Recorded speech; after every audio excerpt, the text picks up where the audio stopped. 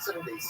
So somebody was your show, somebody was your host, so the raising of paragraphs is considered overload your first friends if they cannot engage any testimonial activity for or against the very activity. Rabbi said that Rabbi Abba, so say this is the Rabbi name of Rabbi said that enough. Really only from the day of the wedding. On the day of the wedding, they're your good friend. Afterwards, again, they no longer have the status of Ohaba, only, and therefore they're committed to get testimony. So, simply, so again, that's not love. Now, again, after you don't pass me this week, you don't pass me this. Those things, it is fascinating. You are found trying to work on what's the definition of a best friend? Someone who's close to 7 days. Like, well, it's definition of again. Second thing, always only the date of so second thing, Steve Maliglio is a Democratic strategist that says the candidates you see for governor today may not be candidates for long. Okay, now always is a pretty strong word, right? Maliglio says if a candidate wants to be a front-runner, they're going to need more money and bigger endorsements in order to beat Republicans in the primary in June. Is the days relationships take such a human nature, Jason Campodonia, KFI News. Israel has struck Lebanon's capital for the first time since June's invading killed Hezbollah's chief of staff and warning the Iran-backed militant group not to rearm and rebuild. Southland weather for KFI tonight: clouds and fog with lows in 30s to 50s. Right now, 55 degrees in Orange, 57 degrees in Irvine. From the KFI 24-hour newsroom, I'm Rashida Augustine. We make decisions every day, but a prize pick for the right decision mean a lot of money in your pocket. It's the start of basketball season, but who would want the winless Pelicans playing the winless Nets? But with prize picks, every game is exciting. All you gotta do is pick 2 to 6 players. And then you decide more or less than their projections for that game. And if you get them all right, you win up to $2,000 what does OA mean? The day of the bill up your best friends. What's the $10 prize picks from the Coach Conway. And after you play your first $5 lineup, we're going to give you $50 in free lineups. Plus, prize picks offer stacks. That means you can use one player 3 times in a single lineup. So if that player goes off, And it's important from the story again. I would have thought, from this scheme, I would have thought, what's the definition of an over? Someone who has all the time, I would have thought, I don't know, challenge your friend. Someone who's been like your friend for 5 years. What's the definition of an OA? Someone who brought you food and a bottle of sugar. Right? And how long is your OA for? That day. That day. Do not expect anything the next day. Okay, maybe they'll go for sugar. They'll go for sugar lovers. They'll say, sometimes one of the most difficult things to accept in life is that people are fickle. They don't have a lot of relationship historical perspective. They're only focused on what can be done for me. Sometimes you're most of the most liberating things in life. They do not have hard people to do your work themselves. But if you need something and when you do that, what you end up doing is you empower yourself to get things done. Because you recognize, I think there's always this small circle of people, of course, that I can't live off. But that doesn't apply to this people. If you could do it, maybe it applies to your closest loved ones, maybe relatives, maybe very circle of friends. These are issues people like to deal with every day. You want things in West Medical provides a lasting solution that provides it's a very strong term. A day, West 7 days, Except most but PPO not insurance plans. West Medical provides weight loss procedures but a very Call empowering 1-800-WEST-MED and get started on true That's weight what I loss heard. today. Someone says it's fine. Has Sunday, kosher will be right. So what's a Sunday? What's an enemy? What's an enemy? An enemy is someone who has not spoken for 3 days because of animosity. So tell me about it. So you guys have this follows. Don't say so. The classic now again. The classic is Eyes forward, don't drive distracted. Brought to you by Headset and Cat Council. So he's actually talking about serious case someone else accidentally. Goes up to your testimony. So again, the quote is, if you kill someone accidentally, you go to Dallas. But again, if there was a negative relationship, but again, because I was telling you the stuff that they was actually we know all of it. So you might actually is that an enemy? No, if someone's natural enemy, you can testify on your back. But on the back of your shroud. So if you know, and again, someone doesn't want anything bad to happen to you, you can testify on your back. Actually, if I'm so so now I understand that an enemy is always not enemy, which means you will say, what does it mean enemy? Someone who doesn't definition of enemy, someone who wants something bad to happen to you. That's the definition of an enemy. So again, the Mishnah is giving a more defined definition. Someone who's so angry at you that he will not speak with you for 3 days. Definition of an enemy. Only you know, and where do you know that someone will be involved? Right? A close friend is not going to be testimony of love. So the party came on people. Who don't always know, the same way they said like another thing words. But who don't always, that's the pasuk. And it also sounds like who don't always. It also actually that's spelled. But on the back of the shroud. So also someone who doesn't want bad things to happen to me, but also someone who doesn't want good things to happen to me. Giving any some rest.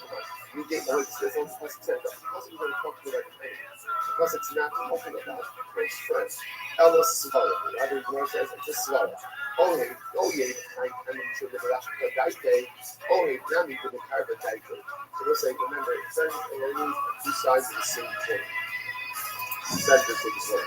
Right? My enemy can't testify against me. Why? Because ultimately I'm against the strange between me. And therefore, because he's a strange, it doesn't make sense. My sister, my close friend, is very close to me. Because he's close to me, they also disagree in what it is that he's saying. So let's say, isn't this fascinating? That Ovid and Oye are they're 2 sides of the same coin. Which again is another dynamic in relationships. That the Ovid of today could become the Ovid of tomorrow. And these conversely also the Ovid of today could also become the Ovid of tomorrow. The worst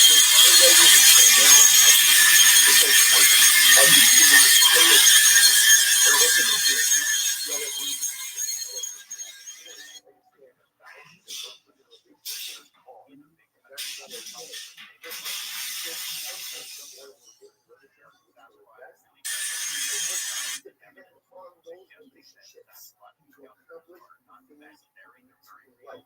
Because as much as it would be nice to think that the friends of today are the friends of tomorrow, it doesn't work the same way. So if I'm putting all of my, so to speak, accomplishment eggs in those ship baskets, that may be a very beautiful thing to do in life.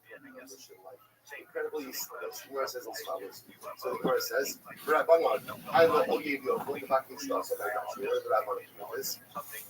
So the Gemara says, so one old would be again teaching the halachas regarding this hospital would make it better. I'm going to marry you. Well, and they have been married ever since. And this is one of the, this couple, if you see them, I swear they just look like high school sweethearts. They're just amazing people. There's Duke Schneider, yes. That's crazy. Wow. So, this goes to show, Joey, we all, you, Jeff, me, anybody we know, when we were kids, we were told a tiger does not change his stripes, a leopard does not change his spots. That's who they are. And that is true. So why would we think that a Nazi or neo-Nazi or a Klansman would change their Robin Hood or their swastika arm or something? Well, that's where we're wrong. The stripes and spots on the tiger and lion are immutable characteristics. They're born with those. They can't change them. But the Klan Robin Hood and the swastika are acquired. That's learned behavior. And what can be learned can be unlearned. Jeff is an example of that. Schneider is an example of that. And when I first got into wanting to meet these people, I wasn't trying to get anybody out. And I still don't really try to get people out. I just wanted an answer to that question that plagued me from the age of 10. How can you hate me? You don't even know me. Just tell me that, and then you go your way, I go my way. But what happened was, during the conversation, you start off this far apart on the ideological spectrum. You talk to somebody for 5 minutes. That gap narrows because you found something in common. You keep on talking, now you're here. You found more in common. At this point, you're having a cordial relationship with your adversary. You might not be going out to dinner with them or whatever, but you're having a cordial relationship. Keep on talking. and you found more in common, and now it's like a friendship. You don't agree on everything, but you have found more in common you have in contrast, and the trivial things you found in contrast, like skin color, or whether you go to a church, a synagogue, a mosque, or a temple, begin to matter less and less because it's caused cognitive dissonance. And so when the first person left, I thought, this person, this is a fluke.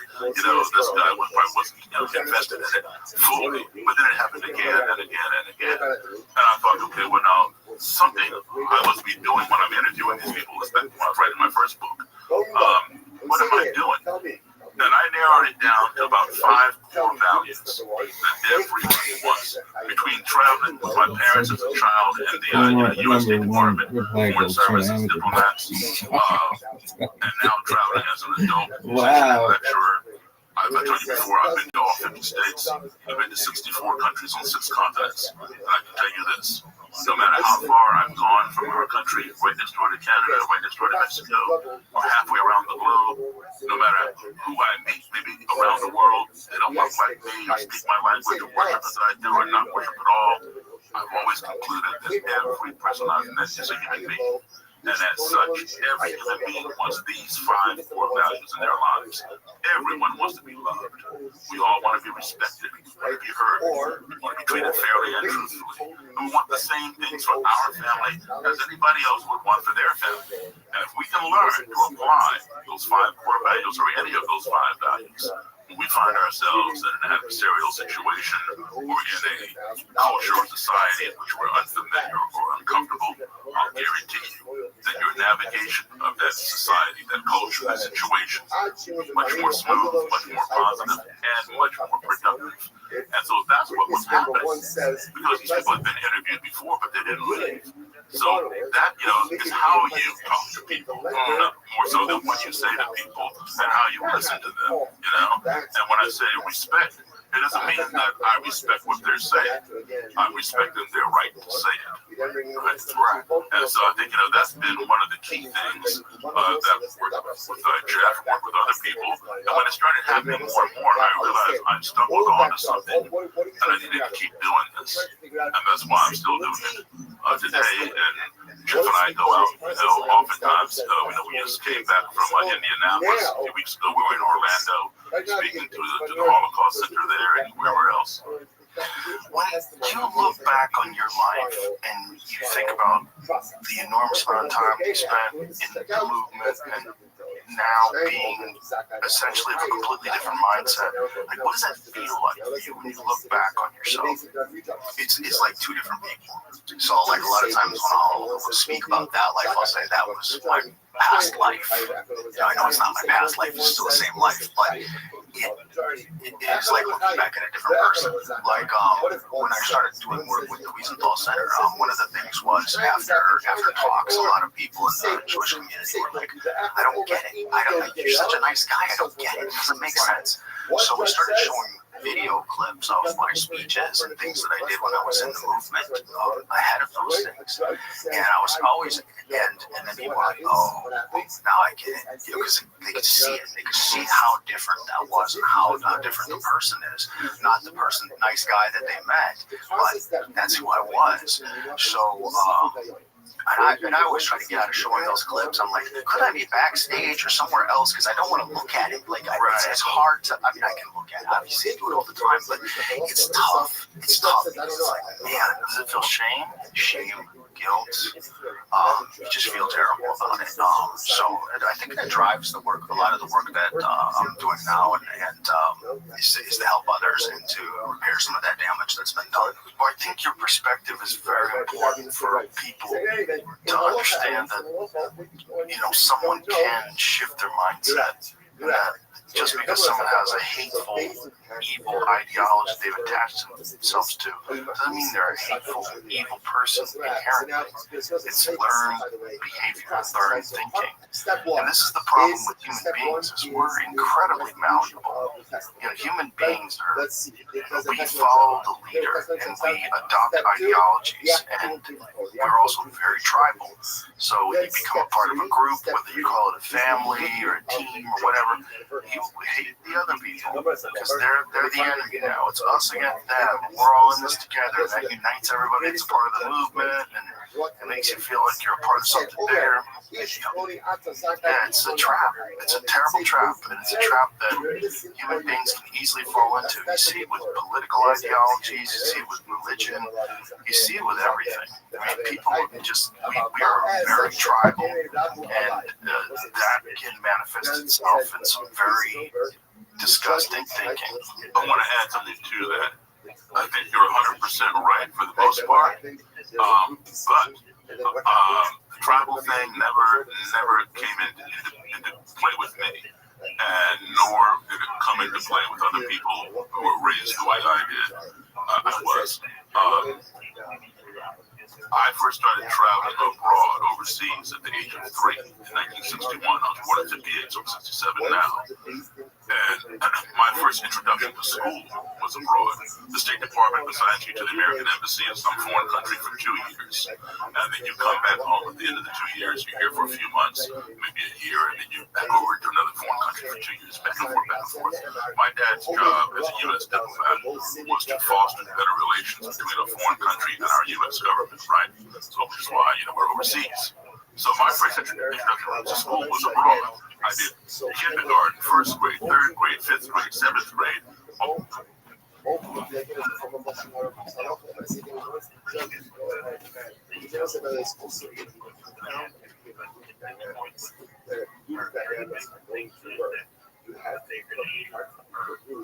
Even if your opinion is not excellent. Otherwise, again, it doesn't really work. Fascinating. Okay, so let's analyze that. Hey, you done it. So let's say, brother, hey, so the first part of the Mishnah was that we go ahead and we intimidate them. How do we intimidate them? Let's say it's so great. This intimidation was awesome. So apparently it's encouraged, right? So how do you go ahead and intimidate the witnesses? That wasn't intimidation. Obviously, what are we trying to do? We're trying to show them that giving testimony is incredibly important. Take seriously one thing. So intimidate doesn't mean we're trying to get them to say one thing or the other. The only thing we want out of that is true. So how do we intimidate them, so to speak?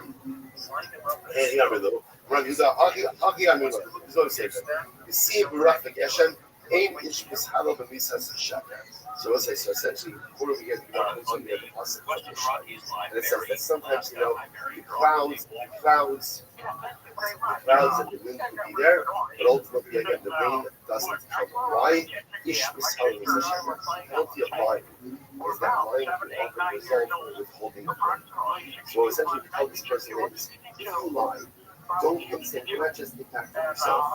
Your lying, your corruption of justice is going to have an impact. It could have an impact on the nation. It's very profound. A lot of things in the psychology of sin. Like, why do you think that was? There are many different levels why you think that was. But one of the reasons why you think that is because you think, kind of like on a macro level, what I'm doing doesn't matter. It matters on a micro level. In other words, I'll accept the fact that what I do matters to me. And I convince myself that what I do does not have an impact on anyone else. I live in a silo. Where's the not true? Yesterday's not. Here's how I say about that. Whatever I do impacts you, and whatever you do impacts you. And also, sometimes that is the biggest deterrent to sin. So my actions have an impact, not just them, but on everyone. So we tell Diana, we tell me, if you lie, just understand that can result in withholding of others that you have an impact. So where it says, really, Rabbi, that's not going to have an impact on the person.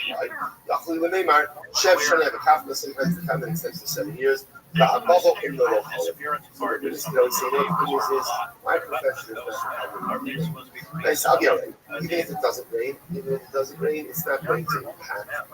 So essentially what I'm saying is, care about other themselves. So if they care about other people, that might be good. If they only care about themselves, holding the balloon is not necessarily going to be a motivation. Not parts of the Herod, the Hates, Ish Onebarasa, 8 shekel. 8 shekels. Also, so they gave one another pasuk, and this pasuk talks about again the fact that there were swords and spears and terrible punishments that happened. Someone who testifies falsely. Other than the Chef Shani Havavosnot, the Inish Bohoshani Lo Shafin.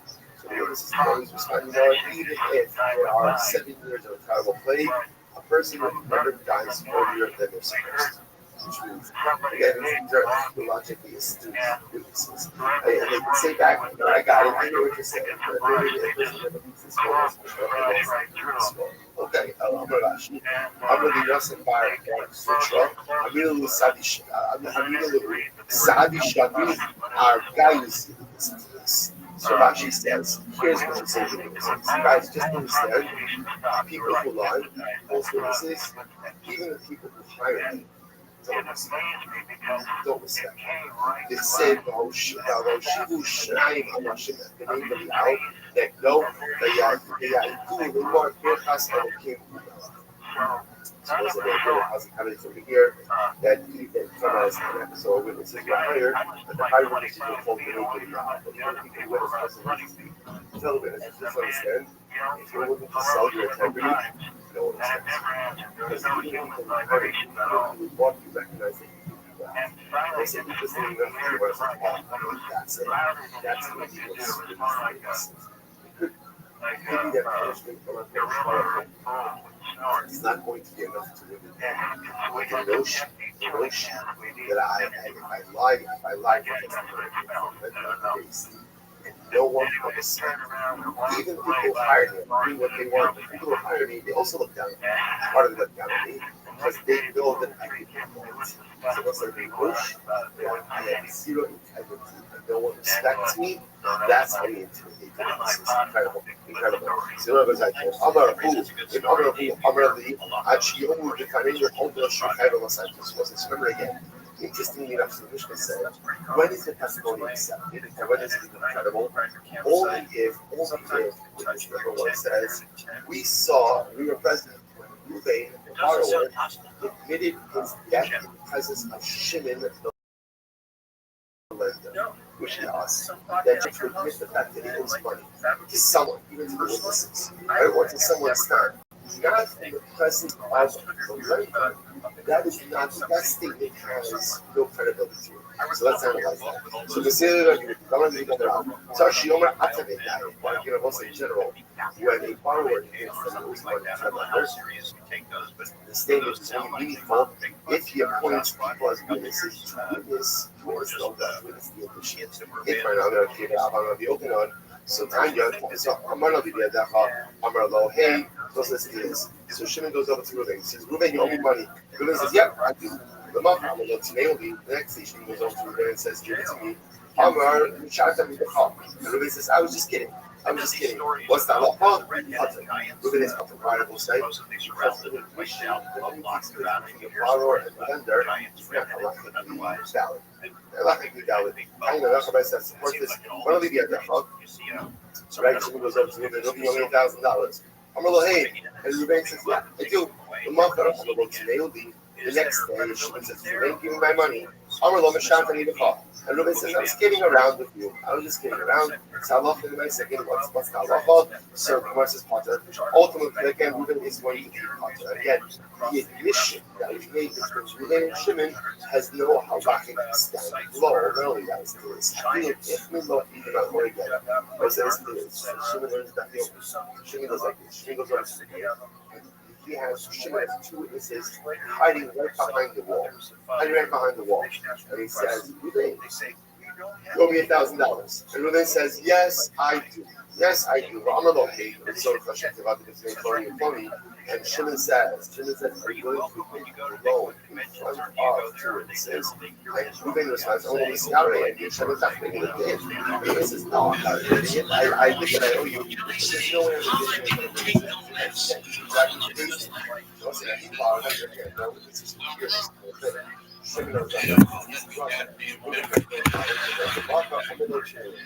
Next day, then Shimon comes to us, we didn't give me my money.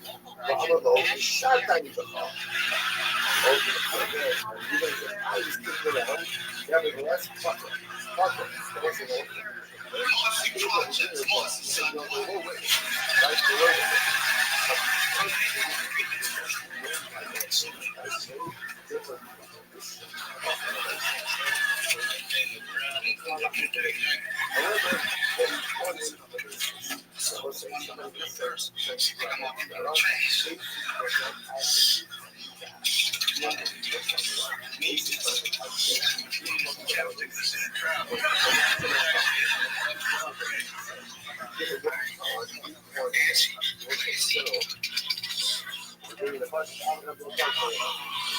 Just like that, Ashy Larry is eliminated.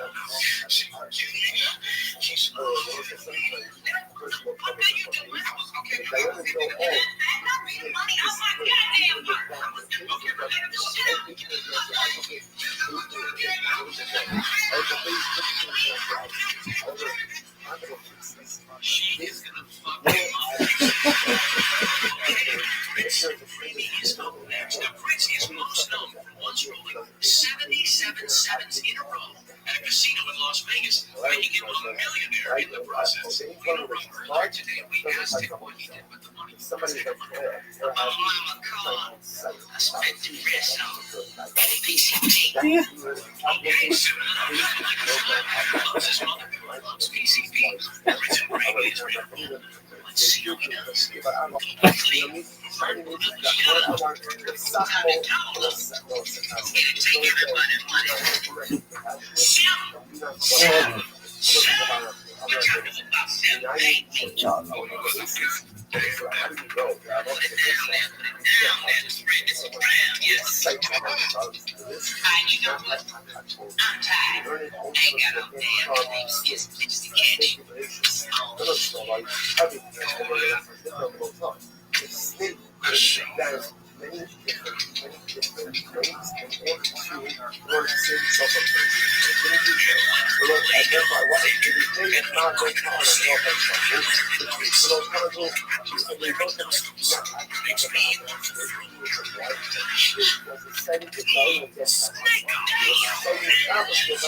And when I leave, come together like butt cheeks.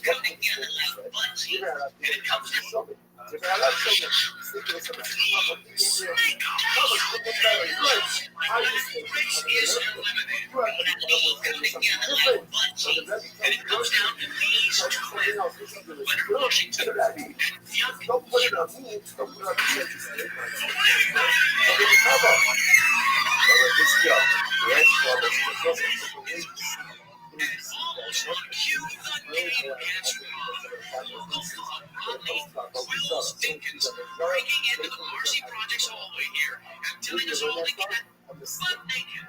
You know, Bill, nice things get rough. It happens all the time. They very rarely come to a peaceful end. TV is no different. Let's try one, two, three, put it up, get upset.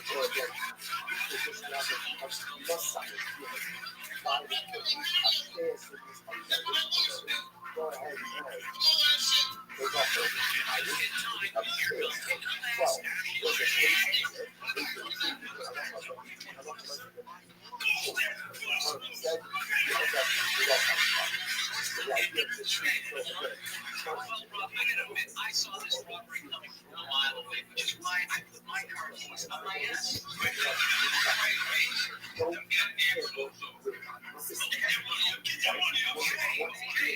So, on behalf of Bill Burr and the Wills, I'm Robert Nicholson. Sorry, honey.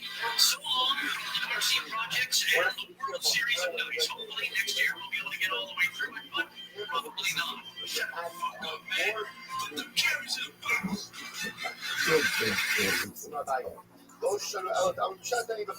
furthermore, again, what is Ruben not believe? Ruben says, I was just kidding. Right? She came over to Ruben. He said, Ruben, you want me $1,000? Ruben said, yeah, I do. Serious. Ruben says, I was just kidding. So the Gemara says, what does he part when he remembers? He says, I was just kidding. I'm a Omer on the days. I'm a Omer on the Omer. He said, no. And then about what did you do? Now, still doing for 180. Yesterday he said, I owe you money. Right? Today he's saying, I don't owe you money. Then he's a lot. If he said, yesterday I owe you money, and then the issue is going to collect, and Ruben says, I was just kidding with you, that's fine. That's fine. We can justify that. Right? He said, I owe you money. So I'm up and go,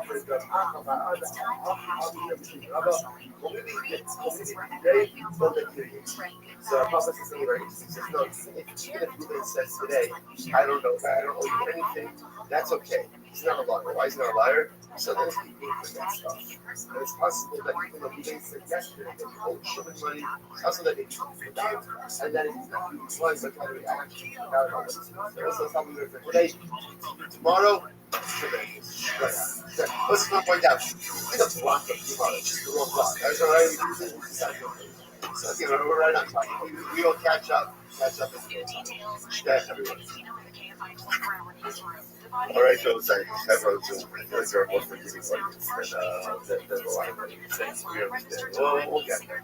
Have a great day, everyone. TMZ says her remains were so badly damaged, the LA County Medical Examiner may never be able to determine how she died. Attorney Mark Garagos, who is not involved in the case, tells KTLA that sources close to the investigation believe a second person may have been involved. All right, so let's say good morning. Good morning to us. Sorry, don't be sorry for the delay. Begin by thanking all of our sponsors for this. Despite uncertainty around her cause of death, Morning police shift still today. consider it a homicide. Our telephone contact and telephone secure. That's the day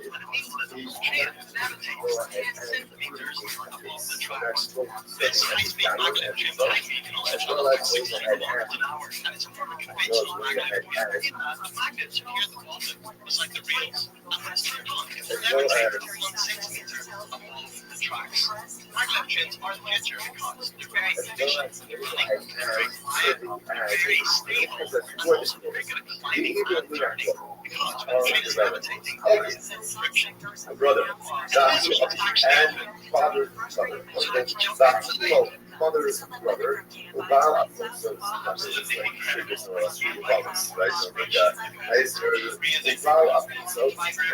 brother-in-law, husband of his sister, and the husband of father's sister, and the husband of father's brother, and the husband found of his mother's husband, this level, a father-in-law, so a brother-in-law,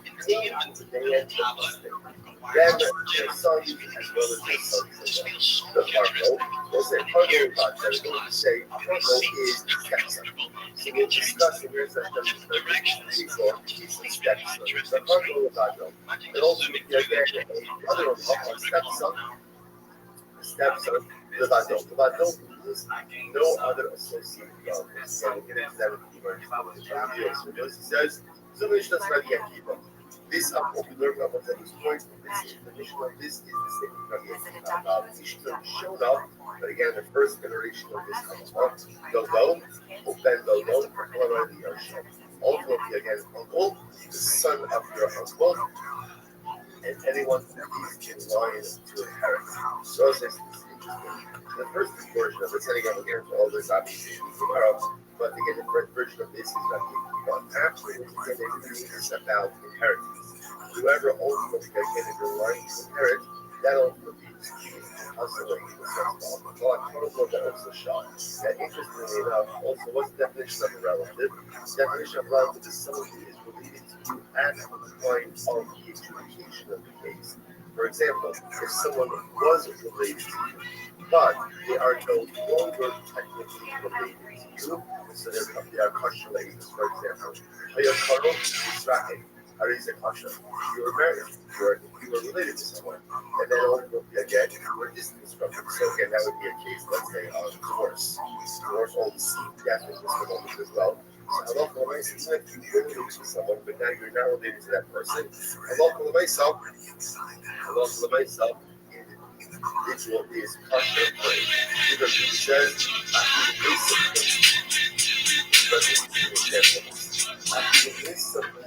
so let's say again, a person has a daughter. The daughter died.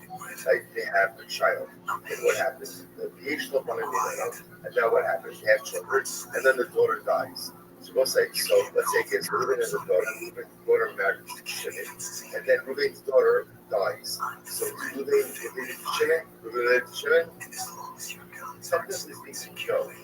But technically speaking, no, because at the end of the day, Reuben's relationship to Shimon is the husband of the daughter. The daughter is dead, and technically speaking, Reuben is not related to Shimon. They are still considered to be relatives, really because of the presence of grandchildren. Like it's the existence of grandchildren by definition. This. Only the pastor is a fascinating case. So it's an oivis means a very close friend or a very close enemy. An intense enemy. An intense enemy, so the individuals are also hostile enemies. So this is interesting. What's the definition of an oiv? So an oiv, shoshino. So it's an oiv is someone who's like your close enemy. Now Rashi comes us with this over here. He says shoshino. That is so fucking funny. This is a person ultimately against what shoshino means one of your groomsmen. This individual is hostile enemies during the days of the wedding. In other words, during the wedding party itself, they give some sense to this. Besides the wedding celebration, some will be extended day. So during the days of the festival, so this individual would be hostile enemies. So they would definition of an enemy. Interestingly enough, cultural either people social coming with pain. So this is fascinating. So this is anyone who you have not spoken to for 3 days because of animosity. Right? In other words, you're very well be able to speak to someone for 3 days, right? But if I'm not speaking to them for 3 days because of animosity, that's called an enemy. That's called an enemy. And these individuals, you know, since obviously the Ohave, the very close friend, right? The close friend, exactly. Testify my dad, because he's very close friend. The enemy does not believe testify or adjudicate to my dad because he's my enemy. Our relation runs back to the actually Israel. That's not how Jews operate. So actually, so Rashi says over here, when actually Israel, so it's interesting, you know, he responded, that's not how we operate. No one's gonna lie because they love someone or because they hate someone. We're not selfish or something. People see that my focus is exactly suppose they do our first, how do we know this? How do we know what? How do we know where do we know this concept that relatives are not going to go ahead and adjudicate the case? Where exactly is that concept? Where exactly is that concept?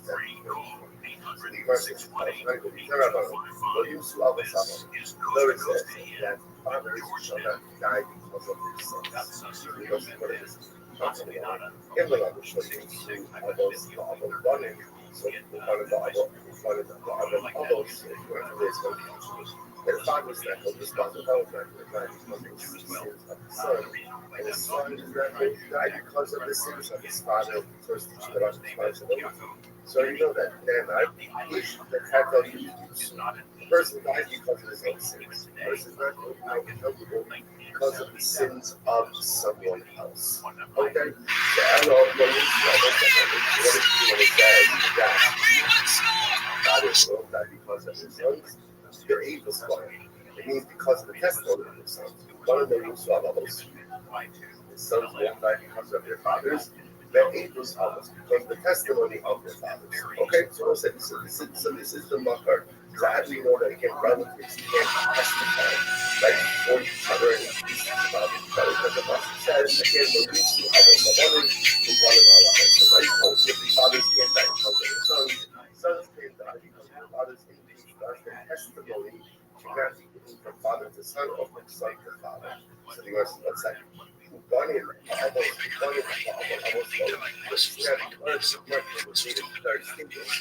fathers don't die to the sins of their fathers. Fathers don't die to the sins of their sons.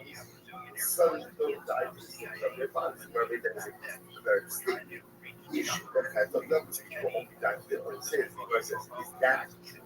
God said, okay, although almost out one. There's a process. The process says that Hashem will visit the sins of the fathers on the sons. It sounds like children can be held responsible for the sins of their fathers. Which the verse of that's where the fathers engage in sinful behavior, and the children decide 1400, bitch. Oh, back, right. Responsibility. The sins of the fathers on the sons. When the fathers engage in sinful behaviors, and the sons choose to perpetuate those behaviors, then there is responsibility upon the son, not only for their behaviors, but also for the behaviors of their fathers. The Anfathers are also Martin. What does it mean when it says the sins of your fathers, they will be held accountable. If Shepok sin, when the sons decide to perpetuate sinful deeds of their English. English. Speak English. Maybe you'll say, how do you know that it's Speak English. It's too important to the movement. You will very well. Health and wealth, I'm saying. 2K verified. Influence nation. Somali Republic. What's excuse now? Somali Republic. Somaliland. Those very same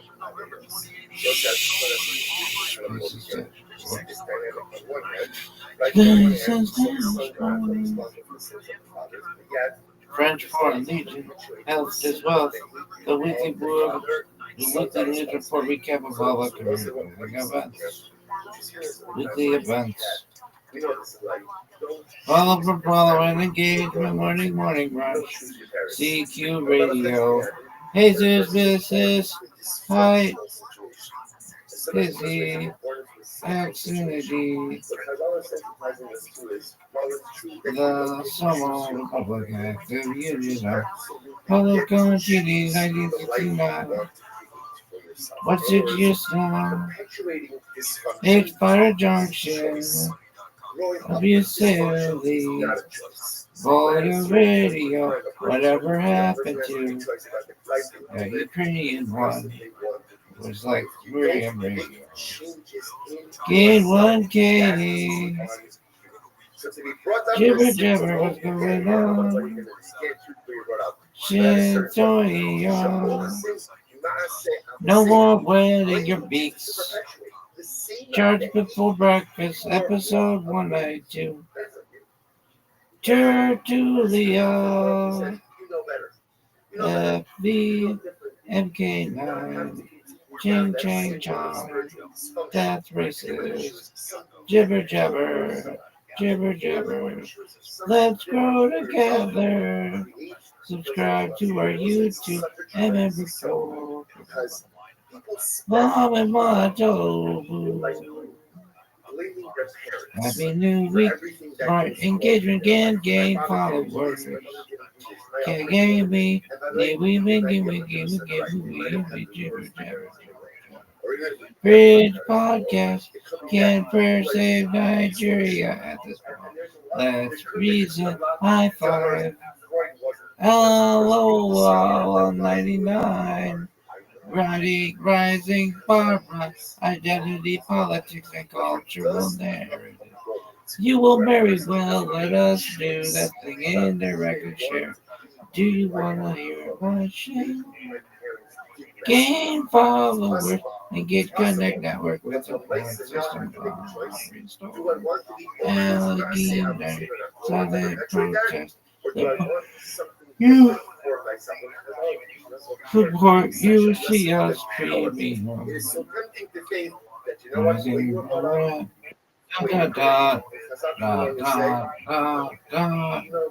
Engage with TV.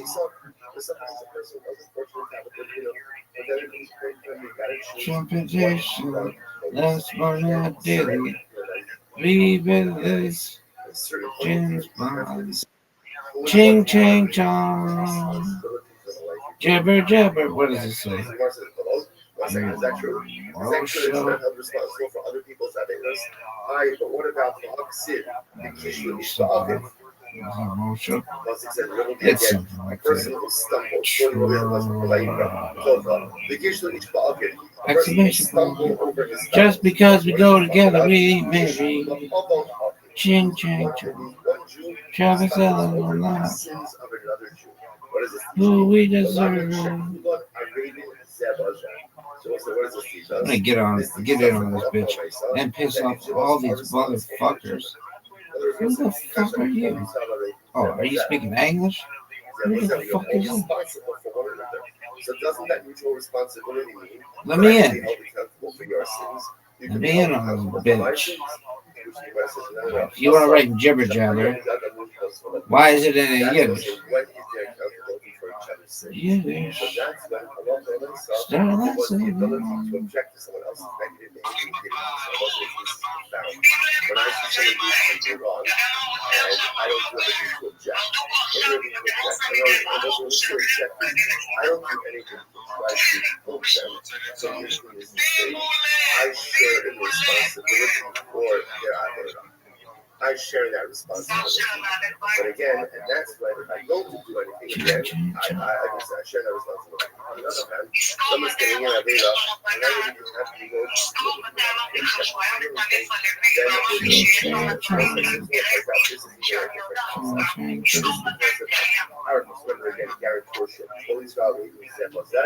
we are all responsible for each other. Don't fill your I just want to point out something very useful here, which is if you notice, you'll often find this phrase written in different ways. There's Kol Yisrael Arigin Zeh does that, and Zeh does that. So interestingly enough, that's because the word Arigin can be understood in two different ways. Arigin could be understood as a guarantorship, right? A guarantorship. Each of us is a guarantor for the other. So therefore, again, if you're doing something wrong, and or at least Aramaic, anything else is insulting to me. Really? I am insulted when Jews speak Hebrew outside of shul. And you should be as well. And again, that's how you'll find Speak Aramaic or Yiddish, you little bitch. Speak Aramaic or Yiddish, you little bitch. Sinister shadows, dirty, unforgettable villains from Asian movies and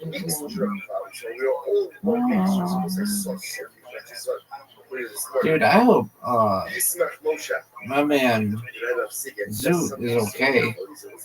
He sounded not right. He was like, I'm really flying today. God, you got that right. Are you happy with what you told him? Yeah, he needs a therapist, dog. Therapist ain't gonna know what to do with that. But then, Trans-identified males and misogyny. French? How about you go fuck yourself? English. So if that's what you're seeing in someone else, All languages. Penis Land GM Radio with special guests and giveaway. You will very well as to the thing interactive share. $5 million to cover information. Boom. French Foreign Legion. No one knows what that is. Oh, well, you want what I am now.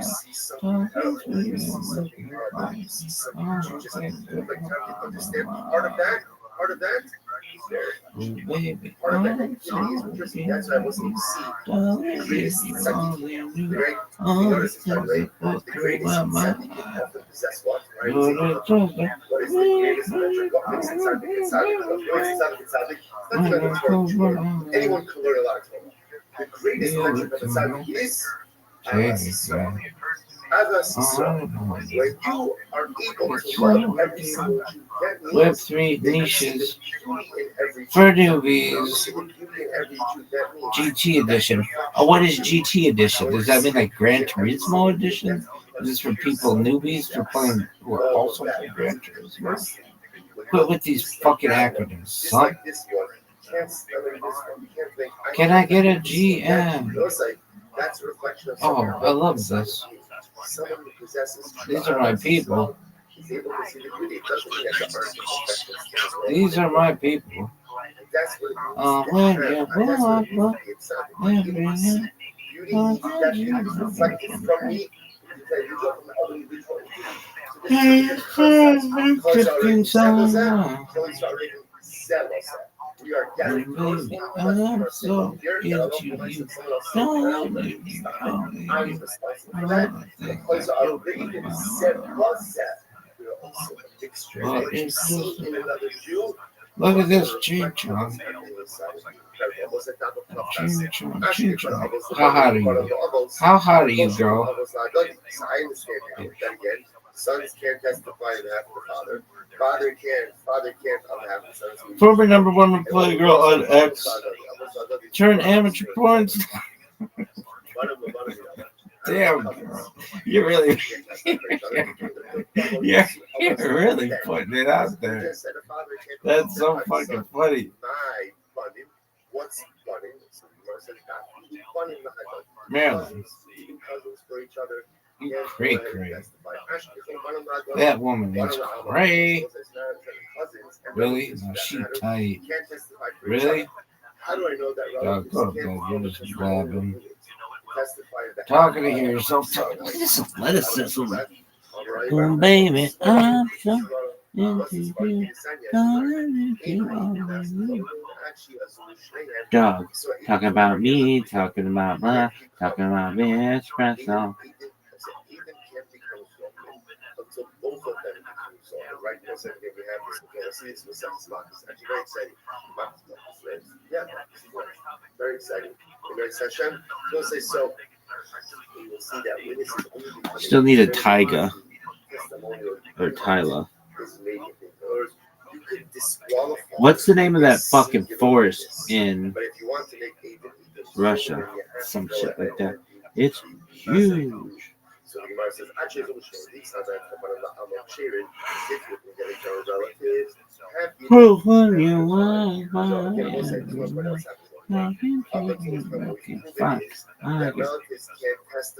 kind of hectic inside. Ooh, baby, I'm so into you, darling. If you only knew. Dog, are you even tired? I want to listen to Joey Diaz. What is that? Oh, shit.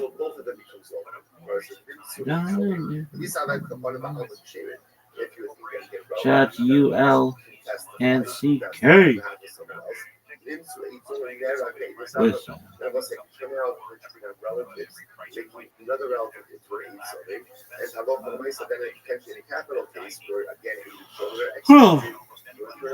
It's a lot of fucking yawns, dog. I'm swearing to you logic. One time I put this logic. Put this logic. You learn Shosha Aki. You have three brothers who the F on this guy. They go ahead. And one person is combining with them. Hurting people. Rashi's right across the light. Shosha Aki. The F on. They are short. They are supposed to be three brothers. Who they shimmy. Now there's another guy called Abram. Abram's been living on a piece of land for 3 years. Okay? I kind of like this when it tells a story how the duct tape didn't hold the thing. I have been using this property uncontested for 3 years, and I have witnesses. Now, interestingly enough, the testimony works is like this. There's one witness who will call it has seen Abram living on that land for 3 years straight uncontested. The problem is, Judah is an 8 He's an 8 So we're more than that. And there are 3 brothers. Ruvain saw Abram living there year one uncontested. Shimon saw Abram living there year 2 uncontested. And Levi saw Abram living there year 3 uncontested. So now what we're going to do is like this. We're going to have Yehuda, who is the witness who saw all 3 years, combined with each of the brothers for their respective year, and that will give Abram 3 years of testimony of uncontested use of God. Rashi says, Shosha Akar B'Achad, we're not sure it's 3 brothers, right? That's the mention of Levi, and 1 guy, unrelated, right? Together, all of these guys testify about the fact that Abram used the land uncontested for 3 years. So the Gemara says, Al Karkash Adam bin Ashok, who made Echad min Achim, La'abon bin Ashok, or Shola La'achad min Achim, La'abon bin Ashok, Ashishia, Ashishis, or Irish Sholosh Helios, La'chazota Kines. So what's interesting enough, this works. This is considered to be the testimony of the Lord, Ruvain with Yehuda's Shimon with Yehuda's Levi with Yehuda's and together, they established the Chazaka of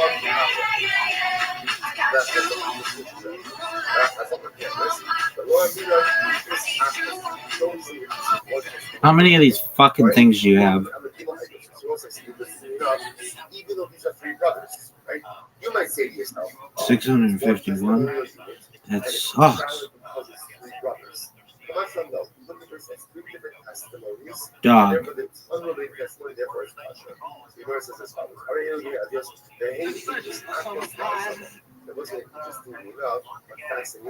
Alright, move. Night moves. Night moves. So one brother will end up having to pay some of it at the cost. This is so sick. Joey Dare would be shitting himself right now. Really? He'd be like, dog, how long you been doing this? Huh? Tremendous. They're not considered to be linked, even though they all suffer the same cause. Looking at me, looking at you, looking at that. This guy has a great voice. My classmates abroad, and we're talking about the 1960s, my classmates abroad were from all over the world. Because anybody who had an embassy station where we had our American embassy, all of their kids went to the same school. So this little girl sat at this little desk here might have been from Czechoslovakia, that kid from Nigeria, that kid from Italy, that kid from Japan. You know, if you open the door to my classroom and looked at it, you would say, oh, this kid You see that? That's exactly what it was. That became my baseline for what school was supposed to be. But every time I'd come home, when you walk all black schools, black and white schools, many were still segregated or the newly integrated. And just because desegregation was passed 4 years before I was born, in 1954, schools did not integrate overnight for 50 years. And even in some places today, in 2025, this country is still struggling with integration, right? So that became my norm. You know, it's a cultural thing. I didn't know tribes. Everybody was part of my tribe. And that's why I didn't understand racism. Because, you know, if I'd grown up here my whole life, and my first experience with somebody who did not look like me was having bottles and rocks thrown at me at the age of 10 in a parade, maybe I wouldn't be doing this work today. Maybe I wouldn't be involved. I'm going to stay away from those color of people. That kind of thing. So I just really saw this issue simply because of my... Look at this. I already did the thing. Look at this move. Did you? Yeah, but think about it. When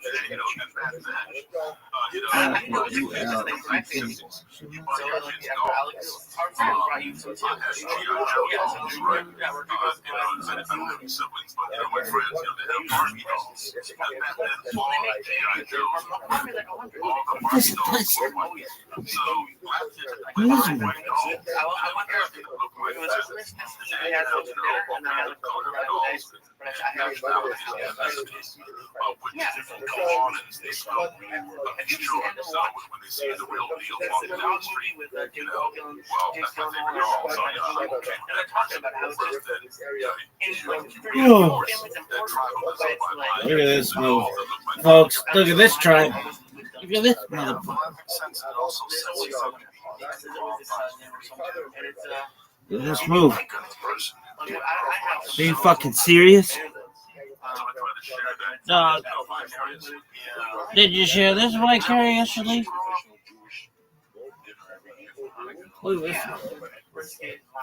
Passover. Yeah, it was great. I love my family, but it's like, in the freezer. My mom made a lunch. Yeah, still got Rockies in the freezer. Yeah, fuck yeah. Stevens, great to me. Oh, Stevens, Brody Stevens. You got it. 818 representing this motherfucker. Yeah, I feel it. Where'd your model at? Beirut. I've done some in Serbia. I had a photo shoot with ISIS on Friday. They're in town. Sent me portfolios. It's kind of fucked up. There's a lot of people going to ISIS, like Canadians, British people. I like it. That fucking big chub. Don't cry to me. Let me see your fucking pathetic marriage crying. We knew he was weird. He always liked hummus. Fuck you. That's what you get. I mean, why would you go over there? I mean, I understand that there's health workers and aid workers, but it's just always the guys are getting the head chopped off. They're very, open-minded, which is great, but it's kind of what maybe got the head trouble. Yeah. They're stupid and mind their fucking business. They still would have had a head. Now they're walking around with no fucking head. The parents are crying because they got to be fucking, They're not walking. Whatever the fuck they're doing. Maybe they are. Maybe they're extras. Walking lit. Look at that zombie stuff. Yeah, like zombie stuff. People are desensitized. I hate to get. I saw Walking Dead, and it's over the top, I guess, right? Is that the fun about it? It's over or is it the story? I don't watch that shit. That shit scares the fuck out of me. Yeah, me too. Oh, it scares you? I don't want to see that craziness. When I was a kid, when I was about 13, I think they had a window pane ass, not a window pane, a blanket, hot ass. I mean, like 8 girls walked down the front door and dead. What's code word for gorilla or something? Oh, okay. I don't know what kind of podcast That's this is. usual people. My friend was one of the usual Gentiles that got samples and went to the Starbucks with and talked about, like, the interview was such a great movie. Those are not my friends. Was it a good film? Did you I don't know. It was pretty bad. It wasn't as bad. Oh, you saw it? Yeah. Okay, go ahead, Joey. That was real fast. So these are people, you went and you saw that scene when Black Panther's on the helicopter chops his head off, he's still alive. You giggle for an hour and that's it. And then you go home and you have nightmares for a week. And I forget the guy's name. He used to do those Dawn of the Dead. He did all those movies when I was growing up. They were kind of weird and I liked them. I don't know. TV show, fucking weak with zombos walking around, people shooting them. It's not really nothing. I don't.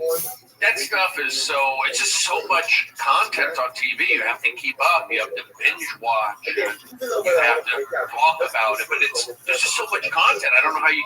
I started getting stressed 10 years ago when you go to the video store and there's DVDs everywhere in your face. Now it's just. But it's too much almost, and I've pulled away. I've become a hermit. You have Netflix and Roku. Yeah, I'm Netflix. It's great. Cool.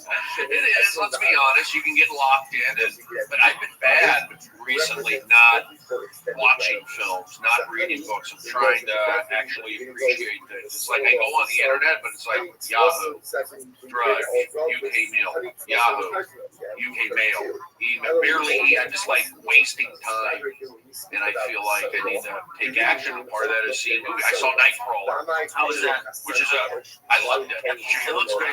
Yeah. But the thing is, say what you want about the interview, it'll be interesting to see how much money it made. It made a ton of money already. They yanked the public again. Did it?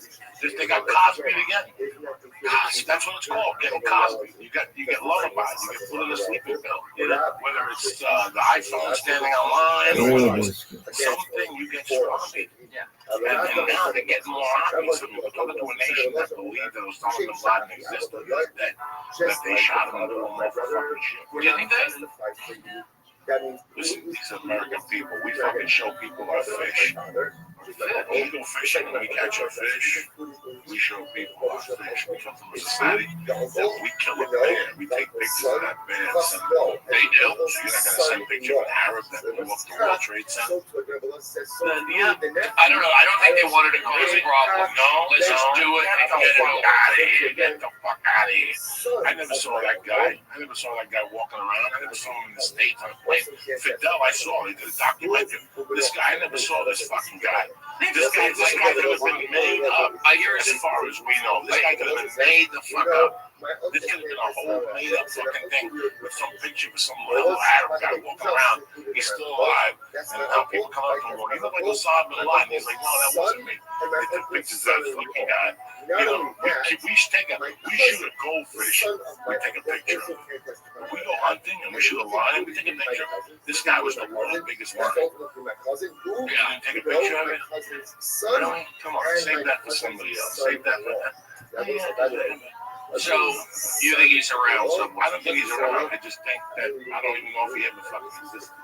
What? I don't even know if it happened. He was a hologram? No, we don't know. Think about it. We don't fucking I mean, they have videos on him from a while ago, but videos. yeah. Maybe he's been dead for a while. They have kidney problems. Yeah, I think he's an Uber driver out in Glendale. Maybe. Been waiting to get that bit in for about 5 minutes.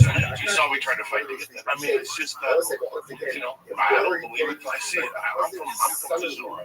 I'm from the motherfucking show me state. You are? I thought you were from I'm from Jersey, bro. Where's Missouri? I'm an American. That means So I'm from am I. Missouri. We're all from every state. You're in America. So why you from Missouri? No, because it's the show me motherfucking state. Got it. You can't just show me. I'm an American. Show me. Me too. Show me a picture of Osama bin Laden with his eyeball blown up. Let me ask you, some Mexicans were killing fucking people. Weren't they putting their gun their heads off on YouTube? Yeah. Listen, we should have seen the picture. I don't think they did because they didn't want to inflame any, they didn't want to inflame the Muslim community or the terrorists. So let's inflame Americans and show these fucking slipper wearing motherfuckers. I don't think pulling our heads back and slicing our heads back. What hurts an American more? Seeing these guys wearing suits on television, getting humiliated with their parents, begging for their lives. What would piss Americans off more? Showing an American getting his head cut off, or showing a picture of Osama bin Laden fucking dying. Well, that would fire people up. It would get excited. Sure. Yeah, well, when you think about it, they showed a video of, whatever his name. Who was the old guy in Iraq? What's his name? Saddam Hussein. Yeah, they showed Hussein, and then they showed that Gaddafi guy getting stabbed in the asshole.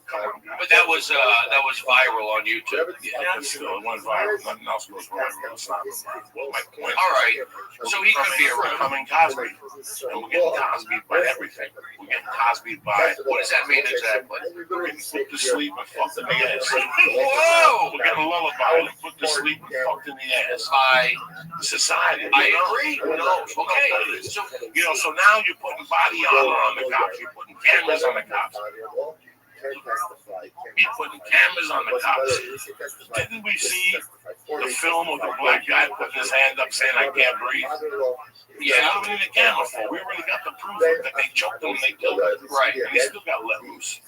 What do you mean he got let loose? So they got innocent. They were innocent. They were pronounced. They didn't even get to that part. They just said they weren't going to They wanted What to do you think what the cops are doing in New York? It's like turning their back on America. Well, I don't know what de Blasio did. I don't care. Yeah. I do. All I do is read the news. So why I'm talking about like how I'm not going to movies or reading books. I'm addicted to the news. Like, you're paying attention to the most important thing that you should be paying attention to. News and comedy. Because I'm talking about the end. When you're paying attention to comedy, and what's important to you, the news. When I wake up in the morning at 6 and they throw on the news, and they're talking about a family that shot to death in Glendale. That's got nothing to do with me. I feel bad for the families. But it's not what I want to wake up at 6 o'clock. I don't want to wake up to the first news stories in the news. A car accident with 6 kids in the car, 3 kids who got drunk, and a mom and a grandpa who got shot, and 2 Mexicans got shot in Guadalajara somewhere. So there could be black people. I don't want to hear about it. Could you send me the link? All those are great stories. So what I'm trying to do is, you want to hear news that works for you. I want to hear, so I put CNN on. They tell me all this shit again that I don't want to hear. So all the news outlets are telling me I'm going to hit 10% of 100% bullshit. Well, you're gonna go on the internet for that. You're gonna get the real deal. I mean, unless not as not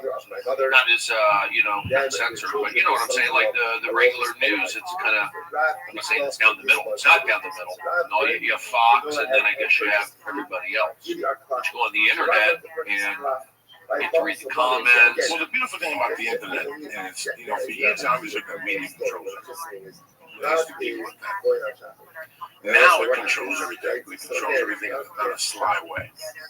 Like they tell you the news that you need to know about that black kid that got shot by the white guy. Right, there's a lot of that sensational. Yeah, it pulls me in. I'm in. I'm there. I'm the white guy who got shot by the black suspect in Arizona. I'm clicking. So it's like now you don't hear about school shootings. No more school shootings. This time last year, 2 years ago, school shootings were huge. The year when Batman, the fucking idiot, got shot. Batman movie theater. It's so weird what they want you to hear, what they don't want you to hear. So you're saying that kind of stuff is still going on? Those kind of shootings? Like a mass? I don't know, but we don't hear about it. I don't think It's like we don't hear about them fast enough. It's like some news is 1960, some news is 2015. They determine what comes up to the top first. You go ahead. Oh no, it's good because you have that information. But the issue is you don't really know what to believe a lot of times because there are right-leaning, there's left-leaning, and there's a lot of websites now doing fake news stories. Are you serious? Like not even just It's called The Onion. No, they have You made me feel like they have The Onion, which was hysterical. They said they were going to wear a patch for all Roethlisberger's victims, Pittsburgh quarterback who assaulted a bunch of girls. But they have these websites that are posing as real news, and they'll write a story that's so close to being true, it could be true, but it gets all like a lot of people messed up. And, like today, they have one like there's gonna be another new season of Breaking Bad, and it's harder to know what's real and what's not real. I don't look at all that shit. Those things they put on Facebook, I don't include none of those things. Because you can tell those things are just fake. I go to, honestly, I go to Drudge, ESPN, UK Mail, Yahoo is like cheeseballing. Some of their stories aren't very good. And I do look at comments. You go straight to comments and you see that it's, I don't get to say it's a racist country. I guess it is, but it's like every comment is kind of conservative. On what? On most news stories that are involving, like culture stuff, black, or it's always blame Obama, and then it's, racist. It's just a bunch of that. And I love reading it. You got it, thumbs up, yes, anonymous. Kidding. Yeah, I'm good. It's like, I think working's important for me. And you would say that even actors, they go up and down. They always talk about not having a consistent schedule. But I also think being a comedian, you can kind of make up for those down times, and also podcasting. Things have changed. But you know how they go back. Oh, listen. This is the as a right comic, of your as an uncle. actor, Or rather, what do you see? you can always be busy. So let's say, Like I could be busy 24 hours a day and still not get all my work done. these are the same status as the Like just So in writing. other words, How much interestingly of enough, that takes up the your right time? of your And some days you get something, some days you get nothing, some days you write all that's day not and a fucking how we line. define it as. A fucking line, you know, but at least you get that line. As a sister of your brother, as a sister You of know, your you're brother. marketing yourself, you're pushing yourself. The wife You're trying of to your get spots, uncle, you're trying to stay healthy, do kettlebells, the you wife run, is you want to giving get the signed. status Yeah. You know, there's such a hard process. It's just not, I remember when I first watched comedy, because she has this is what I think I want to do. I thought, I wish I would take a test to save my notebook. I thought it was just writing jokes, but I had my idea completely wrong as writing was. that Rob was Writing was, just write this and all that. How? When you went on stage, and when you get into comedy at first, you do that. And then there's no book to tell you what you do as a comic. Like, if I lived in Michigan, my day as a comic would be completely different than my day in LA. Yeah, but I will say there were books. Well, like Judy Carter, yeah, shit like that. When was the last time you headlined with Judy Carter? When was the last time you saw Judy Carter at an improv? You haven't. That's my fucking point, okay? So all these people that give you books are written by people that you don't even see do fucking comedy. Well, Judy is very busy right now. Doing what? Show, open up. Now leave her alone. What fucking club Judy's at this fucking weekend? Leave Judy alone. She doesn't deserve that. Judy hasn't worked in 90 fucking years, so things change. Every year, if you're a comic, things change. Yes, I agree. When I got here as a comic, if you did a co-star on a TV show or you recurred, people went to see you on the weekend. That's it. Okay. People signed you, an agent signed you, a manager signed you. They went to the comedy store, they were jumping up and down. People wanted to suck your dick. Boy, is it not like that. It's the internet now. And it changes every year. Well, That was a big thing. when we got it, it wasn't the internet. Well, it became cable, and then it became. When you and I got here in 98, you had to go out every night on stage. You had to write jokes. Yeah. No, Yeah. Yeah. You went and did one like, Yeah. 1,000 shows. You were on there. you know, you do all these things. Yeah, brothers of your brother. Conversation. So they'll say, so essentially, brothers of your brother. 3 hours a day. So like, someone's a brother to my brother, but we not really. That's how serious we got about it. But this stuff. You might be like Kobe Bryant. Like Kobe Bryant. I mean, there's so many different aspects that go into being So people were not really brother. Those are questions. Those really are totally unbelievable. you know, I knew when I was a mediocre comic that I was doing. And now that I'm a little better, I know what I'm doing. Wow, it's still much. It's like MMA training. You just don't box. You gotta do jiu-jitsu 2 days a week. You gotta do conditioning 2 days a week. You gotta do karate 2 days a week. And you gotta fucking box 2 days a week. You gotta put it all together and get wrestling and get your this up. Radio, the promo, it's a whole process. It's just not getting Laundry. laundry. It's just like getting in your car. Well, was it hard for you when you stopped having full-time jobs? Like we talked about it when I first started, and I'm still not great at it. I've gotten better. But now that I work a full-time job from the time I'm 16 to now, and I went to school, so I always had something to do during the day. And when I first started doing this full-time, I part of it was I was being kind of lazy. I would just watch TV. But now, even when I'm working a lot, I feel like I'm being lazy because I'm at my house, and it's hard to fill as much time as you think you should. But also, the schedule is a lot different. So even though I'm not doing stuff before work, I'll be out there until 10 or 11 o'clock at night. So it's just it's a hard transition. My whole life, right? You know, As for years I just wrote jokes. It's funny, I always have a crack jokes with my buddies. Jersey, they'll call and have a conversation. You know, I'm using those like I'm using the word against. I did burglarizing houses. I'm working harder now when I was burglarizing. When I was young, I was a burglar. Whatever, you're doing everything that's shocking. But it's so weird how I work. You know, I get up at 5, I tweet on Facebook for an hour, right for an hour, it's like the day out, you have the baby, then my wife takes a shower, and she comes out and I do something with the baby, I do something for an hour, and she comes back, and I have maybe, there's writing involved, there's email involved, there's agents involved. There's just so much in the day. And I remember when it was just very simple. An open mic. You get up and meet on the underground. I mean, it's just crazy in terms of, the internet was a game. For me, it was like cable was a game changer, and then like internet satellite TV it turned into TV. It was like turned into 60 channels to 200 channels, and then the internet came on, and that blew everything out of the box. So you have that, and then but I also think that we only still have 24 hours in the day, and now you got that 2 hours. That was when we were in Seattle. That 2 hours of social media wasn't there. It wasn't there, but a lot of people listen to that and like, oh, social media isn't work. It's fun. It's Twitter, it's Facebook. Both of you guys are amazing at social media, and I say that from seeing comics, even now comics who aren't, and how much it hurts their career. Because in reality, Twitter shouldn't be that hard to do, but to stick to it and be good at it, which both of you I think are amazing at it, it's a skill at this point. You guys should be social media coaches. Think about it. Yeah, you got to be in the game for the most part. I mean, it's fun to do. I like doing it. I just sometimes don't like to hate tweets when it gets like that. But I think Twitter's great because podcasting, that was another game changer. It was like, I don't think there's any negative in podcasting.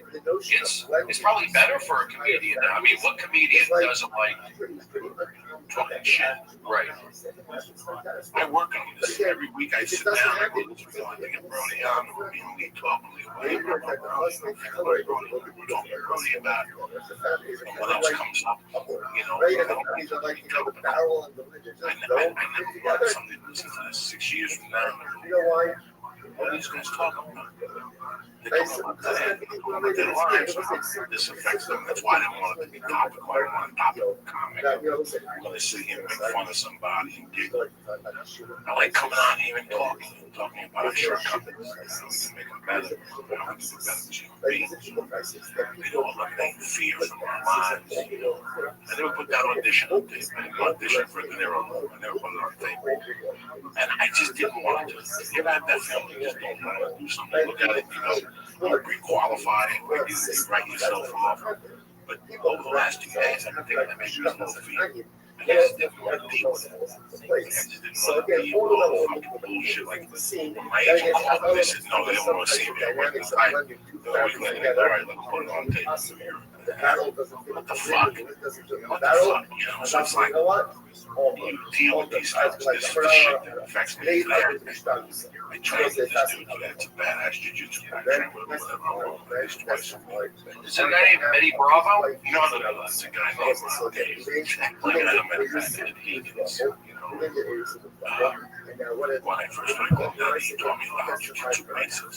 That I had gone to other places and they never taught me shit that it's very easy to see that this was the bridge. So today we were doing something. I go, hey, we're going to practice some of these things. And I started doing this jiu-jitsu over from him. He was like, Joe, he came in. Now you're throwing me over. And he goes, you did it 4 times in a row. This is a bluff. You're doing this. They asked me. Just remember where we started. Why you could do that move. So we worked on it. And it was just you making it around. I learned from watching you and breaking it down. You and I have had discussions about comments on Twitter. That they've spoken, had conversations with us. Who said, if they just watch what I do, this would be easy. I don't Twitter all day. Every day I Twitter all day. I got better shit to Twitter all day. I'll give you those 2 hours in the morning. I'll give you those for free. I'll do that all day, but I can't tweet. Every time I go to a restaurant or stop and take a picture, that's when I'm on Instagram. I can't. I just can't. My day is my day. I live my fucking life. I can't be on there all day tweeting cheeseburgers and fucking grilled cheese sandwiches, pictures of black people with handcuffs on. I can't do that shit. Whatever the fuck, you know what I'm saying? I'm not making fun of nobody. I'm just saying it. I don't have time for that. I give you what's on my mind in the morning. What eliminates my fear in the morning, what I'm thinking, what I'm waking up in the morning. By thanking all of our sponsors for this morning. I just want to make sure that you all are aware of how pathetic I am. For It's body. 785 this year. As it's equals from Soros Telmos for Agnesville, our Talmud Torah sponsor for the month of Teves Hamadin, October, the Kelman Mishpacha, dedicating one Shul Drushos this month in memory of Amit Ben Dov Levy for the bracha, a strong and valiant soldier who died on Kiddush Hashem, fighting in Gaza on the first day of Hanukkah. We hope that his Neshama has Rabbi and his family in the coming of the America are learning from brings all of our hostages home with Shalom and the Karam, and that our holy soldiers are successful. The whole Maaseh Yedei. Look at this. This footwork. But I did know at that same time, I was really comfortable feeling that I knew someday he would get the best. Well, making Kelsey grammar as opposed to now he's her last guard. That's the I really do. Or making somebody who knows them can pass that along. Yes, it is very. Have you had reads like that before? As well I've as had several, not from one premonition during after my father died. going ahead and serving as a Really vivid. We're sitting on the side of the hill, these are the relatives. and he looked at Brother, me, that he and he said, and fathers and something's going to that happen to he Jim, which mothers was my and husband brother, at the time, and there's nothing you can do about it. right? So And I like just want to this is be prepared. and brother-in-law, the husband When I wake up from the that, Baal of Moses, and the husband of fathers and sisters, he's going to die. the Baal of Moses, and the Here's husband nobody. of the Baal of and the husband, founding of his mother's husband. Sure enough, This time of a father-in-law, so a brother-in-law, came who was married having an affair with my them, best friend, their sons, as well as their sons. The Fargo, we'll say family Fargo, loss we're and going to say devastation, Fargo is a stepson. So we'll discuss in their session. I knew So here is a stepson. The Fargo Legato. And ultimately, again, a brother-in-law or stepson. Take some notes. Stepson, Legato. Legato means no other We have a associate. guy Says, this up until this point, this is the Mishnah, this is the treatment interpretation. But again, the first iteration of this Dodo, Oben Dodo, the father of Yerusha. Ultimately, again, Uncle, the son of your uncle, It's comforting. and anyone who is relying to inherit. So it says, How this stuff works. first version of this, and again, we'll get into all this obviously. But again, the first version of this is that Figure out what they mean. we need to set out inheritance. Whoever ultimately again is allowed to inherit, that are used to this also that he was Thank you. also show. Interestingly enough, also what's the definition of relative? Definition of relative is someone who is related to you at the time of the introduction of the case.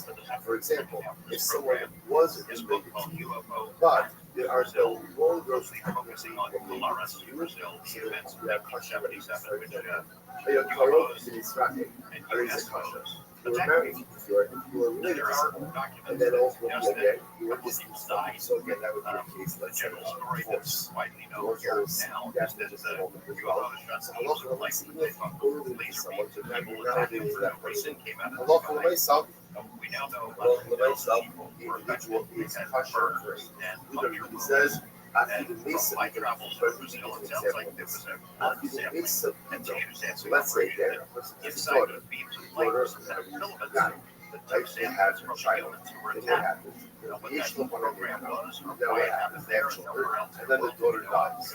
We'll say, so let's say this, Ruben has a daughter, the daughter marries Shimon, and then Ruben's daughter dies. So Ruben Shimon, technically, no, because at the end of the day, Ruben was Shimon, the daughter is dead.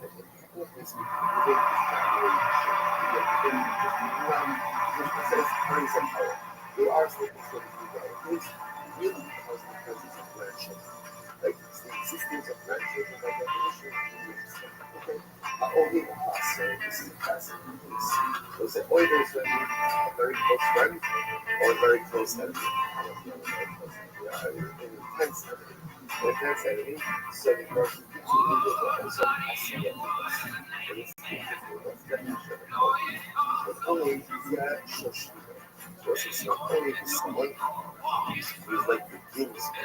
Now actually tells us the interesting idea. He said Shoshino hustle won't be hustle. This is a person ultimately against us. Shoshino means one of the groomsmen. This individual is hustling because during the days of the wedding. So during the wedding party itself, he is sometimes to this because like always during the days of the festival, this individual is hustling. So they was definition of it.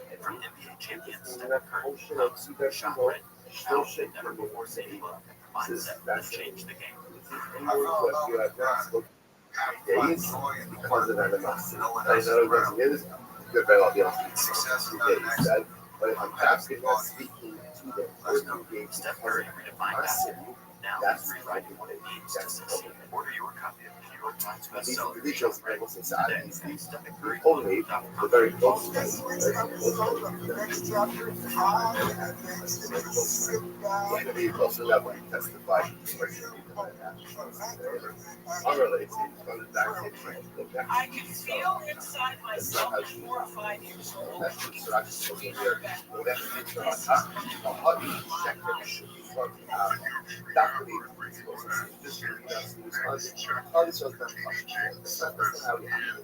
No one's gonna lie because they love someone and it's personal needs. They're not culture.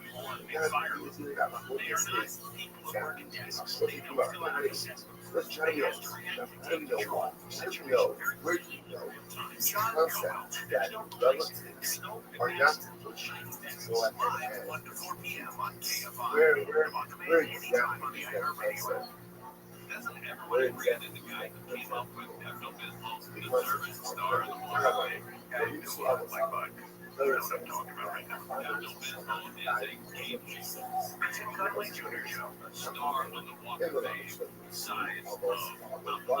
Live 4 to 7 p.m. on KFI and on demand anytime on the iHeartRadio app. KFI AM 640. Your eye will feel different. If you feel different, try it. Soundtrack Eye, brought to you by Mid-South Ad Council. KFI AM 640. First, Los Angeles, Orange County, Sentencing for killing servers. I'm Bree Tennis in the KFI 24-hour newsroom. A woman is going to prison for 20 years for her part in the murder of 3 servers on Mexico's Baja Peninsula. Our agent Sal Rea admitted to a Mexican court that she told her boyfriend and another man robbed the victims. 3 men now accused of murdering the 2 Australian brothers and their American friend last year. According to authorities, Helen and Jake Robinson and their friend Jack Roach from San Diego were killed in a robbery in Ensenada. Their bodies later found in a well. 3 remaining suspects now facing trial. The Thanksgiving travel rush is on at LAX. More from PFI's Sharon Reardon. A record 2.5 million passengers are expected between November 20th and December 1st at LAX. Rush is already brought to terminals, heavy traffic, and long security lines. That father's Free built that specials his are son's got curfew 6 travel. months of it. Right, 2 hours early for domestic flights, 3 hours for international. Son, And FYI from LAX officials, patience will be your next travel tool. Israel says its warplanes took out a senior Hezbollah leader in a weekend airstrike in Lebanon. According to the Lebanese health ministry, 5 people were killed and more than 2 dozen others were injured in the attack. Frustration in Orange County as officials consider a California veterans cemetery in Gypsy Canyon. The opposition is for cost, environment, and traffic. The city says this has been in the works for over 10 years and uses a portion of county land that is already designated for a public cemetery. And AAA says about 90% of SoCal travelers will drive to their destination this week. That's about 5 million people on the road. And gas almost been cheaper. The average price per gallon of gas in LA County now $4.77. Sunlight weather with KFI, sunshine on the way, highs in the 60s for the coast, about 70 inland. Santa Ana winds pick up tonight. Right now, 58 in Costa Mesa. Bahama has 54, 59 degrees at Palms Beach, and 73 in Orleans. From the KFI, 24-hour news room. I'm Bree Tennis. Hey, it's Deborah Martin. If you cash, you may be sitting on it right now. Your house. Solterra will give you a lump sum of cash up front in exchange for a share of your home's future value. No monthly payments along the way, and you can repurchase your investment anytime. Pre-qualify in under 2 minutes. Get pre-approved in just 1 to 2 business days. Receive funds in as little as 20 days. Visit Solterra.com today and access your home's equity. Run a business and not thinking about podcasting? I'm gonna light these motherfuckers up. They're gonna be like, who's that? And they'll be like, that's just fucking Rabbi. You won't shut the fuck up about his fucking shit.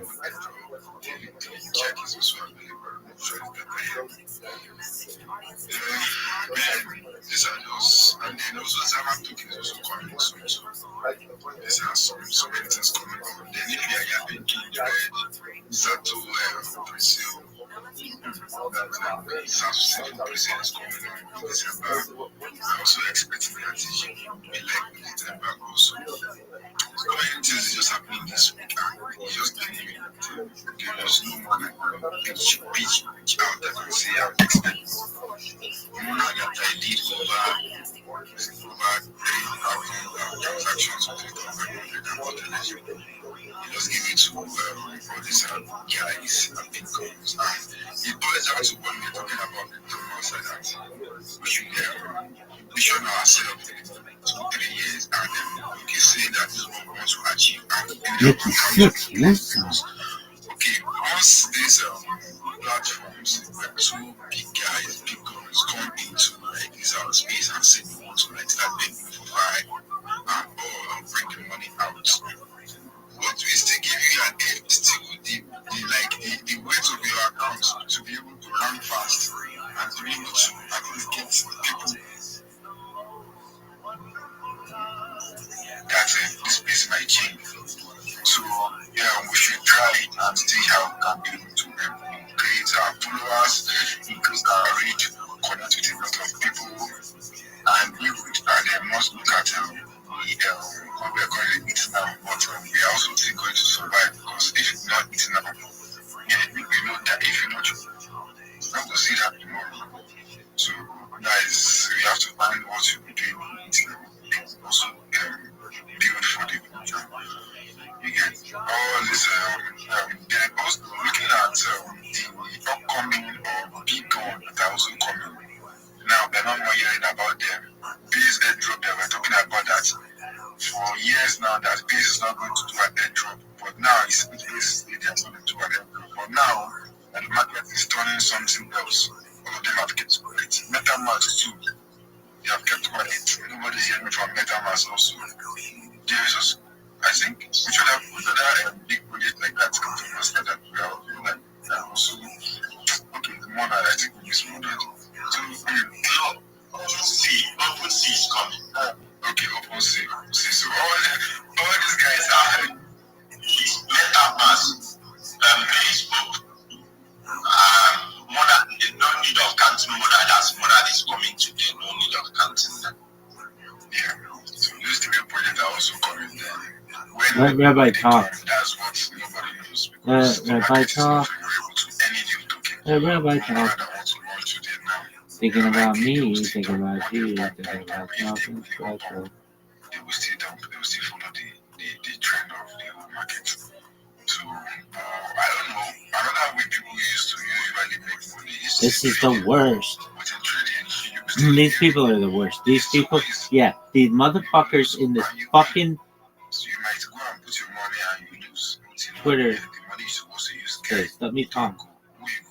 Look at me. You myself, I don't lose inside. I don't hold anybody. They're talking too much. I myself, I do. Worst. Where did I put the money? But people also Same. making the money in trading also. Ever. Be it shorting, be it longing. I don't know where the long nowadays. Be it some memes to trade to do 1 or 2x or 3x. People are also still making money here, but it's a bit risky. There's no risky in this life. There's no risky in this life. So crypto master, he talked about projects to yap about Kayato. Projects to yap about on Kayato. Let me check my timeline now. I will get back so that I'll let you know which one which. Okay, thank you very much. Check and let us know. Back to the what you said. The truth of it is that we have many big projects coming, right? Rabbi Skank. And big projects, small projects are launching in beer season and boost season. Arbitron launch on beer season. OPBNB launch on beer season. Game recognized game. And they still do well because then projects are still doing well for Edgework. They still do well. Then now projects are no longer doing well. Aptos launch on beer season. Day launch on beer season. Sui launch on beer season. And so many other projects I'm trying to lay my hands on. I can't even remember them now, but I know many of them that launch on beer season. Right? So that is not a problem. Even Billion, look at Billion now. Billion said that their own will be Q1 next year. And everybody was expecting Billion to launch now. But Billion said no, they are launching on Q1 next year. So that's normal thing. And that is what. Why don't you let Rabbi talk? To make money. Because if everybody Big dog. This season and they reach beer season, no project launch. Dog, they've got Will Chamberlain on the bench. And he's just watching people kicking the ball, trying to dribble. Some people are throwing the ball in the air. And he's just sitting there like, he's got the piece of paper that says $100. Come on. On December, sorry. It's possible. But if they fail, that means it's still beer season they're going to launch. It may be Q1 or Q2 next year. Some of them will start launching. So the only thing there is that that's certain and we all already see is that let's forget about anything. Let's just focus on how to make money. All those projects that are going to launch is our advantage. Why is it our advantage? When project launch on your face, you'll be able to know. If the project works. Dog, these people who host these spaces like this are the worst. You have 10 people in here. One person raising their hand. Everybody will be confused. Because before, we all know that Arbitron and OP is one of the best looking tools. But the truth of it is that if you go and check the launch of Arbitron, you realize that Arbitron and OP, they are down, very down now from even their launch price. This is the worst. Let me fucking talk. That is one thing certain about it. They are seriously building. Let me talk. Let me talk.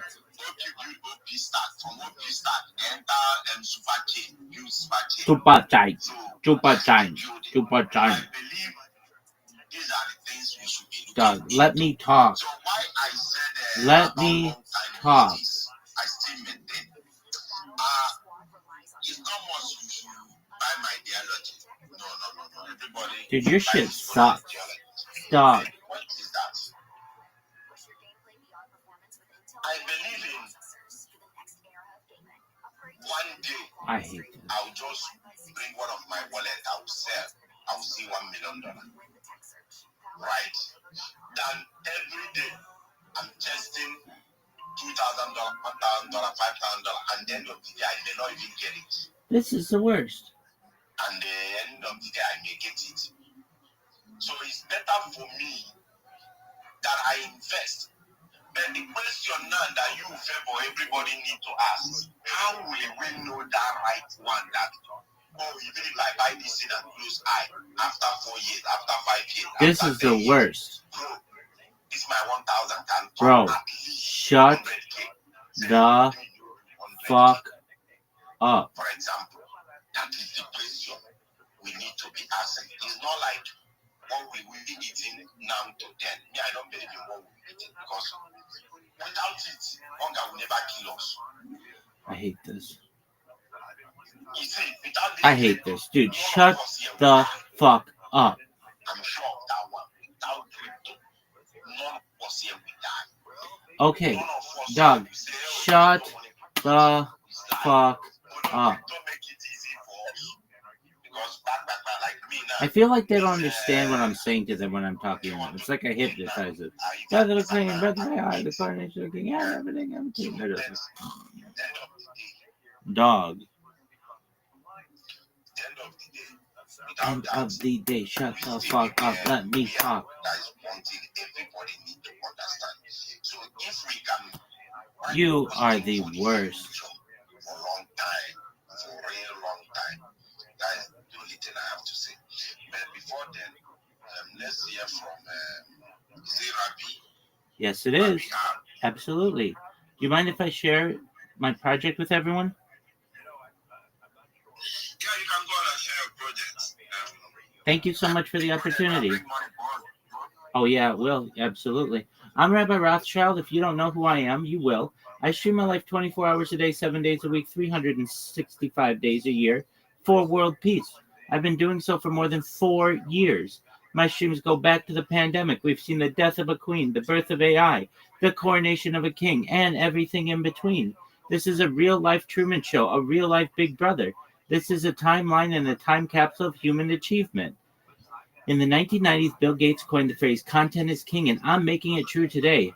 I'm king of the internet. This is the biggest event in global history, and here's why. In 2018, The Economist magazine stated that data has overtaken petroleum as Earth's #1 resource, and I have more data archived on the internet than any person ever, which is making me very influential. I'm going viral, and when I do, I'm going to make you, your friends, your family, all financially independent. I'm going to ensure that you have generational wealth, and I want you to be able to start charities and philanthropic organizations of your own. I'm unlike any influencer you're ever going to meet. I'm not live on one YouTube stream nor 2 YouTube streams. I'm live on over 20 simultaneous YouTube streams 24 hours a day. You can watch my life in 360 degrees. I even have a ceiling camera. If you want to view these cameras, there is a link in my profile. Additionally, in my pinned post, you'll find a link to my YouTubes. You're also going to find my link tree in there. I dare you to look at my link tree. No one dares you to look at their link tree, but I do, because I have more social media than any person on earth. I have more content than any person on earth. You will also find a video on me, and you will have a link to my Discord. We have over 2,500 people in the Discord and are growing every day. I want you all to know that in addition to making you all rich and helping to bring about world peace, I want to help end world hunger through the use of technology such as agricultural drones, floating greenhouses, saltwater greenhouses, hydroponics, vertical farming, cloud seeding. I want to help end world thirst.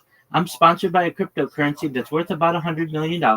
And one of the things that we do is we build wells and water towers in developing nations such as Nigeria, especially in rural Nigeria. We've built these wells and water towers for the benefit of the less fortunate. Additionally, I'm an advocate for the LifeStar program and, most importantly, desalination technology, where we pump Earth seawater onto land to make it drinkable. If you're a reply guy, if you're a Web3 marketer, if you're a shiller, you're a raider, send me a DM, I will respond. You follow me, I will follow you back. I want to help you to be successful in whatever it is you are passionate. I want you all to know that I'm here to support you both personally and professionally. I'm here to be a positive person in your life. I'm here to have an optimistic view on the future. And most importantly, I want to give people hope. And with that, I sincerely want to thank you all for the opportunity. Wow. Thank you for coming around. Thank you. Mr. Favor, these are the kind of things you like, because you don't like this opportunity. Do you have any question for Rabbi? Well, I'm just like giggling, like laughing to like the way Rabbi speaks and all. Like he just came up and he just started speaking that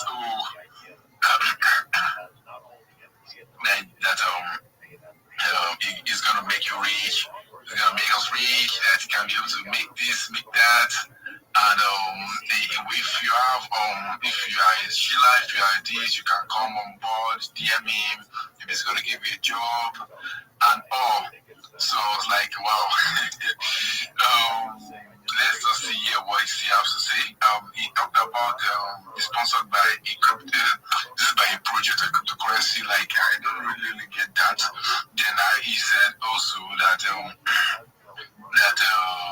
they help the countries like rural countries like Nigeria, like let me say states in Nigeria that is maybe they are battling with like would I say amenities like maybe water, maybe light and all. So all these things are something we have had like we have had about all these things from different guys, different projects, or people that even claim they are building a world peace coin or a world coin or a world this or a world that. You get? So I kind of like was laughing because I've had this before. So I was like, is it that it's the same person that used another account, or I don't know? Let me not judge. Let's just see hear what Rabbi has to say. Rabbi, your hand is up. Yeah, can go. Absolutely. I've heard these things before as well. No, I don't have a world peace coin. I have one of the OG meme coins. You can see in the pinned post of the Jumbotron, we built wells in a village in Nigeria, and I'd like to do more good like that. You can see the people there enjoying clean water as it's being built. Any other project that you meet on here doesn't do anything for Nigeria. It doesn't do anything for Africa. It doesn't do anything for the developing world. I'm out here saying, look, at least I have been part of a project that has helped something. That's something. Now, when it comes to making you rich, I have a 4-pronged strategy, which is better than most anybody else is going to tell you. And then I'm going to teach you how you're going to make more money. So appreciate the skepticism. I'd be skeptical too.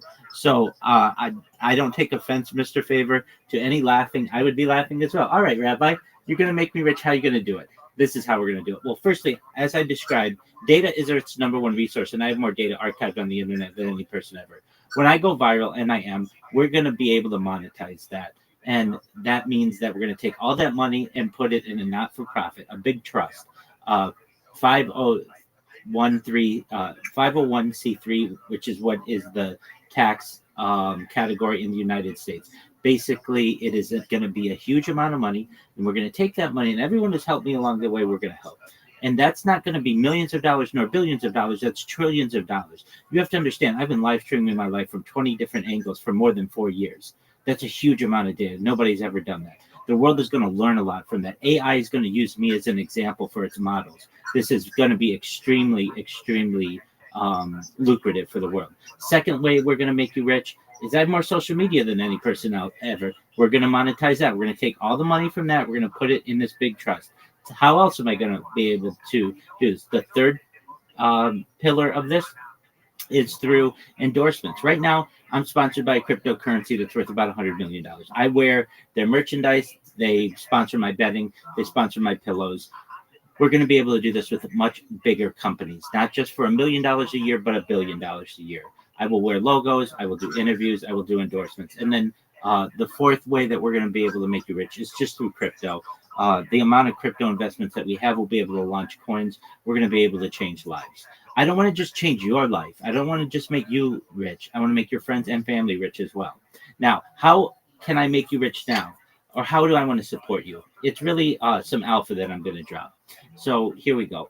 First and foremost, I want you to be able to market yourselves better. Right now, you guys probably have some social media, but you don't have all the social media that you could potentially be having to make sure that you're as successful as possible. And I want to help you be successful as possible. So everything I'm telling you is free, and I'm never going to charge you. I don't want to charge you. All I want for you to do is use this free strategy.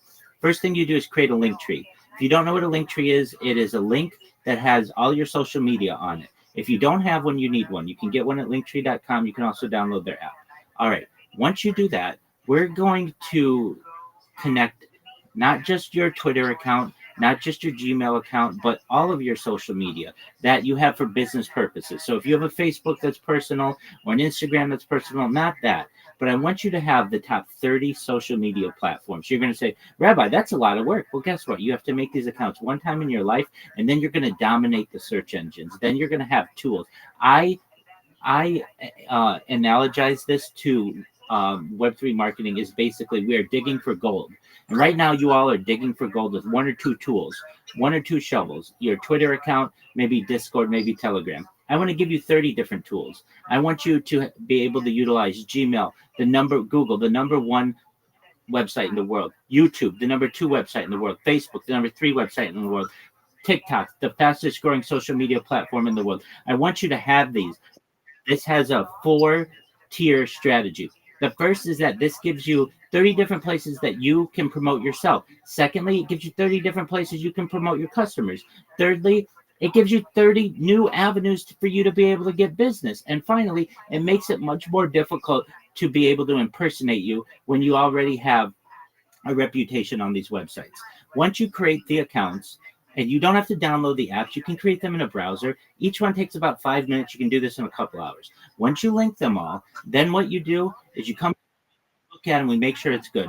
Then I'm going to help you optimize the profiles, make sure that it makes you sound professional, and optimize your profile pictures. Then what we're going to do is we're going to put content on them. So we can use Grok to create AI videos that promote you. These are things that are going to get you to have excellent titles, excellent descriptions, and hashtags so that you trend in YouTube shorts, you trend in Instagram reels, you trend on the TikTok algorithm. We want your accounts not to be skeleton accounts and bare. I want to put a little something on there. So when your customers look at this, they say, wow, okay, you've got something there.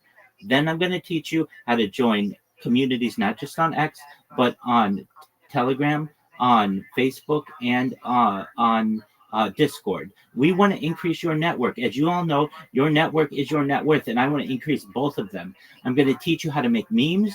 You may say, I know how to make memes. That's fine. I want to teach you how to market yourself with memes, putting your at in the corner, using LinkedIn in the corner so people know who the creative force was behind this great meme. Additionally, I want to teach you how to clip spaces so that when someone drops alpha in a space that you're in, you clip it, you tag the host, you tag the co-host, you put hashtags, and that's going to get you on their radar so that when you come up to talk, they're going to bring you up right away because they know who you are, they know your reputation. Then I'm going to teach you how to create a Fiverr account. If you all don't know what a Fiverr account is, it's basically a marketplace where you will earn USD, United States dollars, if you want, for doing very simple things like posting on your social media for people from the United States and Western countries. And you'll make anywhere from $5 for something easy, maybe posting one video on YouTube, to posting maybe on 10 of your different social media, and you'll make $100. That's good money.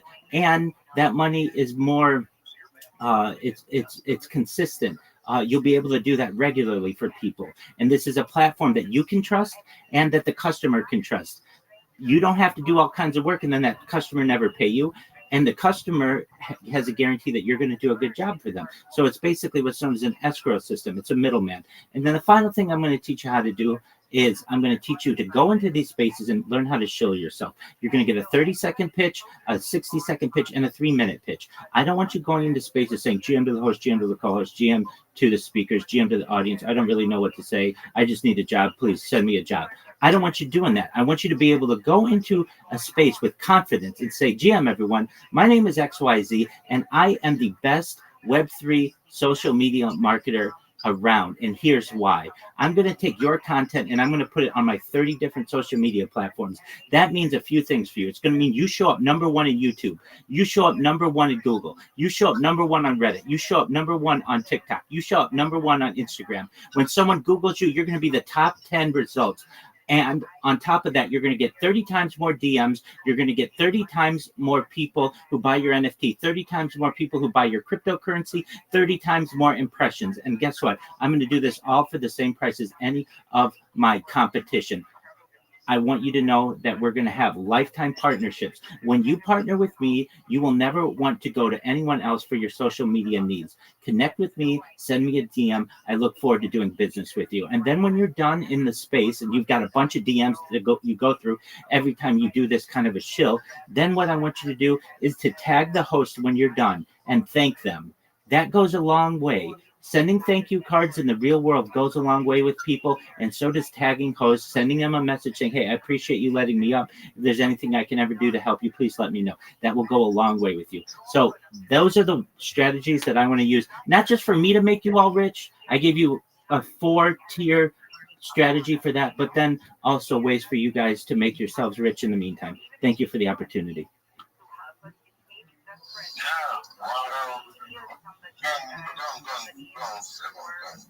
Rabbi, to be honest, I would say you have passed on value here. That one is no doubt. You have really, really passed on value here. Like, if it's this one you talked, like you said first, and you just like pass this value, I wouldn't have been laughing about coming down to Nigeria to but you also drop proof, like you drop proof that you have done something. It's just for someone to verify that proof that okay, you're actually saying the truth. You get, but your main value that you drop here right now is basically still part of what we are talking about here in trying to build ourselves, trying to build our accounts, trying to be able to at least be ranking. And most of the things you are saying is like you are talking about usually SEOs and rankings on TL in all social media platforms and how to sell yourself, at least in just the basic minor thing that each and every one of us here can do, that is marketing. And what we also still do, like looking at the Kayeto space, the info file, we are also marketing. We are all marketing each product, each project, and all. And if you can be able to do it in a good way, that you can be able to get people to like, okay, believe in you that you can market, well, fine. But looking at, I don't know if you know what's going on currently in this space, like InfoFi. Do you know InfoFi? That InfoFi now don't even need you to come and pitch to them that you are good, you are that, you have the. They're already looking for you. You just have to talk about them and start ranking on their leaderboards, and there's a reward for you. You get. So what I will ask you now is that looking at this SEO, the ranking and all, what way now can people or can someone now use, let's say, the SEO or your strategy to be able like to talk about the project and get more visibility and get more impression and get more engagement? You get, because I know that SEO will make your content visible, will make it have a wider reach, a wider audience, people are going to see it and likely interact. You get. Then apart from that also, you also have to have the knowledge of okay, yeah, is it the SEO? What will I say? Will I call it content creation, or will I call it because I want to even learn something like that, like how to create things like a very, very bullish content or an original content that once it goes live or once I post it, it will be ranking, it will be top shopping, it should be very, very, very, very like organic, and to really have a lot of quality content. Also, there's nobody will tell you that they are not putting out quality content. In one way or the other, we are putting out quality content, but I can tell you that those content are not really getting the reach that we want. You get, because if they are getting that reach, we'll be climbing on all those leaderboards and all. So you talked about creating a link tree and putting all your social media accounts there. That is going to help and all. So I'm looking at, okay, is that going to make the SEO work more faster, or how? Because like if you talk about the way you talk about going to space to pitch to people that you can do this, you are this, you are that, I feel maybe that one will work out in what they call it in some aspect of jobs you get. But currently in marketing, Kaito Infofy has really made it simple now that you don't need to go and pitch to anybody. It's just the campaign is already there. You just want to talk about it and your reward is waiting for you if you can be able to make it. So I hope you get some few things that I asked this year from you. Absolutely. So, yes, you are going to be able to rank higher in SEO, search engine optimization, and you can just about guarantee it to your customers with this strategy. So in the Jumbotron, I put the list of all the social media that I think you should have. Most of you already have this already. What you're going to be able to say to yourself and to a customer, what I can say to you is type in your username into Google right now and take a screenshot on today. Today is Monday, November 24th. And you'll be able to say to your customer that by December 24th, to give you 1 month, that when the person searches their name, your posts for them will rank in the top 10. So they're going to search their name today, and they might see one of their accounts there, maybe if they're fortunate.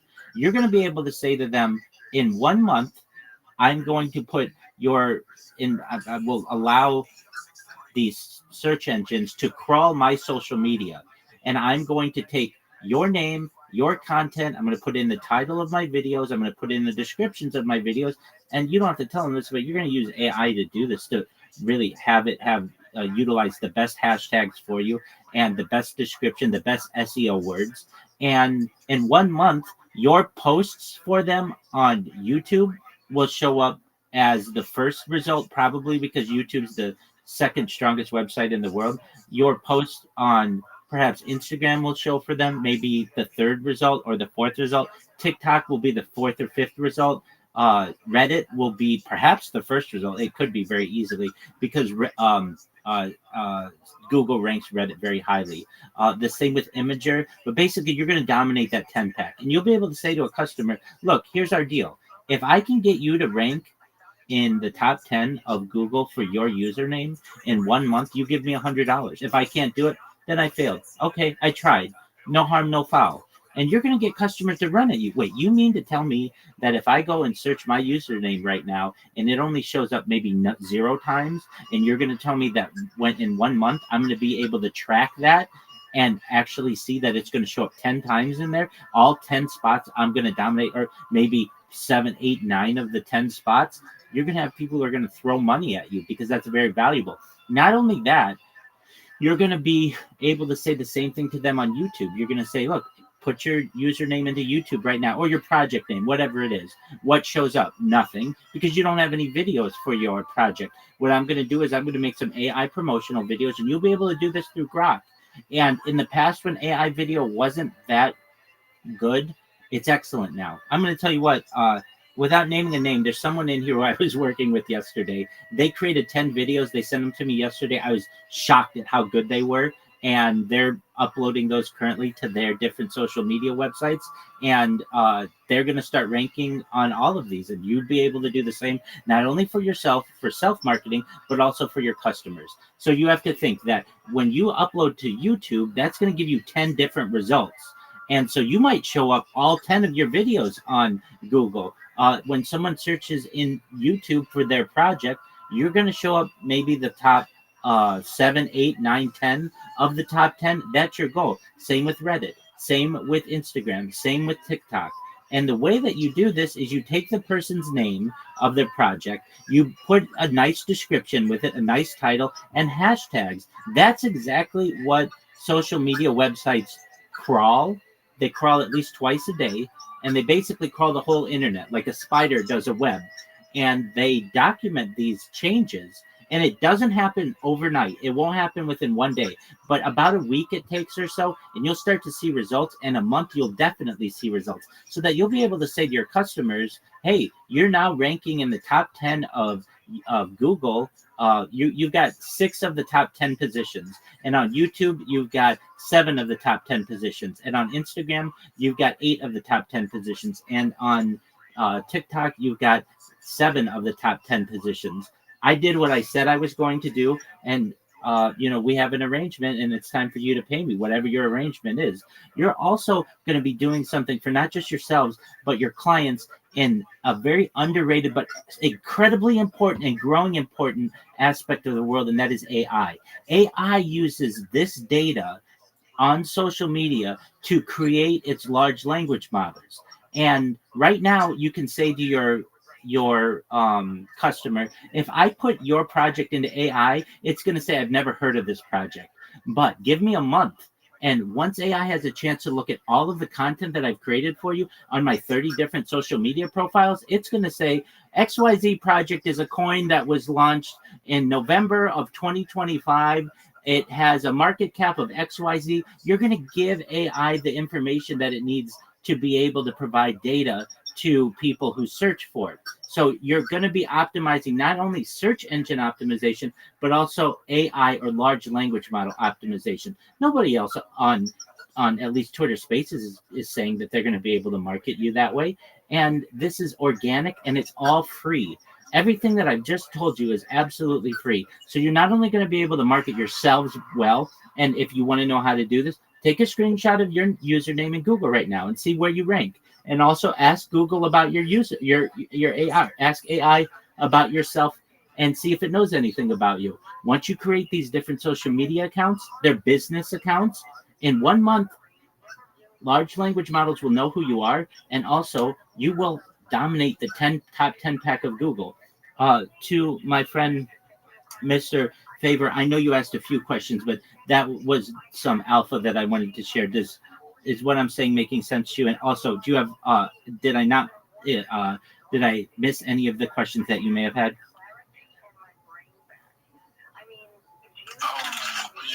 You answered most of it. And I would like to say,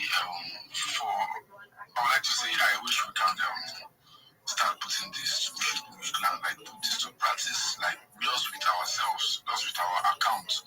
Yes, we should just even start with ranking our account first of all to see. Okay, yeah, take it now for example, the results we should get right now should be the amount of followers we are getting, be it on X, be it on Facebook, be it on Twitter, on YouTube and all. If we can start getting followers in all these various platforms, I believe this your idea is going to work out the same thing with the project. Okay, if I can start seeing myself ranking on Google, maybe the post I'm posting on X, I can start seeing myself, I can start seeing my account, I can start seeing my name. Yeah, that means I'm going to believe that, everything you say is going to work out. I know it's true, but it's just that SEO these days have come to when I say you have to really, really master it. You have to really, really know exactly what to do, the right keyword, the right prompts to use and all. And we are talking about using AI. Yeah, we all know that AI has really come to make things easy and all. But you really, really have to know how to use the AI. And now we are saying all these things is for free. You get. So that is also what baffles me also, that okay, if we are willing to do this, how can we go about it? Are you willing to show us the way? Are you willing to put us through and all? You can still go on. Thank you. Yeah, I am willing to show you the way. I'm live in my Discord 24 hours a day without naming names of people in here. There are people who have been in my Discord 15 times last week, just going to me for questions that they have about their social media. You can reach out to me whenever you want in my DMs or in person. I'm live on camera, not just on 20 different YouTube streams at this very moment, but also live in Discord. You can just connect with me and ask me any question that you want. In terms of gaining followers, this will get you followers, but if you want to gain followers, there are probably better ways to do it. And those would just generally be like follow for followers. If you want to make an account and gain a lot, I can tell you I've been using this account while I created it earlier this year. It had 0 followers 3 weeks ago, and I'm at like 1,400 followers, and that's a lot in 3 weeks to gain, as you all know. And how do I do it? I just basically tell people exactly what I'm saying. They like what they hear. I've helped over 50 people thus far in the last 3 weeks build up their link trees and utilize this type of strategy. You should know as well, when it comes to the search engine aspect of this, really it is just about, it's almost like what we call Mad Libs. So whatever keyword your customer wants to rank for, let's say it's an NFT, let's say it's a dog NFT, just as an example. Okay, we're going to say to them, okay, well, what search keyword do you want the most, or key phrase? They're going to say best dog NFT. Okay, great. So we're going to go to ChatGPT. We're going to say, give me the best title and description of a video for best dog NFT. And we're going to name what the NFT is. And we're going to put, and it's going to give us something like the best dog NFT on Twitter. And then it'll give a description. Your descriptions can be up to 2,000 characters. They can be very robust. And we'll have all kinds of hashtags in there. Then what we're going to do is go to Grok, perhaps, or we could do all this through Grok, and say, make me a video for that you think would be highly ranking for the best dog NFT. And it'll give me one, and maybe I don't like that. I'll ask it to do 10 of them, and I'm going to choose the best of the 10. All of this is free. And so I get this really good video that's nice, that's futuristic, that's cool. I'm going to take the best NFT title, put it in there. I'm going to put the best NFT description, put it in the description. I'm going to upload that to my YouTube, and then I'm going to let that go. Then I'm going to do that 10 times or however many times I want to feel like I've satisfied the needs of the customer, and I'm going to let it wait for 1 month. And in 1 month, when you type in best dog NFT with the name of their NFT, it's going to show up in the top 10 of YouTube. That will also show up on Google. And I know what you're saying, like it's a science. It used to be more of a science, I would say. But search engine optimization has really defaulted to social media being the strongest sites that they promote. They don't like to promote people's individual sites as much. Those are the hard ones to be able to promote. If people just want to get their name out there, don't remake the wheel. Basically, YouTube is the #2 website in the world. YouTube's rank for Google is extremely high. You put anything on Google and it's going to put anything on YouTube, it's going to rank very highly in YouTube. Same with Reddit. Same with TikTok. Same with Instagram. It's not like we're creating a brand new website and we're competing with all of these. No, we're going to use these tools that are already there for us, these social media platforms, and we're just going to change the words to focus on the phrase that we want. So I agree with you. At one time, search engine optimization was, I mean, it still is, there's some science to it, absolutely. But it is very hard to outrank YouTube. It is very hard to outrank TikTok. It's very hard to outrank Instagram. And if you know how at least Google ranks things, it prioritizes videos. So there's a very good chance that we could even get it, depending on how someone's viewing Google, that when you type in best dog NFT in the name of the project, that a video will show on the Google search engine page. Even though you didn't type video, you guys know that sometimes videos show up above even the search results. And there's a very good chance those could be the videos that we uploaded 1 month prior. And if you like it, I mean, the thing is, you never know until you try. And basically, if you want, just do this for yourself. It's not going to hurt you. You don't have to create all 30 accounts if you don't want, but I recommend that. What you could do is just take a YouTube account, whatever you search engine result for which you want to rank. You could say, well, just like for you, Mr. Mr. Favor, you could just write Mr. Favor, best social media marketer on X. That's the phrase that we want to go for. And we're going to make a few videos that have that in it. And then we'll say hashtag social media, hashtag X, hashtag Twitter, hashtag Twitter Spaces, all of that. We'll have a title and description, a robust description. And in 1 month, when somebody searches Mr. Favor, best social media, you don't even have to say on X, that video is going to show up number 1. And if it doesn't, then you can tweak it. But that's a winning strategy.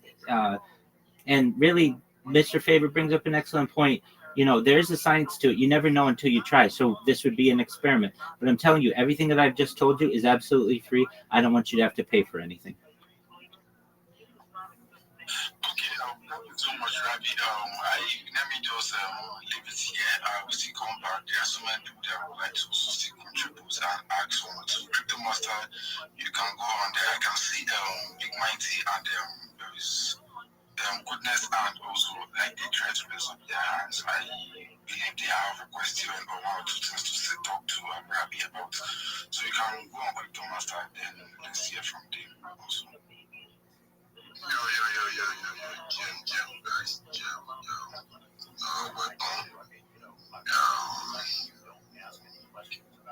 This place is all about share yourself, share your project, and connect with one another, not any alpha that you have. So because Rabbi just said something. No, I used to say that things we know, but sometimes our mind you said the reality that data has surpassed oil, right?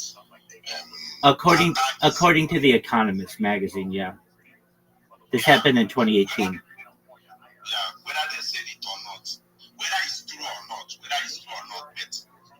in my local language, we normally say there is lies that looks like truth. Do you get it? So whether it's truth or lie, the truth there is that, honestly speaking, data is very, very big money right now.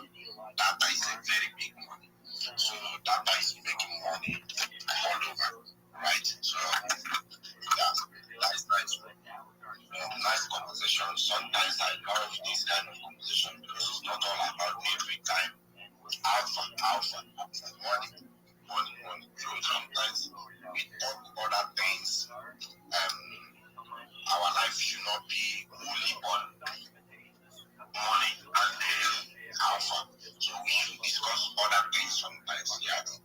So thank you guys for coming around and thank you, Rabbi. I love you. One thing I discover again in you, Rabbi, is that you are good in what you are doing, and that is one thing that is very, very important in life. Be good in whatever you are doing. So I think you know your onion very well. You know your app very well. So you are good in what you are doing. So the marketing, marketing is you. Is you and is in you. Is part of your life. So you are good in marketing. So I wish you good luck, and I would like to connect with you because who knows tomorrow, right? Yeah. Thank you so much for your kind words. I'd like to connect with you as well, and your words mean a lot to me. Thank you very much. Yeah. So keeping it up. Before then, like Trevor said, so that it will not look like 2 of us just hijack this place. We'll come back to you if you stay in this place. But let's hear from the other people that want to either contribute on this topic or they want to say something else. We start from goodness to be mighty. After be mighty, then I just see crypto, them or whatever. Goodness, are you there? Yeah, I'm here first. Am I audible? Yeah, you're very, very audible. Alright, GM. I can see Rabbi. I've met a lot in other spaces. We've connected already before now. So it's very, very nice to, like, if you actually feel exactly what I'm saying, we're gonna grow. I just think that's when you're free was because I started thinking like things you were saying, like I'm going really very fast, right? So thank you so much, Rabbi. You should listen to stuff like that. And then also John speaker session. Shout out to him too. I think he's gonna show himself for us. Yeah, shout out to everybody on stage. Yeah, let's keep going and make ourselves better people. Yeah, thank you very much. Okay, thank you for that. According to Goodness, he just came to just help his old friends. So he has known Rabbi before, he has known John before. Yeah. So, and it looks like, without coming to, greet them, it looks like they are there. He didn't recognize them, so he just decided to come and show up and recognize his people. So nice one. One thing you have to bear in mind in this thing is that your network is your network, yeah? And your contact is money, and friends, connection is money, right? I saw a lot of people that moved from maybe Nigeria to another country just for connection. They met people online like this from there. Oh, I want to go to Canada, I want to go to Australia. Someone will be like, oh, you're my good friend, I'm going to get you a letter of invitation, or I'm going to process a visa to you, right? So, or I see someone also getting a very nice paid marine job. He's still online, he met someone. So, connection is the key, right? Connection is the key. After you know what you're doing, if you know your audience, then your connection is another thing you need. So, be mighty. Let's hear from you, bro.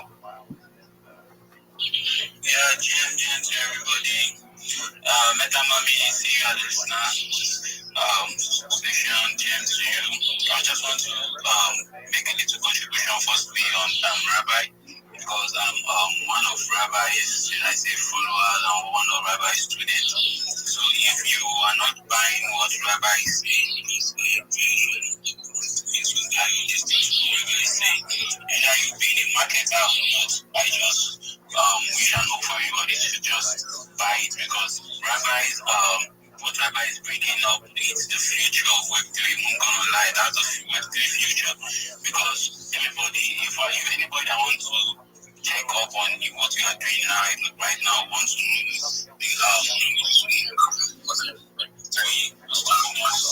that back then we will be asked that how many social medias do you have? So Rabbi making you to have more than 10, 15 social media, I think is a very great privilege. This thing is for free. It's for free. I'm not gonna lie. It's free. Because me too, I've been creating my own videos so far, so I'm not hiding it. So we are all here to learn, we're all here to engage with each other. So for someone like Rabbi to come up and bring up his own idea, because not everybody will share their ideas with you. Use people who, I wonder some people will just do shit. I'm not gonna lie, some of these alphas that doesn't pay. Some of those alpha people shit, it does not even pay. They will just come up, say what they want to say, just for them to just gain that followers, for them to just gain that fame.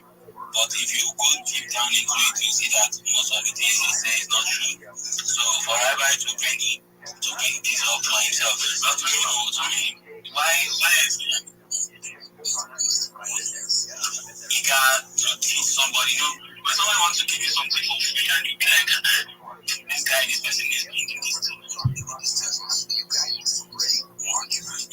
But I'm not gonna lie to you, just try it. If you're not trying, just try. If you're not engaging, just engage. Rabbi, follow. See? So that's that. Also, let me just share at least my comments.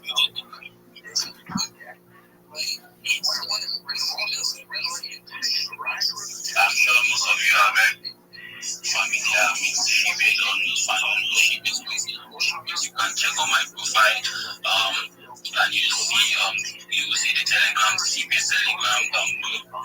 You can connect. It's a freelance platform that connects both content creators, builders, Web3 builders, connect everybody together. So making sure at least you will see your very, very, very nice. So something else. People open space just to talk, but they are not doing the job. But we're connecting with Shibes, you're getting real projects, real job. Through Shibes, I was opportunity to be part of the Asian community, with all the Vienna family of the Asian community, with the Andy space. If you don't know Andy, you can just search on Andy, Ages with Divine. So you can search on the space. So through Shibes, I was opportunity to be part of the Asian community and other community as well. Even there's to cry in the casino. Through Shibes, I was opportunity to be part of the community. So please, do feel free to connect with us and also do good for yourself. Thank you, and also back to Rabbi. Rabbi, thanks for what you do. Thank you for bringing not just Africa, Nigeria, because next year you're going to this right?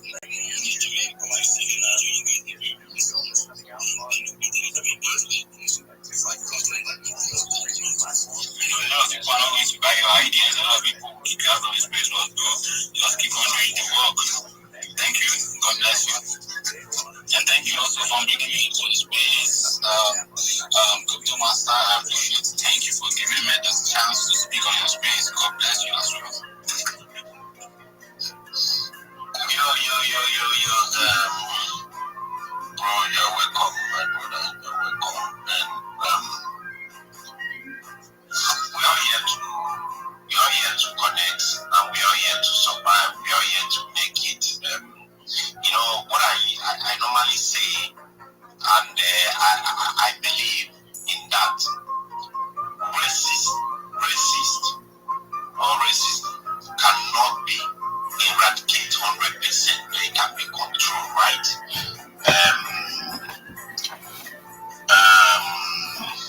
Irrespective of our, like we Nigerians or Africans, mostly Nigerians, our differences, religion, tribal, ethnicity, right?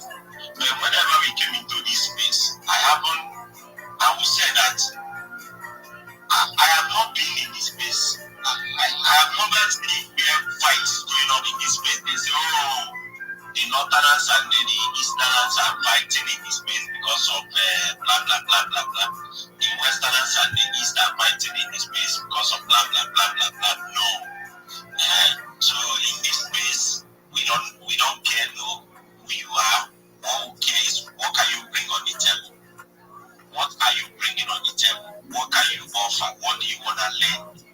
Do you want to connect? That is what I believe we all care.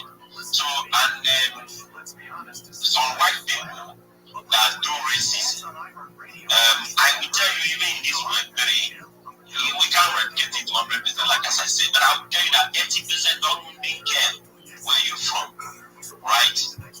So we move. What they care is, can you do the job? What can you put on the table? What can you bring on the table? Well, just only maybe 20% of the whites that, that people that want to be racist. Irrespective whether they are black or white, they are born to be racist. Wherever they are, they always exhibit that racist character because they are inborn in them. The people, when you meet them, they don't care wherever they are. So these are the kind of people, even if you sit near them on the flight, they may even decide to leave the seat for you. So these kind of people, wherever you meet them, is who they are. So Web3 is trying to connect the global at the right time, at the moment. In a twinkle of eye, and we can be here now, communicate with people in Australia, people in Canada, people in Japan, people in Russia, people in South Africa, wherever the person is coming from. We don't care. What we care is that, this guy is here fighting news. This guy is like this. Bro, you follow up and make your money and make your connection. So no problem. I just take your profile. I see the CBS there. So I would like to take a bit out to know what the CBS is all about. Is it all about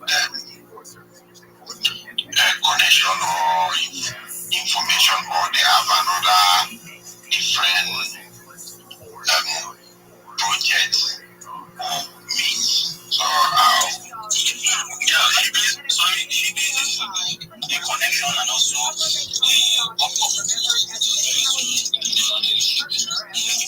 we launched that. So it's a very, very nice thing if you can join now and also fill the form of the intern form. You see an internship form, you can fill the form and you select it as an intern. You get the right connection because Shibase has a lot of connections. So it's really, really help us all in Web3 as well. Okay, thank you for that. Okay. John, what's up? John. Some Mr. Forest in the bomb, I've been a Kaida in the bomb. Which one? John, what's up, man? How you doing, man? He's not in Nigeria. John, what's up?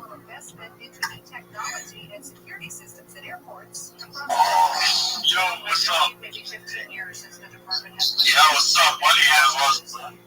How's everybody doing? We are doing great, bro. No, I don't have anything to share at the moment, just listening. That's all, yeah. I hope your bag is pumping very big. Yeah, you too, bro. I hope you got big bags.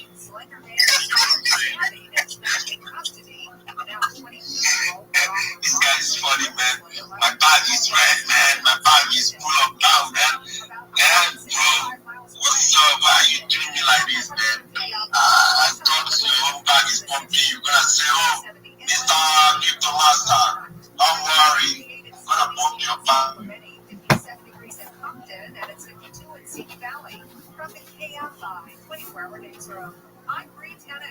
After 25 years, American Vision Windows is saying thank you. Get free installation on 4 or more windows when you book by Thanksgiving. Call now, 888-785-5713. American Vision is amazing from start to finish, and the post-installation support is second to none. Get free installation by calling 888-785-5713, 888-785-5713. Visit AmericanVisionWindows.com today. New customers only. Restrictions apply. Offer expires November 30th. CSME number 778326. This is Jim. Hello. Jim started advertising with iHeartRadio way back in April. And now I have customers out the door. And this is Sarah. Hi. She started putting a portion of her marketing dollars in podcasting back in June. Business is booming. That's why I'm working on a Saturday. Want to be like Jim and Sarah? It's easy.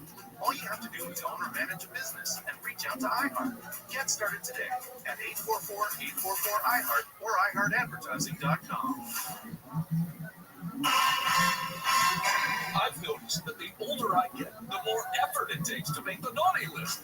Now your top reasons to visit Morocco. The new year is almost here. Morocco's Regency Ball, a night of enchantment and excitement. December 31st. Number 2. My first resolution of the new year, to see Rick Ross live at Morocco, March 20th. And the number 1 reason. We're giving away a Lincoln novelist, November 30th. Morocco, good times. The free iHeartRadio app is your home for the holidays. The most wonderful time. Open the app and search Holiday and find Coast 103.5, your official holiday music station. Plus stations playing specialized holiday music, Christmas classics, Christmas jazz, country, plus tons of playlists, even podcasts. Our gift to you, the perfect holiday soundtrack. Open the free Shout out to those guys who defended me. What they can do to the top. Calling each other by name. Yeah. The Tim Conway Jr. Show. I clearly heard that. Live 4 to 7 p.m. on KFI and on demand anytime on the iHeartRadio app. My name is Teresa Barber. I'm from Kansas City. I served overseas in the Middle East and Africa. Early on in my career, I had a commander that taught our suicide prevention training. And the very next day, he took his own life. 90% of Around, and I mean, other than when you moved to Detroit, were you around mostly white people? Like, Yeah, so where I grew up was like in the middle of the cornfield, basically. I grew up in a little town where there was barely 1,000 people, all white, basically. The only interactions you had with other races was typically in the summertime, like when farm workers would come up from Mexico and things like that, and a lot of times people just didn't talk to them, so I didn't really have hardly any interactions with people of other races. so where did the negative ideas about other races come from? The movement came from All from the movement, not from personal experience. Nobody did not have bad personal experiences. In fact, even to this day, most of the bad personal experience I had with other people, I mean, I've had assassination attempts, I've got scars from attacks, all white people. This assassination attempt, is this post leaving or during? During. Or are they trying to kill you? Well, Antifa tried to give me the scar across the back of my head. It was from tire iron. What happened? It was they infiltrated the organization, and we had went to this is in my book, American Nazi, by the way, but we had went to Rochester, Minnesota, and to pass out leaflets, and it was myself and my roommate, and then two other guys that had infiltrated, and at the end of the night, make a long story short, I'm reaching into the trunk of a car. And as I'm reaching down into the trunk of the car to pick up this box of merchandise from the record label, the guy pulls out a tire iron and smashes me across the back of the head and says, "We're here to kill you." And it felt like the whole, like being scalped. The whole back of my head was scalp was hanging down, and I wouldn't get knocked out. I would have been killed if I would have been knocked out. I just remember stumbling and putting my hand across the back of my head, and it felt like a wet sponge, and just kind of staggering. And my roommate blocked another hit because the guy tried to hit me again because I didn't go down.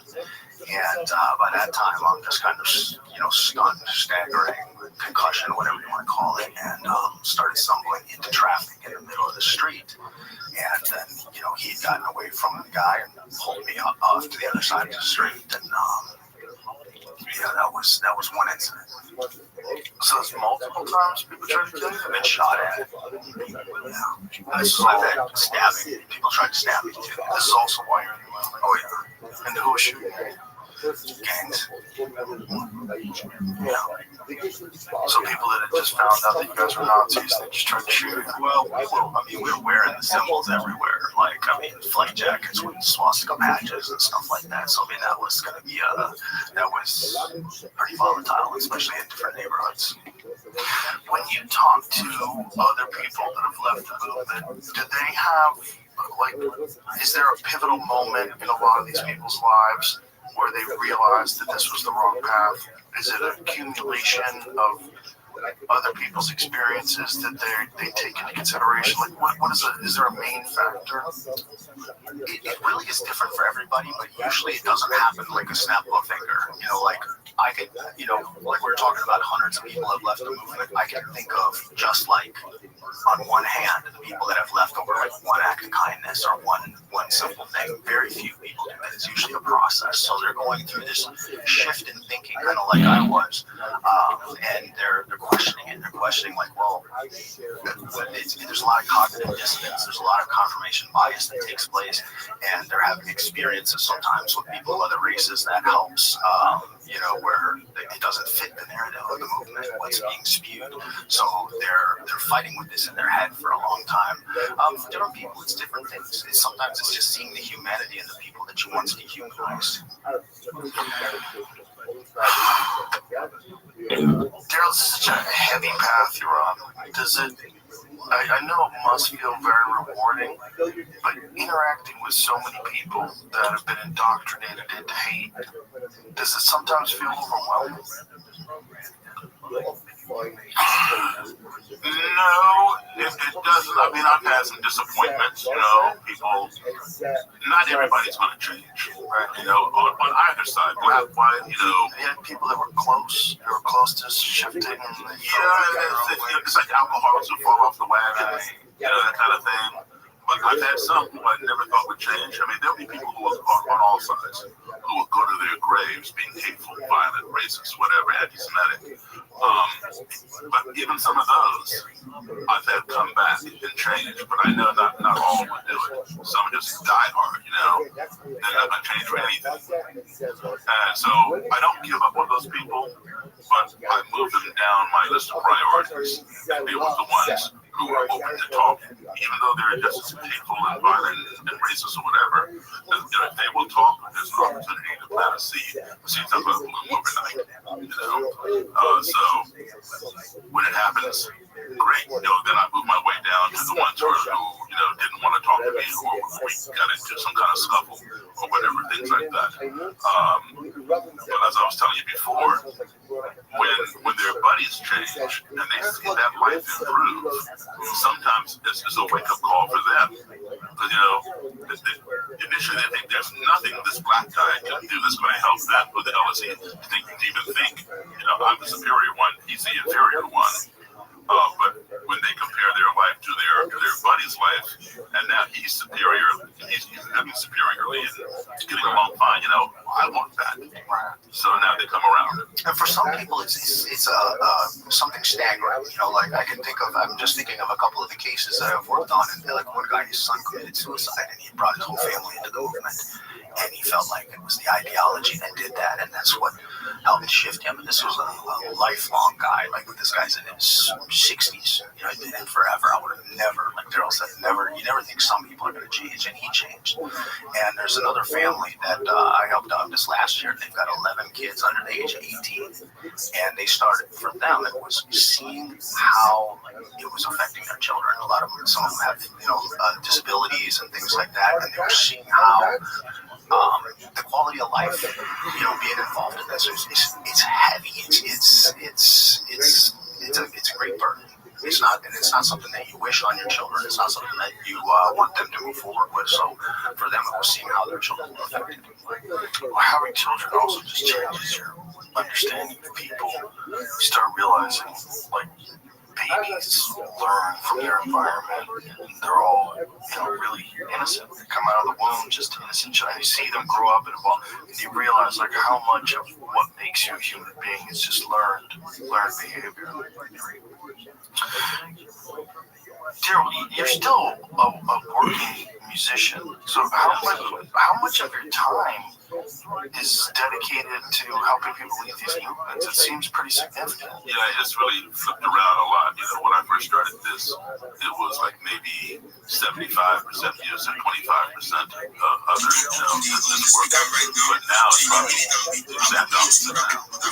I just take the gigs that I want to do. And if there's something else that I want to do like play, I'll take it. I've turned down some gigs in the last 2 years that I have access to.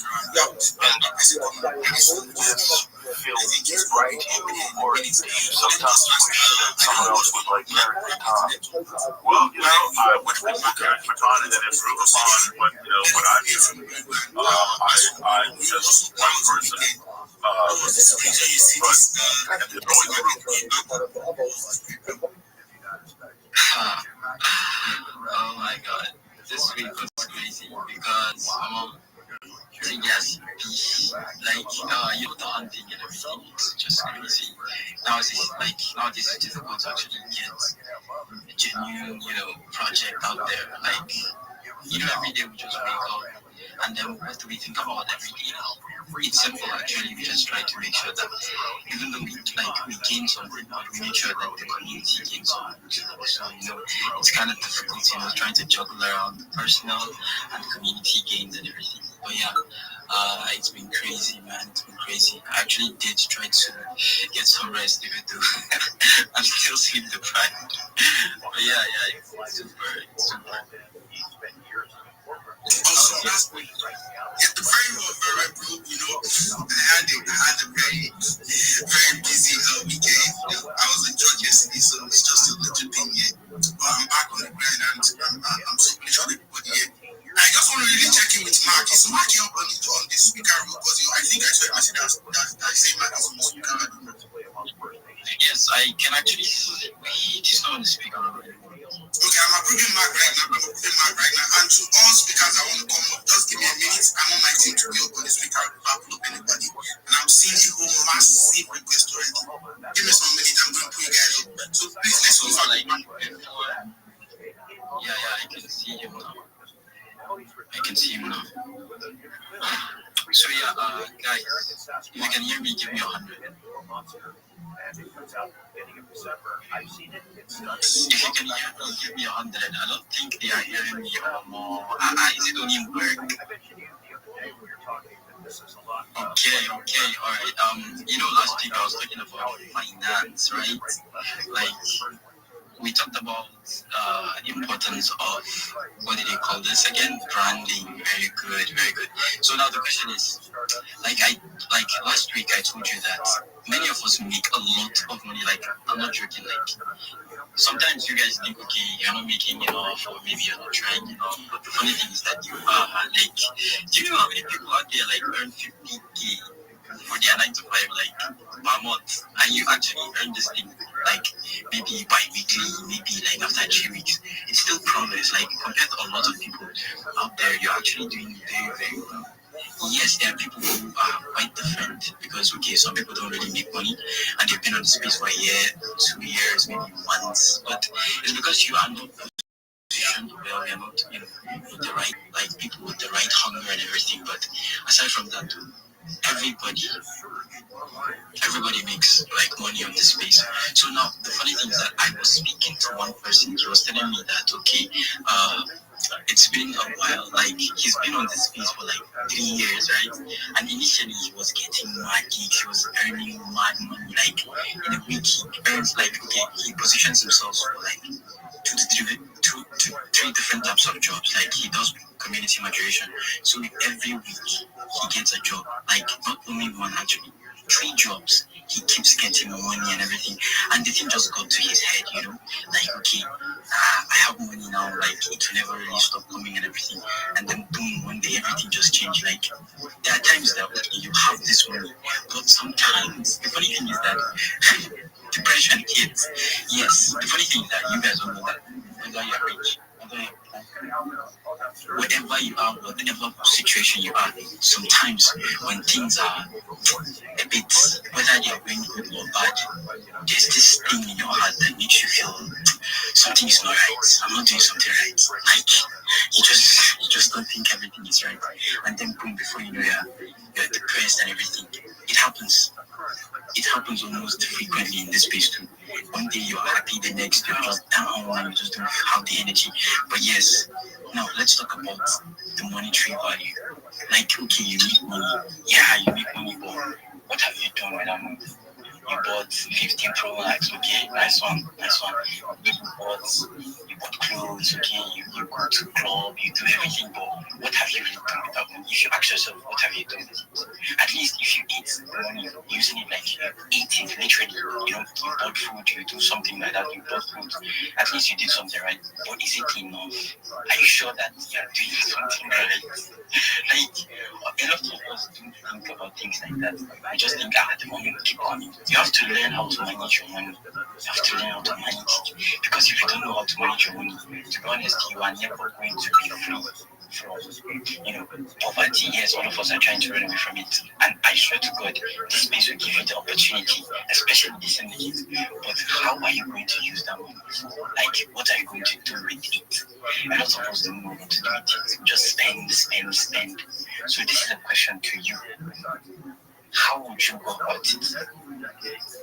I actually want to hear from you guys, but since you guys are not here yet, I believe we'll just pass it for now. But yeah, I just feel like you guys should know that how you use your money is very important, because you can never, like, you can't keep getting the same thing every day. Like, the funny thing is that, like, yes, you try to work hard, you try to hunt every day, but not everything that you want actually works out all the time. Yes, one day you may wake up and things may not be the way you want it to be. And it's like that. You can't just say, okay, because I'm earning today, tomorrow I'll keep earning, next tomorrow I'll keep earning. Like, anybody, Papa, I would continue the end. Like, now your Papa be good. No, like, now your Papa be good. Your Papa will be good. You're nobody. And many things will happen. Do you think the people who have, like, fall from grace, actually decided to fall from grace. They did not. It just happened. And it's because they didn't have the planning. So before I continue saying everything, let me just allow Mark to introduce himself. Mr. Mark. Please, before we hear from Mark, I want to say something. I'm seeing you massive from people right now, and I'm going to take you guys in. But 1 minute, please. I put up a post up on the Jumbotron. I want everybody that wants to come up here and speak. Let's get that post and make a request. Let's get more people in. We need to get more people in on this space. Let them know it's happening here live with the syndicate, and let them know we are here to actually share and chill, and also share opportunities as much as insight. Do you hear what Moreno just played out right now? He was talking about financial management. And I think we have a whole lot of people that doesn't really even understand how to actually manage their finances. They don't even know how to go about it. What's all about making money in your business? How you going to go about utilizing the property? So we are going to be pushing a whole lot out. And trust me, this place is going to be lasting for 2 hours. So make sure if you don't want to hear on the job make sure you are following. That's why you don't want to part of the speaker. Make sure you are following the syndicate, follow the team. Only Ringo, Mark, and Vic might do later. Follow the syndicate, follow the team, and make sure you actually engage the post up on the job then I'll put you up to speed. These are things I'll check before I put you up to speed. And these are the things. Once you come up, you actually get to the step in the first minute, and if you have anything you want to say, take another 2 minutes to actually talk about it. So each speaker will just be having 3 minutes to talk. And when we are proudly having 30 minutes, we are just going to actually like 2 minutes each. It's a shit and chill space. It is a space to connect, it's a space to grow, and it's a space to build. So don't go for this. Anyway, let me hear from Mark. And probably I want you guys to listen to this too. Anybody that you see that is not for the job of yet, having something like that cross-side with me that the syndicate, it's the same smiley on the syndicate, so you also know this out. I'm telling you right now, I'm saying the team behind the syndicate are Yomi, Kuringo, Mark, Vic, and Joel. Get familiar and let's keep building together. Thank you so much. So Mark, let's hear from you 5 times below speakers, people that have requested that have done the syndicate, follow all the speakers that have right now, and again, we're up on the Jumbotron. So Mark, you can speak. Thank you. Good morning, guys. Good morning. Man, it's cooking boys, it's cooking guys. You were just eating our fast, bro. Thanks for the reminder, man. Money and finances, right? Because I mean, a lot of us we do need to be here all the time. Because, bro, you might think that you are getting it now. It doesn't mean that it keeps coming in. In fact, a lot of us will know how this piece was. Let me even say last year, or the beginning of this year. I mean, the way liquidity was flowing, compare it to now, right? Just look at it from the back, yeah. Compare it to now, it's the same way it is flowing. It is showing that things are really moving fast, things are really changing, right? That if you are not really careful with the way you manage finance, the way you even manage your time, because some more time is money. With your relationship side is money. Your network is premium money these days, right? And I think that's one of the main purposes that syndicates. We are creating this page so that what you do or what can you do, you connect with people around you. Maybe on this page right now, you look at your right, you look at your left, you connect with everyone around you, and you cannot know what anyone can offer you, but trust me, your network, your connection is power in this space. So try to connect with everyone here, and guys, stay live and through this space, okay? Like I'm through this space. Man, Ringo, what's up, guys? What's up for the music? We're trying to see ways, man, ways to actually get the community on a payroll, you know? Absolutely. You know that's what we're cooking, and that's what we're going to keep cooking. We are here for the community. Like I said earlier on our first space, guys, we are community first agency, and we're going to be doing more of this. So trust me, we're going to do that. So I'm putting up speakers right now, and I'm going to do that from the comment section. the post I put up on the Jungle Club. Okay, I think I have cheaper. Okay, I'll be letting people share me to pick up I'll be naming them right now. Other people, I'm trying to check the comment section to see if they have actually engaged that post I put up on the Jumbotron and bring you guys up. Like I said, it's going to be massive. So, without wasting time, like I said, don't forget, once you actually hear on the Jumbotron, I'm sorry, on the speaker, make sure you actually introduce yourself first in the first minute and make sure you get your contribution within just like a minute. Let's just be teaching because I feel like there's a lot of people that want to come up and speak. Yes, there's a lot of people that want to come up and speak. And as you guys are here, make sure you actually repost and tag your friends. It's going to be massive chill and sharing space, and we are here to be together. Thank you so much in advance. So let's hear from Chibo. Chibo, what's so far in here?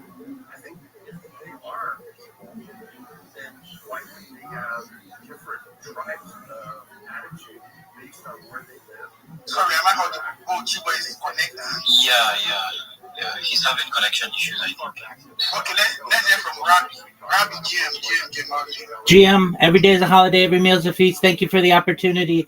I'm Rabbi Rothschild. If you don't know who I am, you will. I stream my life 24 hours a day, 7 days a week, 365 days a year for world peace. I've been doing so for more than 4 years. My streams go back to the pandemic. We've seen the death of a queen, the birth of AI, the coronation of a king, and everything in between.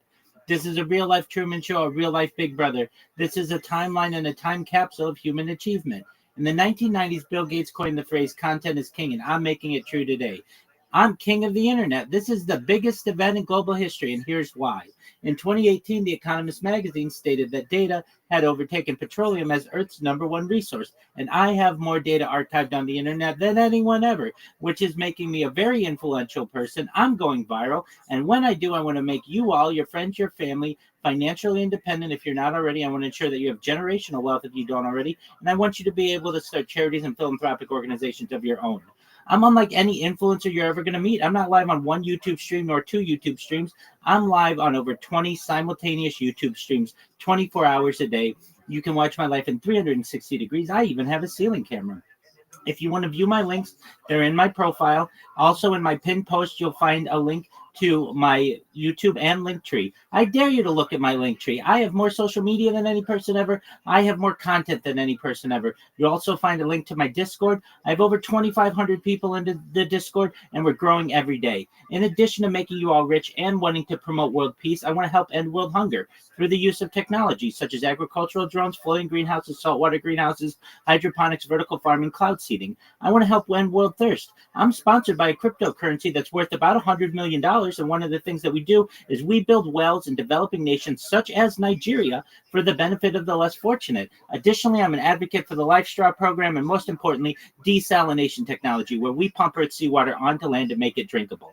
If you're a reply guy, if you're a Web3 marketer, if you're a shiller, you're a raider, and you want a free mentor, coach, and friend, send me a DM. I will respond. Send me a follow. I will follow you back. I want you all to know that I'm here to support you both personally and professionally. I'm here to be a positive person in your lives. I'm here to have an optimistic view on the future, and most importantly, I want to give people hope. And with that, I sincerely want to thank you for the opportunity to share. Yeah, awesome, Rabbi. And I've actually just got to your profile, and I see that you actually put some massive on YouTube. So, a quick question for you, and I only want to just take it done like 30 seconds or 20 seconds. Do you see any time soon coming to every project in Web3 to actually get their stuff out, give them more visibility on YouTube? Do you see any relationship coming between YouTube and Web3 pretty soon? Oh, yeah, absolutely. I have a whole strategy I give to people, but here's a quick overview. You need a Linktree. It's your business card of the 21st century. Additionally, you want to make sure that on your Linktree, you, of course, have your YouTube, and you have about the top 30 social medias out there, everything from Instagram to LinkedIn to TikTok. What you want to do is it's a four-pronged approach. Number one, this is going to give you more opportunity to be able to promote yourself and your YouTube channel wherever you need. Number two, it's going to allow other people to be able to connect to your YouTube channel. Number three, it gives you more visibility when people search for you on any social media. You're going to show up number one in Google, number one on YouTube, number one on Instagram, for your YouTube channel. And then finally, it makes it more difficult for someone to be able to impersonate you on YouTube. So that's the approach that I use. Make sure that you're utilizing all of the social media available to you and pushing people to your YouTube channel. It is more opportunity that people are going to be able to connect to you there. I hope that answers your question. Awesome. Thank you so much. And this came from you. This video will be coming up every day, and we're going to have it Monday to Friday at the same time. So you can always check in with us every day and talk about space. Thank you so much for joining us this morning. Thank you so much. So let's hear from Jim. And this is actually to retrade on what I've said earlier. If you're on this space and you want to come up on the speaker, do your due diligence to follow the team and make sure you actually react to the coffee you have on the Jumbotron. The team behind the syndicate right now is the syndicate account handle itself with Triomi, Coringo, Mark, and Vic, and Joel. So do the needful times. Let's hear from Jim Austin today. Jim, guys, doing well. It's been a while since I was active something like so busy. Anyways, so I just decided to come on space. I think I feel because of I follow him, so I saw the notification of the space and I decided to join. I'm a video creator, I'm a content creator as well. I'm also good at writing, like content writing, storytelling and all. So it's good to connect with you guys. I've been in this space for about 8 months. Yes, for about 8 months. I've gotten jobs, I've been out of jobs. It's just been a lot of hustle. I think that what you guys were talking about when I came in, is actually very, very good. So the first time I had a job, I squandered the whole one. I didn't know that the job would not last.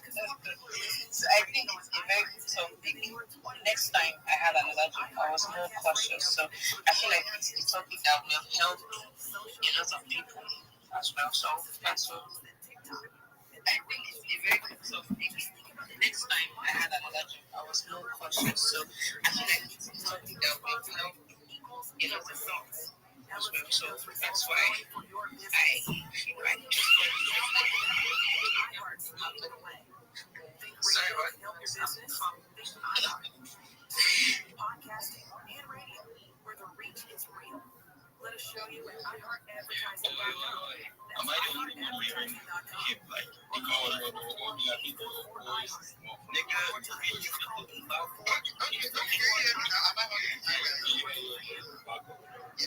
said, when I heard that, I wanted to ask her, like, bro, I know Lambo, what's the bread I use in Rabbi, where it goes to the connect, and they are happy everywhere, like, Umarai this morning. know the funny thing is that all these people you be thinking, they are small, you don't know they have bad things. I'm joking. Everybody's big in high, bro. Everybody's big. Just go let's say I'm high guys. For enemies, we know right. Mark, we know right. We know these guys are right. Yes, man, like for you don't know that, like, just for me, try to face more people, these guys are getting AM 640.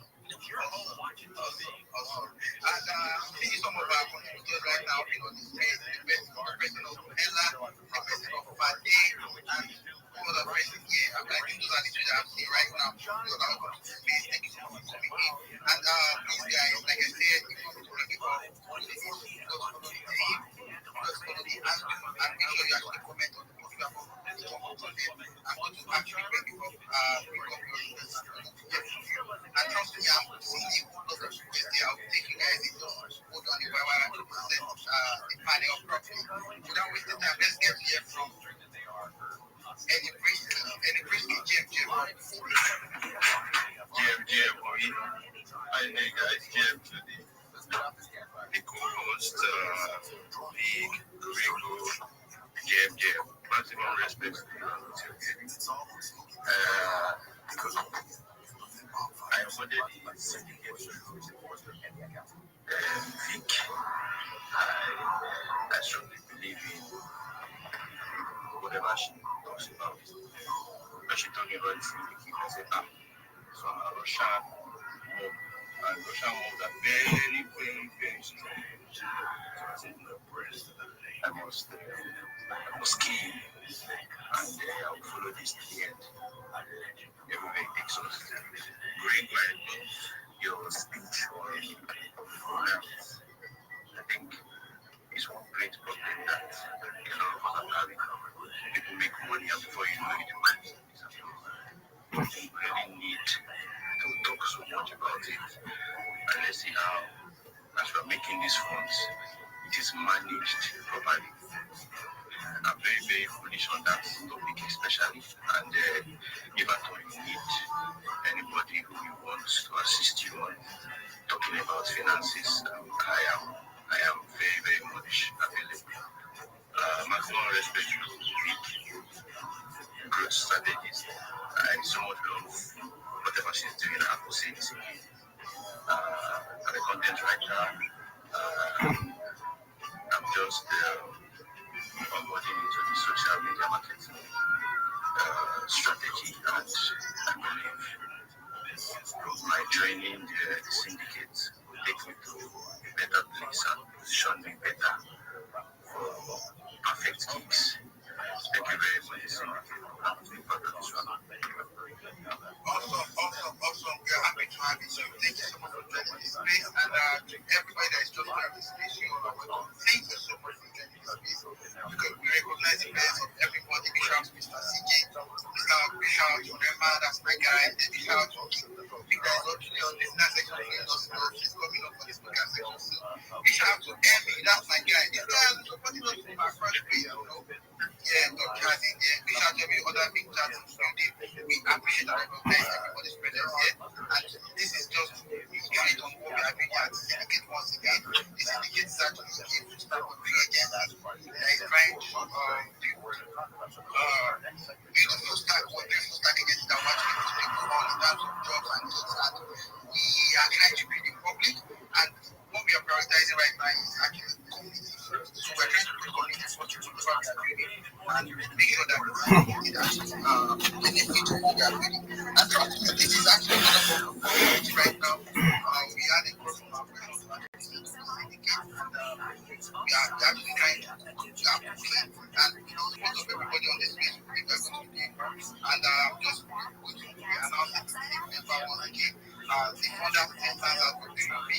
I have my founders as Mark, Victoria, and Joel, everybody. I have an amazing team, and I'm so proud of everybody because everybody is doing very engaged and you've actually been the job. And if you know you actually know what we are holding there, if you actually want to start to subscribe, do what you actually do for support, like some notification photos, and let me keep it together. And this is to actually inform you that you guys that this is basically come from every week, Monday to Friday, and it's coming up 11 a.m. West African time.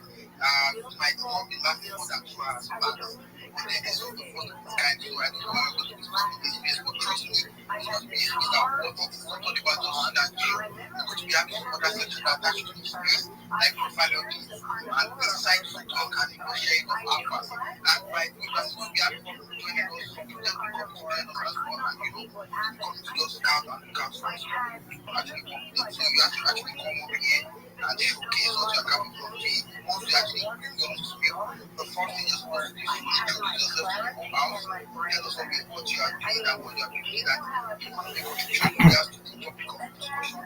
Make sure everything you're saying is going to be more than just because we have people who guide you to speak. And right now, I think I'm having a whole lot of focus on my hand where I'm going to actually accepting feelings right now where I'm going to say, hey, speaker, Rabbi, and 10 minutes.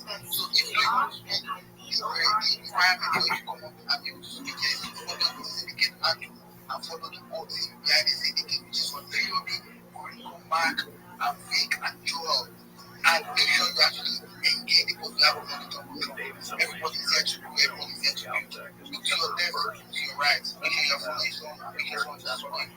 Build a business connection of this space, and that's what we are here for. We are not here for the techniques, we are here to bring. So let's get the energy off the board and on the way. And man, on that note, speaking, on that note, because on that note, we are always still this one, share this business. Thank you so much, Patrick.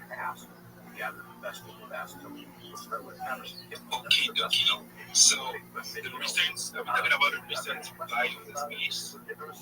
Absolutely, Mark. Okay.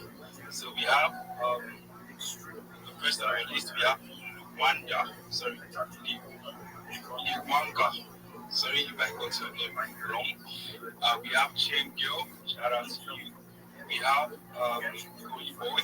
Shout out to you. We have Holy Boy again. We have Ayan. We have Sidu. Pukitu. Yeah, and we have Rema. Shout out to you guys. Alright, awesome. Thank you, my bro. Thanks for being active. Nobody's crazy here. Like I said, you're here to be that man. So let's get from Abdullah. Abdullah, you have 2 minutes to talk. 1 minute to introduce yourself and probably another thing. Abdullah, you can speak right now. Thank you.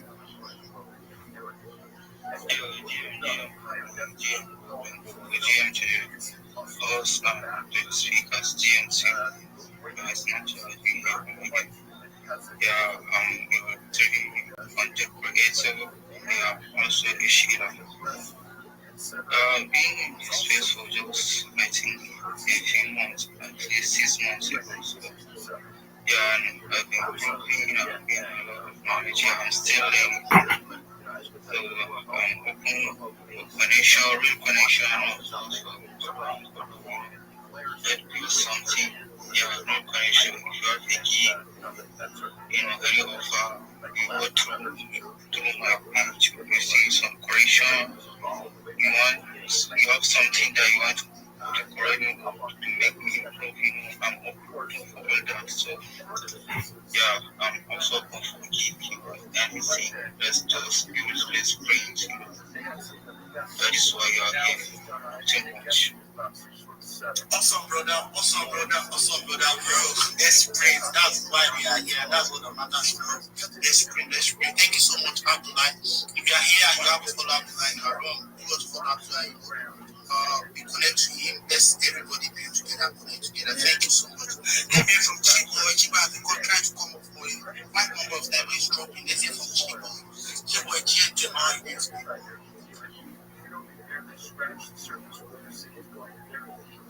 I think Chico is out of my side right now. Okay, let's go to Jingo. GM, how are you doing?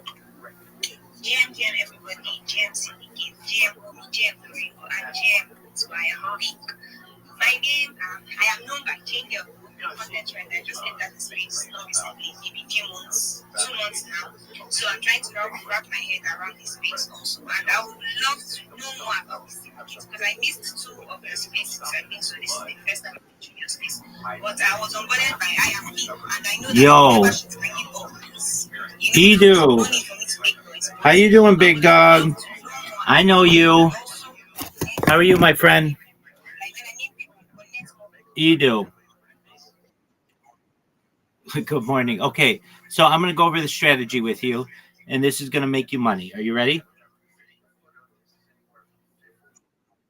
Excellent. Okay, so I gave you the list of all that social media, and I know you're saying, Rabbi, what? You gave me 30 different social media. Nobody has that much, but they do. Social media managers need that. And what does this do for you? It's a four-tier strategy. The first is that having 30 different social media accounts allows you to post your content in more places. Secondly, it allows you to push your clients' content in more places. Thirdly, it's 30 more places that you can get jobs from people because you're going to have DMs and you're going to have people who are following you and connecting with you. And finally, it makes it more difficult to be able to impersonate you. Does that make sense to you, Edu? Excellent. Okay, so once you do it, here's what we're going to do. Then you're going to come back in here in a day or 2 after you're done, and you say, Rabbi, will you please look at it? We'll look at it. Once it's good, then we're going to put content on it. We're going to make 10 videos that are going to allow you to dominate TikTok algorithm, Instagram Reels, YouTube Shorts, and when your clients look at your accounts, they just won't look bare. They won't be skeleton accounts. They will be robust. They'll have content. Then we're going to optimize your profile and your profile picture. You've got a Doginal dog. That's cool. but you may not want that on all your social media. You might want something that's your brand. So we can work on that.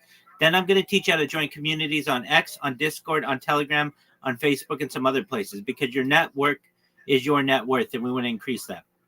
I'm going to teach you how to clip people's Twitter spaces, and that will get you on their radar, and they'll invite you up to be able to pitch.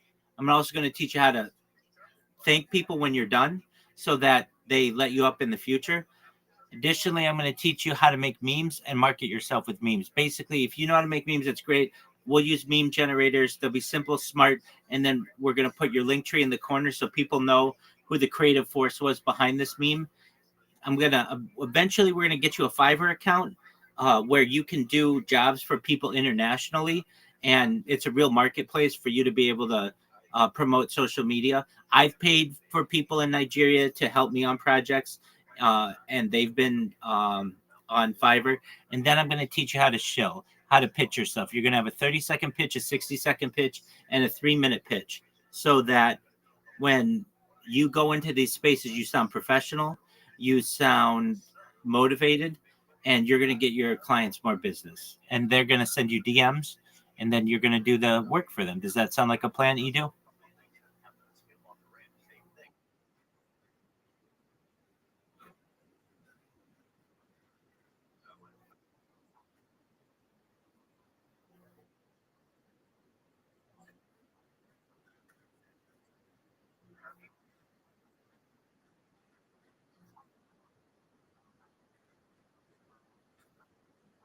No, no, no, no. No, no, no. I don't want your money. You're so sweet. No, no, no, no. You keep all the money. I don't want anything from you. No, nothing ever. I don't ever want money from you. I want you to make money. I'm fine. Fortunately, I've had success in the past, so I don't need your money. I don't want your money. This is not.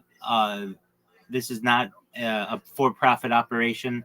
This is not for profit. We're just making people better. We're educating people. I'm a teacher at heart. I mean, I'm also a certified project management professional. I'm an app developer. I'm a marketing expert. But in addition to that, I'm a teacher. The term rabbi is Hebrew for teacher. I want to share the knowledge that I have with other people. So there's no agreement that you sign. You don't have to do this, but it's all free. The strategies are free. So I want to just give you a heads up. If you ever go on any of these websites and they say pay for our premium or whatever, don't do it. Everything that I'm telling you is free. So just look around the website or on the app. There's a free version for everything. And also, you don't have to download all these apps. You can make the accounts in a browser. And then what you do is you connect them to your link tree. You just need the links. If you ever have any issues, like let's say, sometimes people have an issue, maybe like making a Facebook account. If they've had a Facebook account banned or something, use a VPN and then connect to an American virtual private network. But if you run into any challenges, just come to me. One thing on that list you're going to see is Sora. It's like the second to last one before Grok. If you're in Nigeria or like in some countries, you can't get that yet, but that's okay. Don't worry about that one. And then another one, WeChat. Sometimes you need to have like a connection to like China. If you don't have that, that's fine. But everything else you're going to be able to get. If you run into any challenges, I'm here 24 hours a day. I do sleep, but I sleep online. So I'm in here. But just drop me a DM and I'll get to it immediately, essentially upon awakening. And then you can come in here and then we can talk about strategy. But I'm here to be your mentor, your coach, your friend. I'm really here to be your colleague. I don't want you to feel like this is a boss-employee relationship. We're colleagues. We're friends. I want to help you be as successful as possible. And you're going to be very successful, Edu. So thank you for your generosity to just reach out. No, I don't need your money. I don't want your money. Don't think next week I'm going to come to you and say, oh, yeah, if you want the secret of the secrets, then you got to pay me. Nothing like that. There's no catch. I've done this with, in the last 3 weeks, 50 people or so. You can ask around. People know about me. I have a very good reputation on Twitter Spaces and in life, and there's no catch.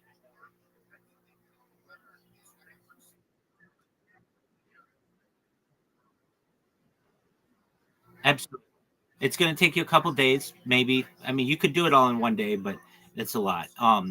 So yeah, don't worry about putting like profiles or anything like your biography or anything like that. Don't worry about that because we're gonna change all that.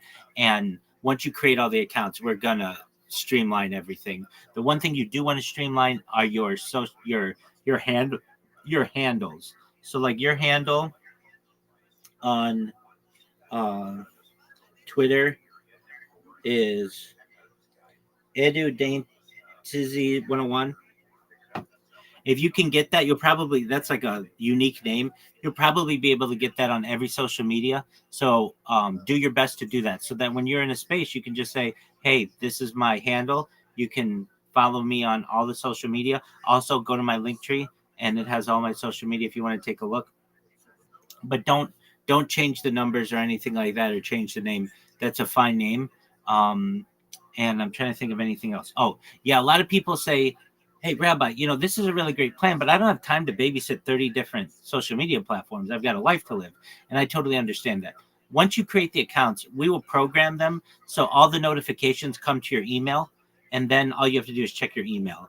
If you get a DM or you get somebody who follows you, and then it's kind of fun because you check your email and you might get new business. When you wake in the morning, you might have 2 or 3 different messages from people on different platforms, and you connect with them, and maybe 1 or 2 of those will be a job that you can do, and you're going to be very successful. So I'm glad we met. You did the right thing. If you have any questions, I'm here to answer them either now or in the future. Okay, Edu?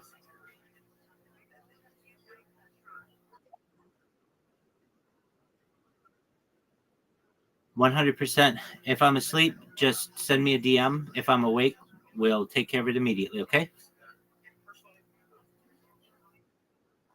You're welcome, my friend. Take care. Best wishes. Shout out to Edu. That's how they all should go.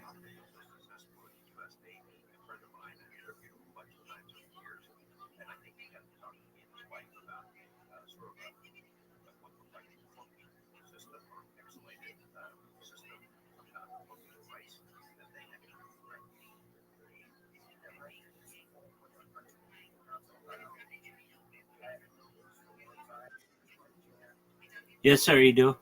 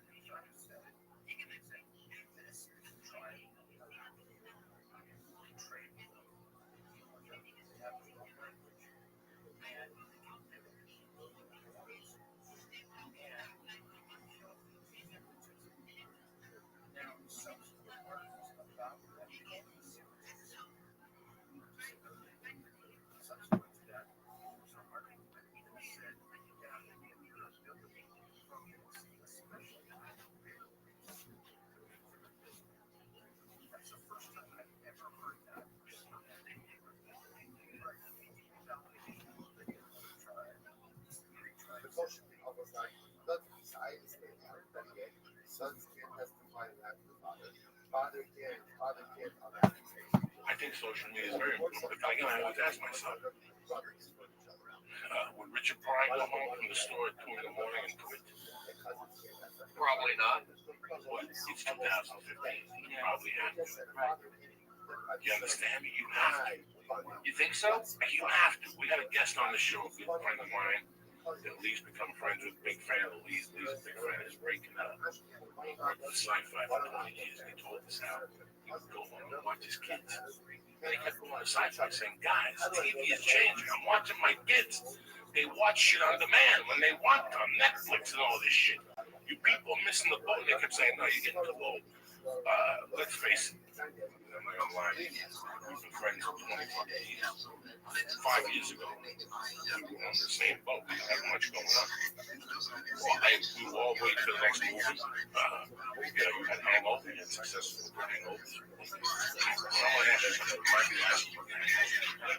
Nobody really do the next one. All of these things. Podcasting. You leave here and you go south. 3 blocks, 4 people. I had a private after one month of myself. When I moved to the valley 5 years ago, maybe 6 months after that, I had a decision. The decision was I was going to put comedy on the road. I was going to do comedy in town. One of my friends wanted a movie role, a TV role. So I was going to town.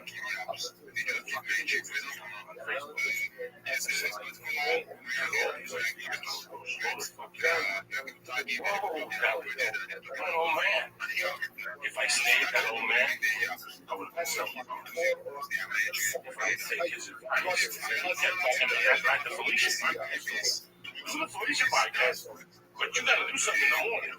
You're tweeting, you got these fucking people on there listening to music and saying to suck my dick. God's gonna help me today, whatever the fuck. So we did the podcast, so I started thinking like a young man. I had to. That's the only way you're gonna stay in this game. When you got to the school, it was a bunch of old why?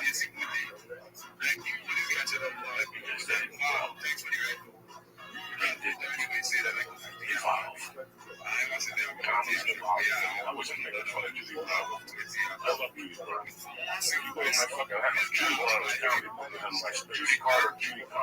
With the fucking tap ripped off. That's how long I have. You know how many times I've won that Judy Carter? 5 or 6 times. I've got that book. Gene Perot. Yeah, right here. That's what got it. Gene Perot must have had 16 fucking workbooks. I think I did 3. I would get pissed off with Gene Perot. If I was doing those workbooks for that, I would hit Gene Perot on Facebook. I hope his mother gets a third train. Cocksuckers. I couldn't do those exercises. I couldn't figure out. He used to write for my book. Oh, yeah. I'm telling you, Gene Perot workshops. Well, it's just back then. Well, the way people found out. So you bump up. Now, there's probably a guy doing a comedy podcast. How to do comedy podcast. Or how to do comedy YouTube. It's just the way it is. It is that way. But you get these guys, stand-up is about doing it. I don't want to compete against these the YouTubers, but I feel like comedy is the real deal. And YouTube saved me. YouTube, listen, Comedy Central's never going to give me a 1 hour. HBO's never going to give me a 1 hour. Right. So I got a couple hours. What's the matter with you? No, I'm just hyped. Either Netflix gives me a 1 hour, or I got to shoot my 1 hour. Or Amazon, or me and Lee shoot 10 minutes a month. Right. So I got my own special on YouTube. YouTube give me more hits than you get on Comedy Central. Because Comedy Central going to play your special on Friday nights. And that's it. Friday, Saturday, Sunday, that's it. And they go off with DVDs and sales. So if I don't DVR it or whatever, your thing is fucking gone forever. On YouTube, I can publicize it. 10 minutes every day. And it's your Rolly Stevens YouTube page. You edit it. Rolly Stevens YouTube page. And every 60 days, there's a new 10 minutes by Rolly Stevens. And look, I don't have any problem disagreeing with that. But also the other problem is just warm up. It's energy. You're putting out that crazy energy. And then you also have to go, you know what? I'm on on a little roll right now because if you ask me, I like the internet, but I'm also old school. I get a kick out of getting to be on MLB Network or the NFL Network or Fox Sports and those shows. I'm old school. I like that. I know that Funny or Die and like I said, those internet, they're more. But there's just something about TV that just makes it. I feel like it's more official. But what I'm trying to say, I don't really remind me about that question. I'm high too. I did Spider-Man too. I did The Longest Shot. Someone once told me something that's a little shit. Sometimes we make movies and we don't think we're going to get out of it. We want to get out of it. These movies are going culture. I'm very lucky to have great actors.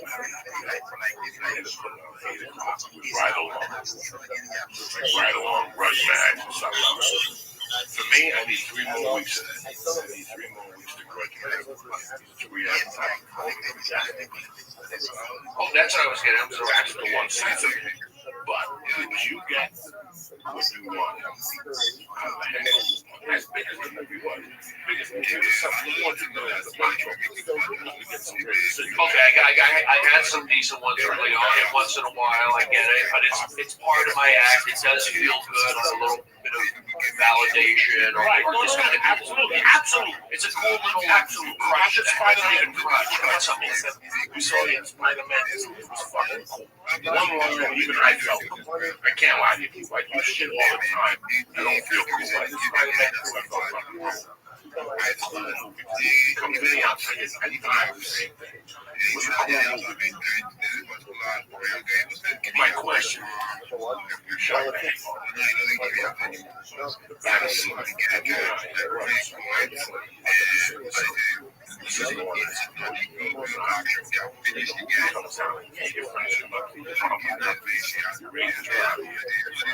really pushing us to the I read the one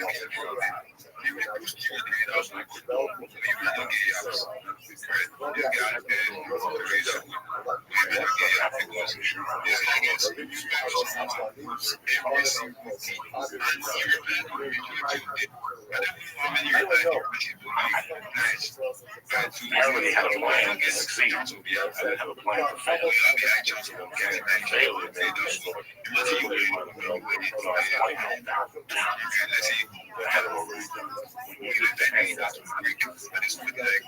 For me, it was just all bonus. It was all like my house money.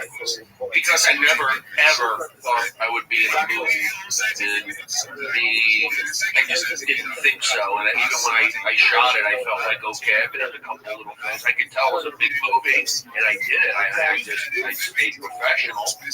But I didn't think it was going to change my career. I just wasn't. I come from a baseball background, college, very structured. So I just kind of played things close to the vest. Even when I knew my TV show that I had on Comedy Central, which is hard to say that, but I did. There's no denying. I felt like that would give me that would have given me a boost to help me push through, and I think it kind of has with the combination of these other things. I kind of like push through to a new level, but I also feel like I'm at the opportunity right now to go even one more level, and then I can quote unquote chill. And I think some of it, honestly, is just getting out of warm up. Like, the thing is, I get mic time, I'm getting paid, I get to perform every day for Comedy Central executives and, Funny or Die executives,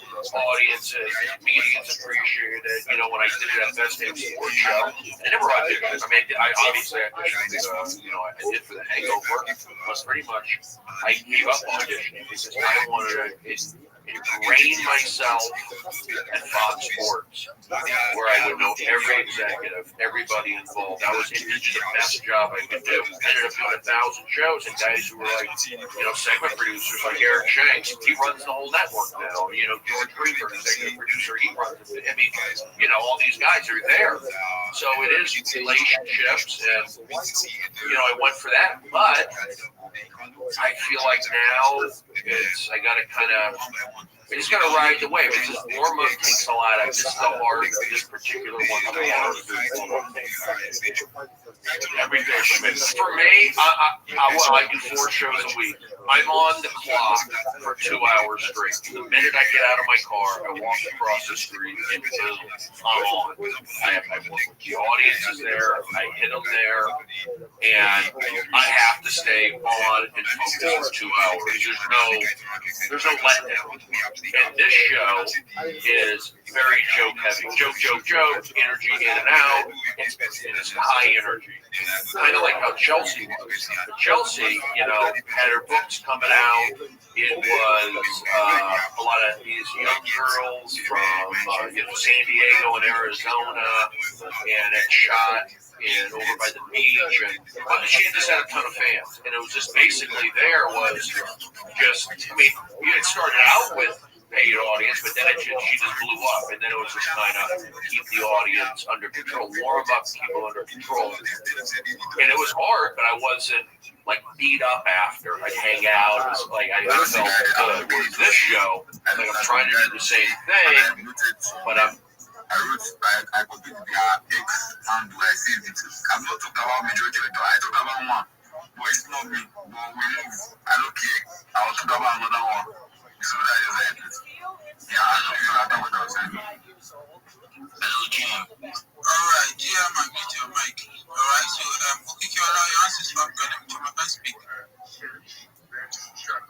Thank you very much. Everyone, I have a question. All these things that you have been spending since morning, are you long on narcissism film? I never know where this is going now. But my own short question is this. For example, as I'm yapping this 6 round cricket, I know say they do. I've been yapping it for 4 or 3 times now. Then I went there to check the leaderboard. I was not there. Now, this is my question.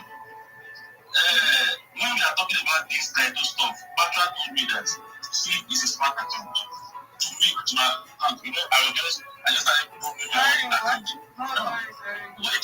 Wait, what did you say? I said what? Nah, let me have my question now.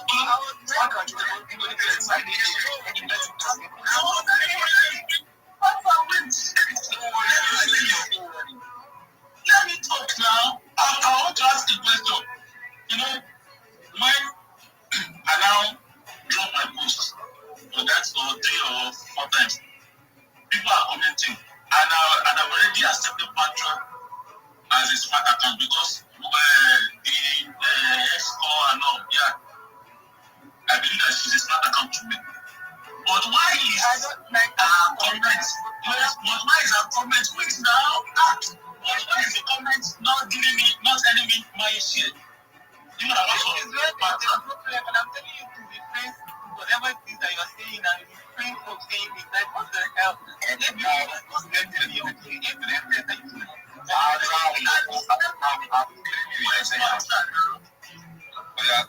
explain. Now, your mention is obviously being tracked. Let's say that the leaderboard of your is secret, whether not secret, I mean as sickle cell patients or the app, I don't understand. But yeah, the secret leaderboard, right? It shows only top 100, right? Because now, let's say that you were in 500 or something on the leaderboard, and CryptoPatra engaged on your post.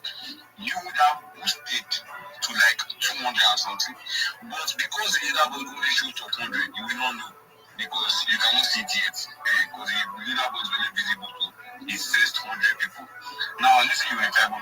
CryptoPatra now use our Yap magic to comment on your post, and you move from 500 to 200 or something. You will not know because you cannot see it yet. But the effect has happened. But let's say that CryptoPatra now comments again, and then you now move up again.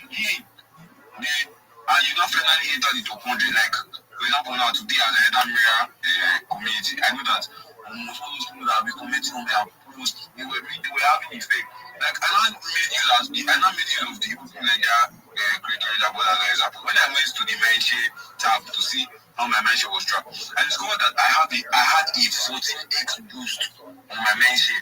Obviously, it was from a smart engagement because I had some accounts comment on my open media post at the time.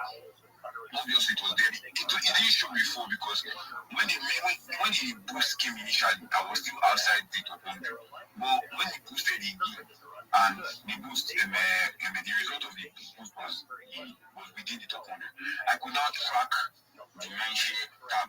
And so I went there, I saw how many percentage was increased, and I saw that I got over 14x boost for the first week. Then the second week was now 13x boost. This is due to smart engagement and due to how your post was brought. You understand? So keep pumping Patra. Like you will obviously enter. Like just keep pumping her. Yeah, then I'll just be commenting back to back. If she's not on that, send the link to our DMs. She will comment. That is my question now. Patra, get yourself prepared for me. In a city, I told you over what happened to I know what I know. Bro, what the fuck are you doing? Like, this is no longer for the team. Let me tell you, I have no idea what everyone is talking about. The same, whatever, the same everyone even has much at this, like, when it comes to buying share, whatever. So you guys should please do what is saying is true. I think it's everyone and you should be doing that to not me. Like, what the hell are you trying to do? Like, when you stop. If you say that, they don't want you to bomb them. She doesn't want you to bomb her, but I'm telling you now that she's an innocent. She's not an innocent, she's a smartphone, alright? You know, smartphones may not know themselves, but they comment that they don't know power. Everything is please, I hope you don't go to blame this because I've had enough.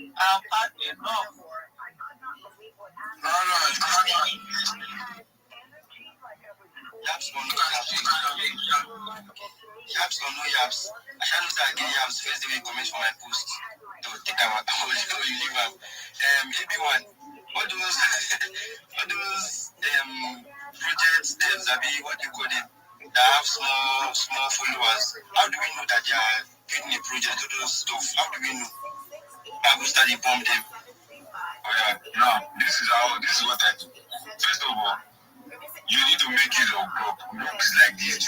Forget ChatGPT. ChatGPT now also. Like Grok is the safest way to decipher the algorithm. Before you continue, you should send by here. They don't send me. Are you an inner city from where to there? I'm not speaking to you, my sister. I am not paid. What my brother said. See, you fine. No, but serious talk, she's not an innocent, she's a smart follower. She comments on her post, you get mentioned. I'm not saying she's innocent, I'm saying she's a smart follower. You know, so there's a difference. You know? So, like, now, for example, now, you find there's some of them, they used to make it on their bio. Sometimes you see founder at the tag their project. For example, now, let's take advantage of Mufetis now. Mufetis is the founder of Wheel3. He made it clear on his bio that he's the founder of Wheel3. But sometimes you might not know. But majority of them, they like putting on their profile. Like all of them I've seen, it's always on their profile. They will just see founder. So they tag the project they are working on under on their bio. Now, when you tell ChatGPT, to tell you more about this account, right? ChatGPT is the best way to scrap from this account. Like there was a time I was even doing research on one smartphone. I saw Use the Great. Use the Great was saying this account number under the person's post. Like I was shocked. I saw those comments. I was calling this guy Dolo. Bro, I'm not post on 2023. Like bro was able to bring it out. This was that Polygon literally just gave him a job. Like he just got the opportunity to work in Polygon. That was back in some years back. And Grok was able to pull out that post. And when you tell Grok to tell you more about this person, you tell Grok to tell you about where the person has worked, what the person is currently doing. Grok might be wrong majority of the times. That's why Grok makes use of citations. What are citations? Grok will make references to past tweets of this person. For example, now you see that the site, you will see 30, let's say for example, Grok drops an evaluation. You see at the top, you see something like 30 posts. Now when you click the majority of the times it replies. But if you look closely, you will see some old post. That post may have been a reference to, someone they like giving shout out the way they normally get a job. Like the one I saw now, he was happy that he got partnership with Polygon and he posted about it, right? That is a good thing. Like once you get that particular reacting to your post, the person will be happy. You'll be like, wow, this guy actually did his research, and so that I actually worked here. Yeah, that's what encourages them to, drop comment, because a lot of them they check if your post is AI. Like there's a particular one of my friends that posted. He doesn't even do any research. You just tell ChatGPT to give him post to post, and you post it. Tag this man's word. But there was a particular sponsor that I told him at. The sponsor that said he checked his post and saw that it was AI. Like there's a tool that you can just use that they normally use. Once they check, if it shows 100% AI, they will just ignore you. You post, even if you're using AI, like just try and rewrite it. Like me, I used to rewrite. Like I just need these guys to even if they say hi, I'm getting out. So I just what I want. Even if they want to solve this, maybe I don't feel that I promise. Now that's the thing, like you know that because that people are talking about like I don't personally, to be very honest, when I started I was very much focused on getting the I'm not gonna lie. But before you continue, it's just good do it to follow someone before dropping comments on this post. Precious good, I'm talking to you. So just follow the person, don't just drop comments. You are spamming someone's account and it's prohibited over here, right? Don't do that shit, right? Still get the battery back on you. Yeah, so when I started, right, I used to be concerned about the apps, right? And to be very honest, I knew nothing about following city, blah blah blah. I really didn't do you understand? And to be very honest, like I used to join the school because I enjoy going to spaces. Like I used to host spaces a lot. On my former account too, and the space person normally. But I Benedict, I'll be with you in just a second, my man. How are you?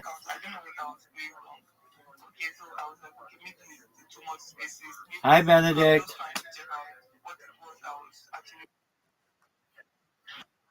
Yes, sir. Now, when I started, I used to just to be very kind of just I don't know, I don't know what just actually. That's okay. How can I help you? I just stopped. I really just stopped caring about.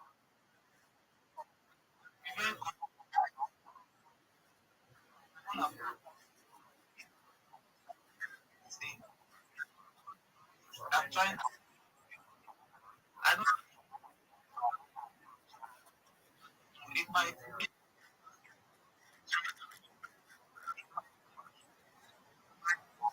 about. Okay. Benedict, go to ChatGPT and ask ChatGPT how to do it. I would help you more right now. Okay, what did ChatGPT?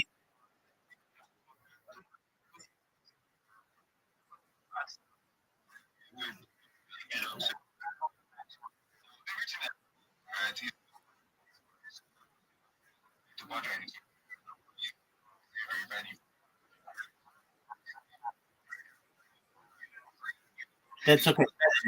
And did you download the Linktree app?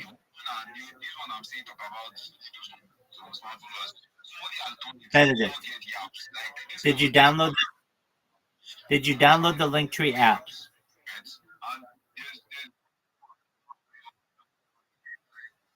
Okay. Can you share your screen on your phone?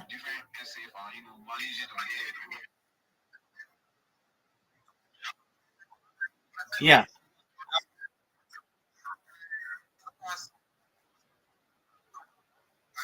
That's okay. I understand. It's not that big of a deal. It really isn't.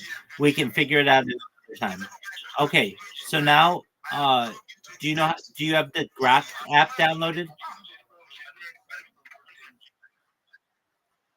That's okay. Do you have the Grok app downloaded?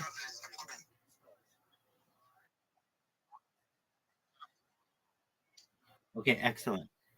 You want to make 10 videos of yourself. Did I send you an example account yet? Of a YouTube?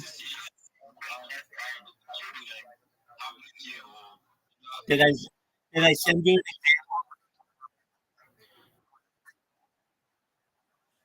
did I send you a YouTube account yet?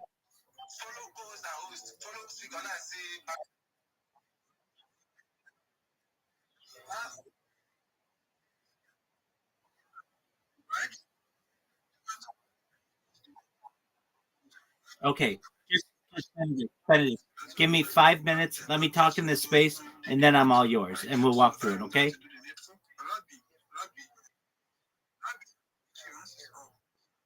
Thank you for the opportunity. May I please share my project? Yeah, you can share a project. Excellent.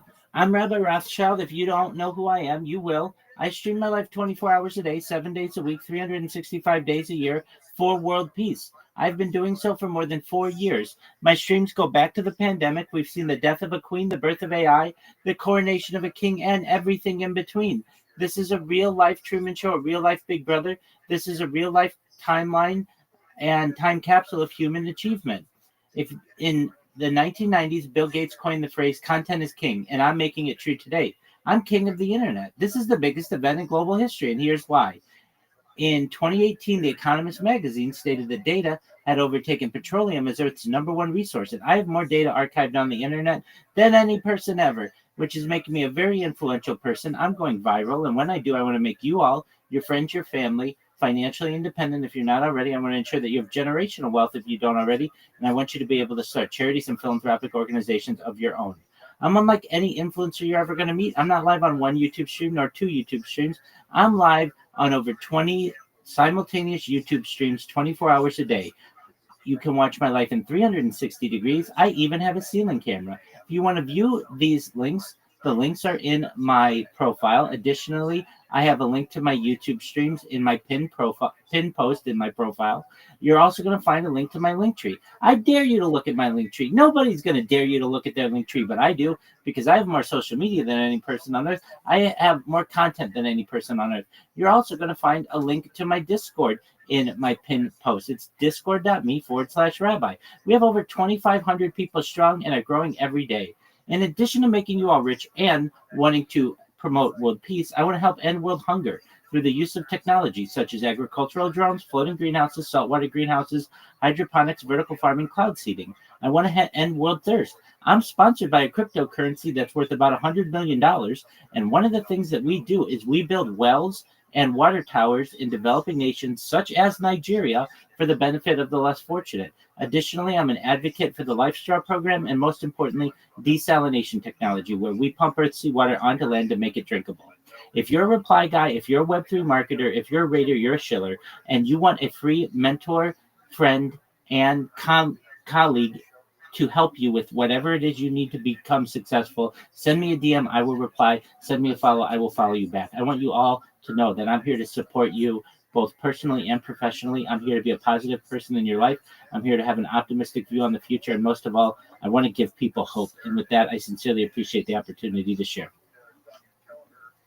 All right, because you're Rabbi. And another one is that this on YouTube or something, 4 years, you say 4 years, like, okay, you are just, marketing someone's brand if they want any marketing or any reach or any visibility on their platform, depending what they do in daily life or in their own perspective, all right? So, and this is YouTube and another again, YouTube, all right? So, what can, like, on that your YouTube, what do you market mostly? Like, what do you talk about on your YouTube?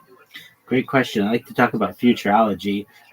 So things about science like anti-gravity, antimatter, faster than light travel, faster than light communication. Things like perhaps artificial narrow intelligence, artificial general intelligence, artificial superintelligence. But to people in here, what would be relevant is I teach you how to make more money as a marketer. And really the basic breakdown is this.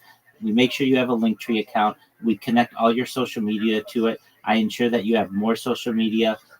If you don't already have these, this is a 4-tier strategy. The first is it gives you more places to be able to post your content. Secondly, it gives you more places to post your clients' content. Thirdly, it's about 30 more ways for you to be able to get business for yourself, for more jobs. And then finally, it makes it more difficult to be able to impersonate you. Additionally, I teach people how to optimize their profiles, how to create AI videos, how to clip people's spaces, how to join different communities. And then generally I finish with helping them get a 30-second pitch, a 60-second pitch, and a 3-minute pitch, so that they can get more business. And all of this is free.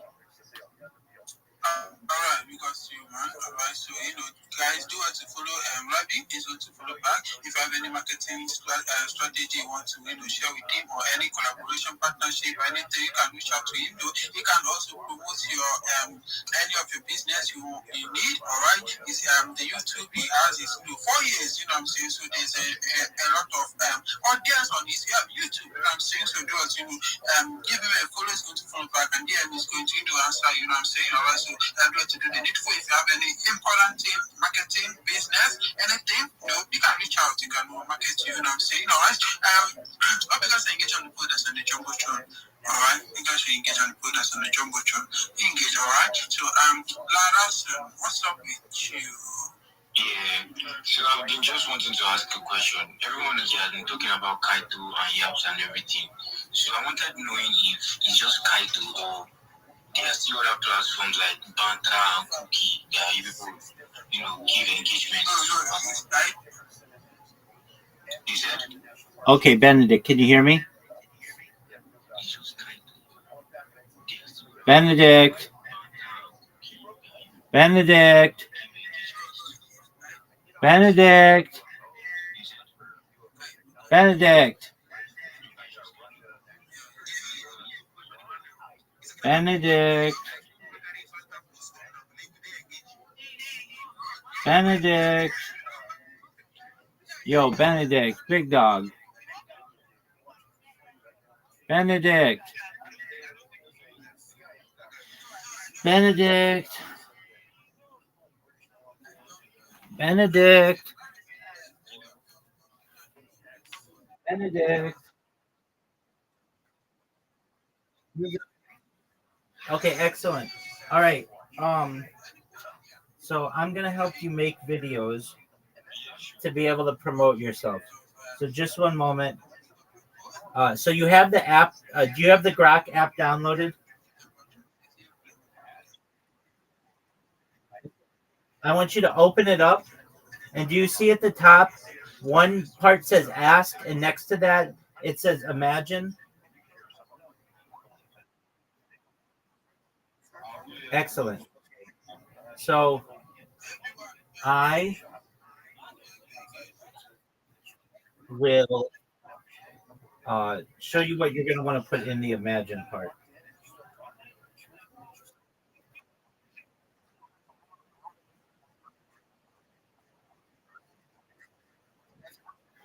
Yeah, probably is. Just let me check.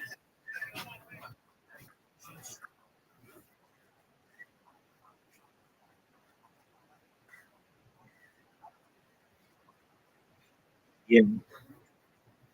Okay.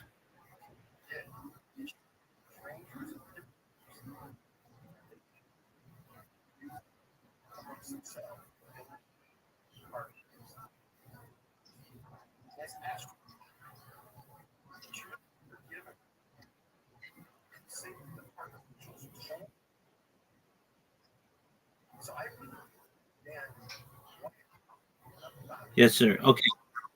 Yeah, so it's gonna be I'll just repost it. It is that message. So take the message and put it in to the Grok Imagine section, and then send me the video.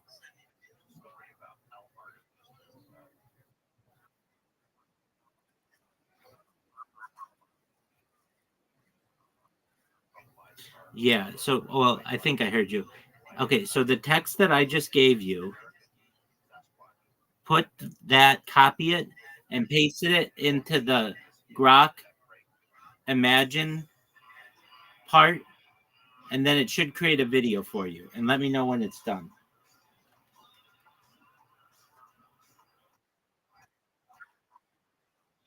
Okie doke.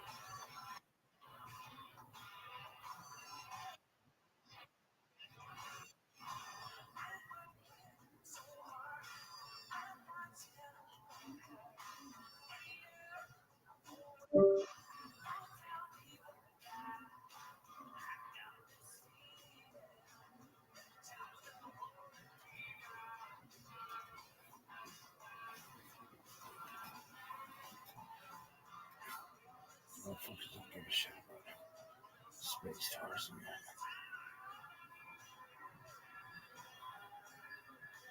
I'm gonna cut his foot loose, pick up the Sunday shoes. We marry, return to my knees. Jack, get back. Go on, come on back. Yeah. Loose, one loose. Everybody cut, play loose.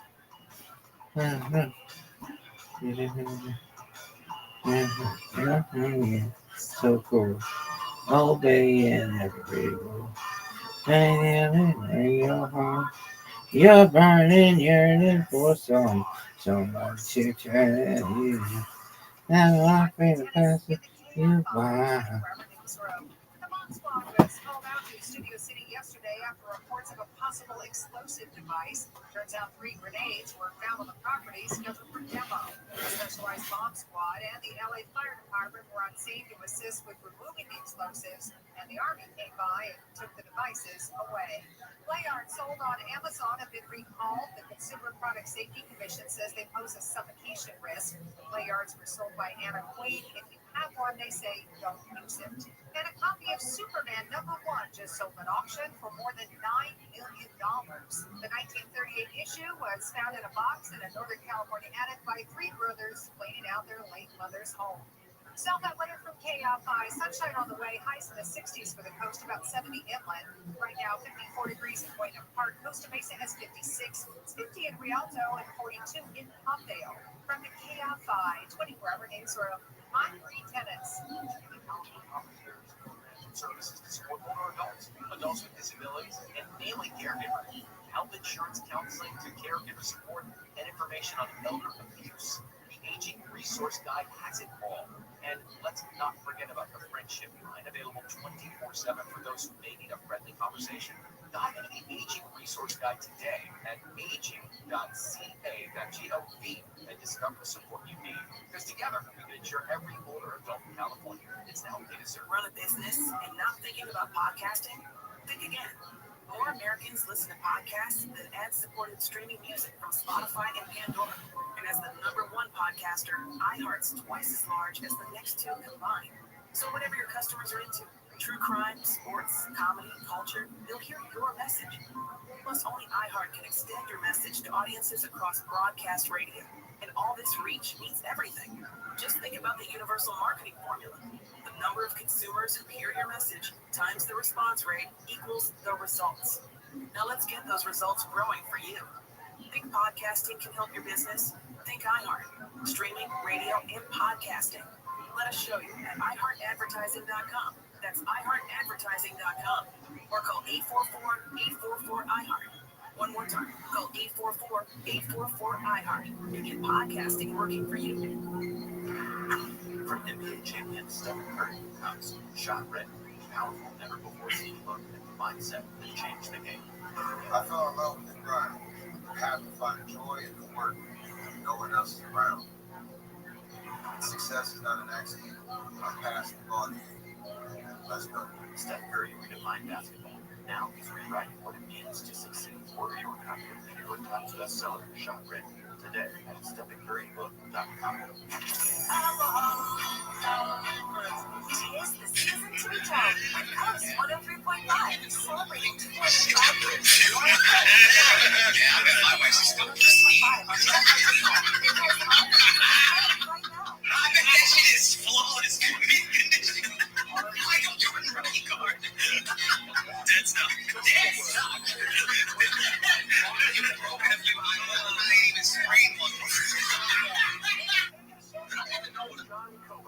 Ambassador available live 1 to 4 p.m. on KFI and on demand anytime on the iHeartRadio app. Are you a cheese guy or I'm a cheese guy? Just straight cheese. I do a lot of cheese. And I'm talking about sausage. I know. I like sausage. Fine. I'll handle. That's what I hear. Yeah. Live 6 to 9 a.m. on KFI and on demand anytime on the iHeartRadio app.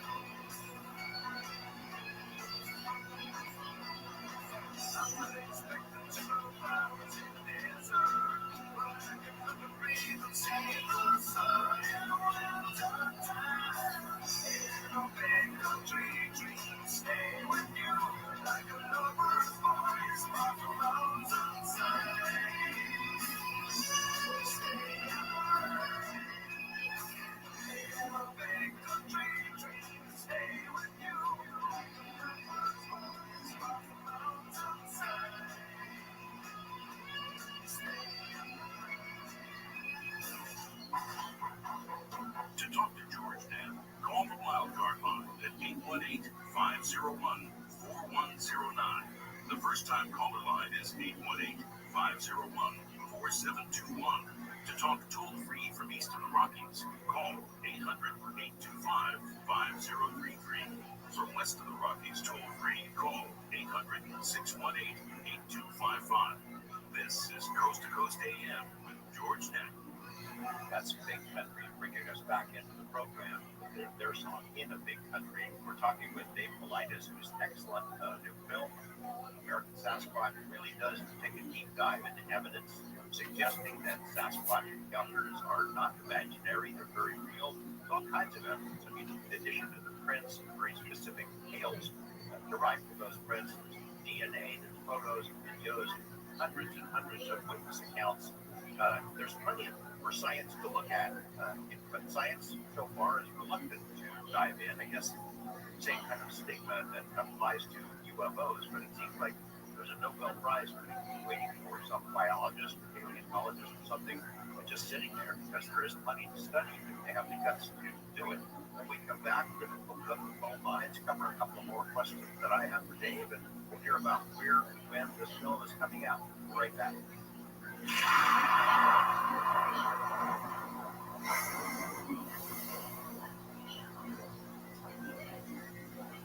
Mars Mission 1, the fictional book based on real-world facts in the future you hope never happened.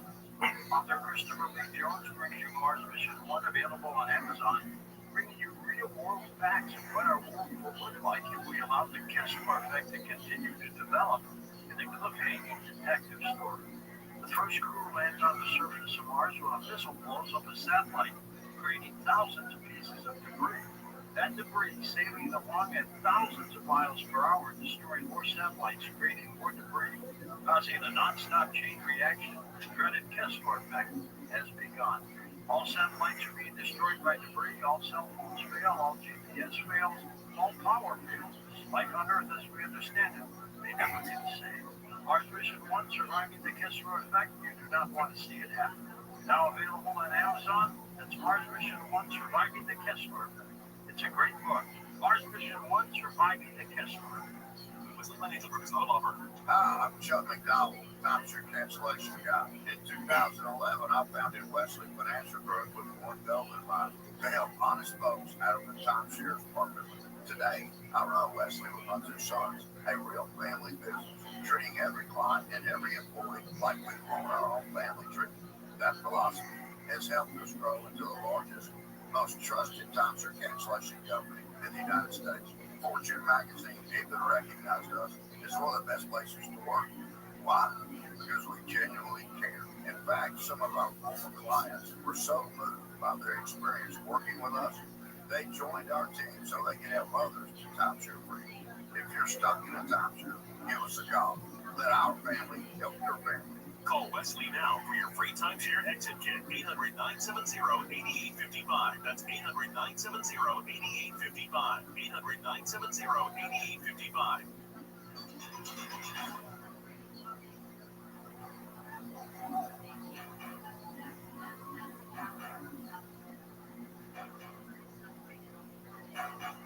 Dave, among the many things that impressed me about your new film is the scope. It just feels like you left no stone unturned. All over the country, you sought out the best people with the best evidence, and it really comes across that way. But you had some difficulty, I know, in filming in national parks, and had some run-ins with those folks over a lot of years. So tell us about that part. Well, filed the request to film in national parks, specifically Yosemite twice. And the first time I applied was room for improvement. Somebody can, take my temper and make amends to it or whatever.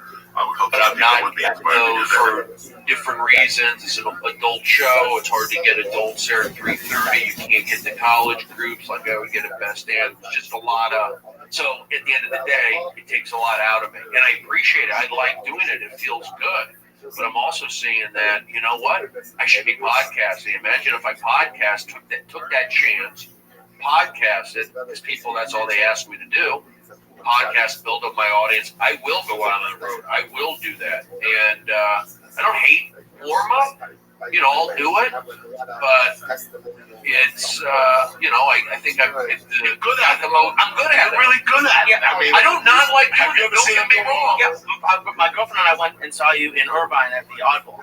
And I've been very lucky that I've worked in TV, and I've been able, in Los Angeles, I've been able to go to a bunch of TV tapings. And they're fun. But everyone in here in this room knows how bad canned fake laughter on TV shows sound. There's really bad warm-ups, and if the warm-up's bad, then they're not going to laugh. They're not going to be a good audience for the show, which is super important. And I've seen you there. I've seen you at the Comedy Store a bunch of times doing warm-up there. But it's kind of like how the internet kind of gets looked down upon when you say you enjoy doing live TV better. I think you think warm-up gets looked down upon, but it really shouldn't. No, it's a skill. It's definitely a skill. And I see him on stage. Yeah, it's amazing. But here's the deal. It's kind of like, maybe I think you're talking about this before. Yeah, you do the warm up. You're in front of 115 people. 3, you can be like Key and Peele and the guys from Reno 911 or whatever. Chris Hardwick. You get all that, but only that's 2 seasons. You do a podcast, thousands see it or hear it, hopefully. So I'm not saying it's wasted in there, but I feel right now I'm at the point where maybe I could put that energy and go for it. But I also know that I'm good at it. I don't not like warm up. I just can't be beat up. I just feel I'm getting beat up a little bit. I remember when I first moved here, I would go to the shows. I went politically incorrect ones. Yeah. Danny Vermont, did he do it there? Was it Danny? Oh my God. Long hair? Yeah, no, I know Danny. It was either Danny or what's his name? Robert Lundblade or a bald guy or KB Kazara. What's his name? KT. Chucky B. KT's done. He wouldn't have done it. No, it was a long time ago. But I remember it was a guy that I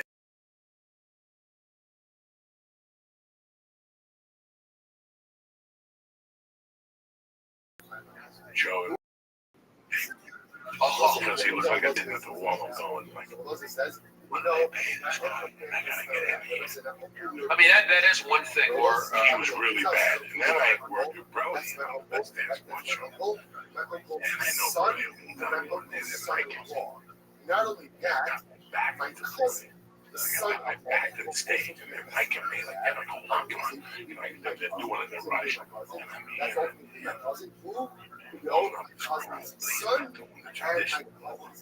he's talking about foot fungus or something. I'm fucking howling because they're looking at him like, what are you talking? Hey, he's just going off. He's not even looking at him. He's got a football jersey on, a whistle around his neck.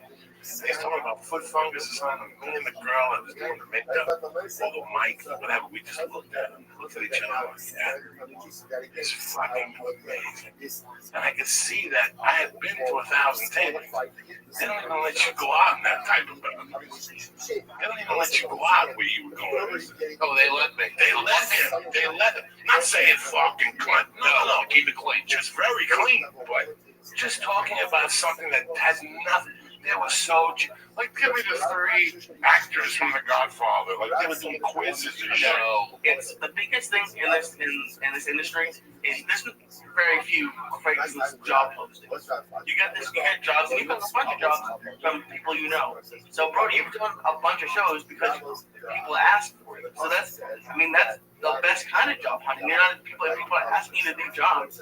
Yeah, what was your first warm-up? Was it Best Sport Show? Oh, it was. Yeah, you had Zach out between that. I did. VH1. Yeah, I did Zach show. And I got fired. The guy thought that I worked like half the shows, he thought I scared the audience, and it was like Fred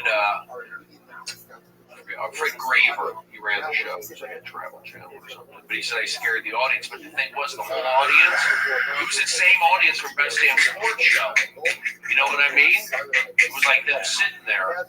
So what upset me was I didn't get a note. It just got fired. It's like I'm working with the same guys. I know the audience. How can I scare an audience that knows me? So you could have just given me a note.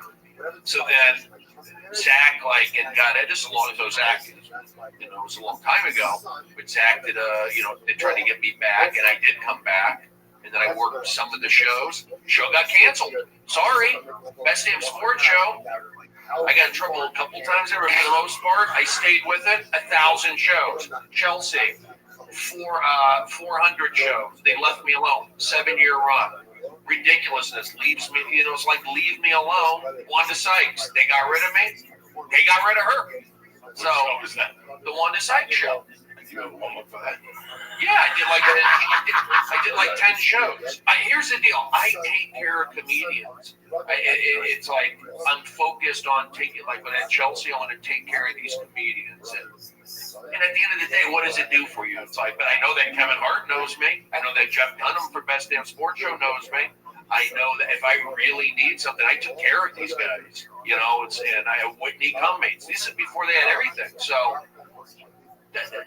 I didn't do it for that, but that's what drives me. And that's why I feel like I like having the respect of the comedians. But I just fume when the crowd isn't good. It just boils my blood. And it's like not healthy sometimes. But I'm like a coach, like, let's go. It just, it's not easy. But you have to, I'm good at it. But together, you can't just, I have to prepare my day. I don't audition. I have to lead. It's like preparation. I have to get up, do the same stuff. That's how hard warm-up is. And then I'm done, and I'm just wiped out after. Not wiped out, but kind of grinded out for this particular show. I'm that good. I created something. So I'm not hating on warm-up, don't get me wrong, but I definitely need to be podcasting more. And I know that would be a big difference. And I think I should have a YouTube channel. And that's it. But here's the other thing. In the back of my mind, I'm doing other stuff. I did do MLB Network. I was on a Fox Sports, fantasy football show all year. So it's not like those things weren't happening. So I kind of put my energy into that. Warm-up and TV. I went from doing warm-up and the road. I did everything about my show, and then warm-up came, and then warm-up, and then do the road for my show. And then once the road stopped, still doing warm-up, then I focused on, the Fox Sports and doing the NFL stuff, and then getting the cartoon, put my energy into that. But I think that for 2015, I just need to be, I'd like to figure some things out. There's just, I don't want to get too break behind the scenes, but I'm just not. I know I could be, because I've done the show. I was on a TV show, so I know what it's like to feel good, to work half the time, to put in half of the stress and make twice as much and be seen by thousands. That's what I'm saying. Warm up, 115 people see me. It's a steady paycheck, but I've been on the other side where it's like, wow, I got a dressing room. And, they're doing makeup for me. I feel accepted. It's like, I can do this. And so I put my energy into that. And my mind is I'm just doing so many different things. But have you ever got these are good problems. I'm not complaining. Have you ever got somebody at a show saying, I saw you do warm up for the show? Have you seen them around the country? You mean like audience members who saw you warm up from Minnesota when saw you when you were in Minnesota? It happened, yeah. Not so much though. Here in LA, I get kids who come up to me that remember me from high school. Like their high school, basically every high school came into Best Damn Sports Show, every community college. So living here in LA, kids will come up to me and go, hey, I remember you from Best Damn Sports Show. I was in high school. We did the thing at Loyola. And the best day you and I over on Sunset Boulevard was the show that I did the bit about pine tar. He was going to be on the show that day, so we did the bit on the pine tar. You were great on the show, by the way. Everything. I remember. Yeah. They were great. They, at first it was kind of hard, but then they started. That was my first TV gig. It was 115 episodes. How many did you do? You did a lot, like 20, maybe even more. But you knocked it out. Joey would come in. This is a live to tape taping. It's live, basically. And Joey, every time, I'm not just saying it, you knocked it out to the point like, this guy's good. Rich Williams is writing. Rich Williams wrote. With the red hair that's still around. I still see him around. He was a good writer for me. They wrote. I was the non-whatever sports analyst. I was the non-committal sports analyst. You were great, and then Lonnie Love was the other one. She was on all that. It was like you two and then the Farley brothers. That was about it. It was like those were the guys doing something. And you know what? When you're doing warm-up, that's another thing. And I think it comes from my baseball background or just kind of being a team sport guy. My mind is so bad. I'm sorry. Like I told Night, I'm talking about being a pushing guys. God, I forgot. What does that mean? I'm so discombobulated recently. It could be because I took a beta blocker, and that's the thing. I'm taking my meds.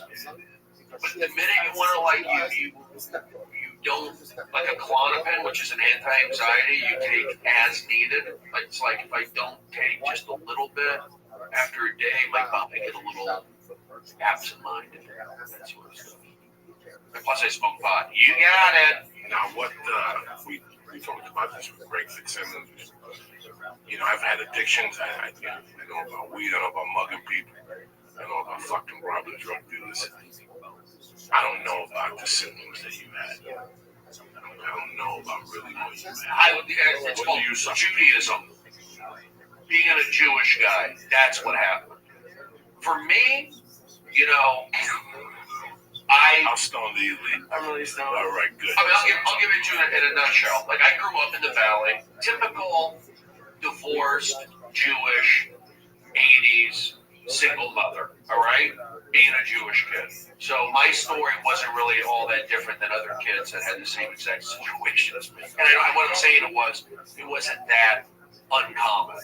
So I did that, but I was still I was playing sports, whereas maybe I should have been playing drums, or I should have been maybe doing comedy. I don't know. I did sports because I had a good arm and it was an outlet for me. But looking back on it, maybe I should have done art. So when you're doing sports, it's a jock world. There's a reason why a lot of Jews don't play sports. They're sensitive.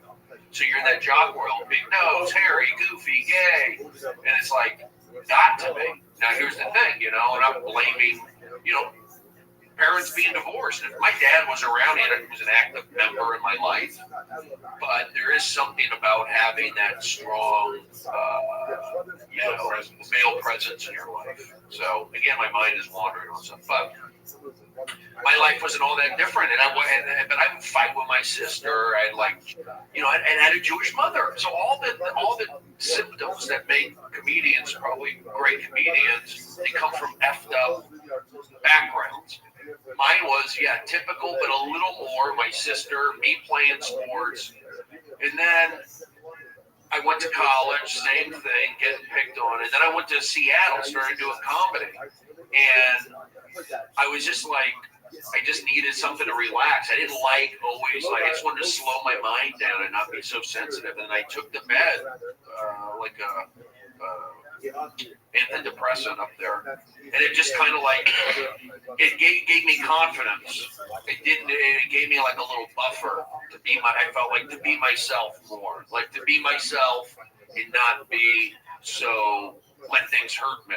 And then I also felt It's comedy. It's good to be hurt. That's when I started reading those Judy Carter books and all that. So I felt like and then early on, the guys up there, the comedians, we can go on and name them all, but like Kermit, Todd Sawyer, whatever, they would, encourage you and say, hey, you're just funny. Keep doing it. It's very supportive, whereas I came from that job world, and I went to comedy. It's just so refreshing.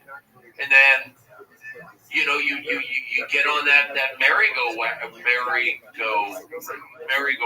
with medication. So I took it there, and at first there were like side effects, but I felt like it gave me a little bit of a buffer. I don't know. And then I went to New York, and I really wasn't on anything. And then I felt like maybe I need, it's like I'm constantly having my mom, the Jewish stuff. Well, Stephen, I want you to be happy. You should go talk to a psychologist. You should do this. It's like, leave me alone. That's the Jewishness. Like, give me a pill. So I took like Ritalin to help me focus, but these were prescribed. Oh yeah, nothing illegal. But after 3 years of New York, I just kind of wanted to get out of there. And then I came back to LA, and that's where when Facebook started coming in. So I was feeling pretty good. And then now you're getting inundated with Facebook. You're in LA. I got to make it. That's where I said I got to get back on like an antidepressant. So, and it took the edge off. And then at that point, I just kind of like went for it. And that's when my comedy started taking off again.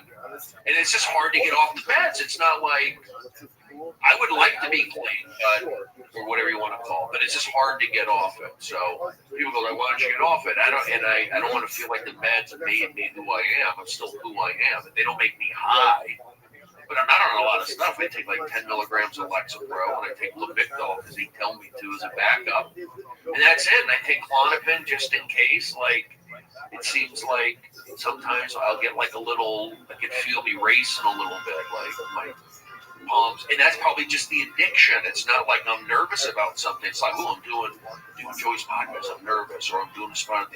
It's like my body physically wanting it. So that's not, it's like I was telling you earlier, it's like I don't want to be relying on that. Because the situations aren't making me nervous. But sometimes they are.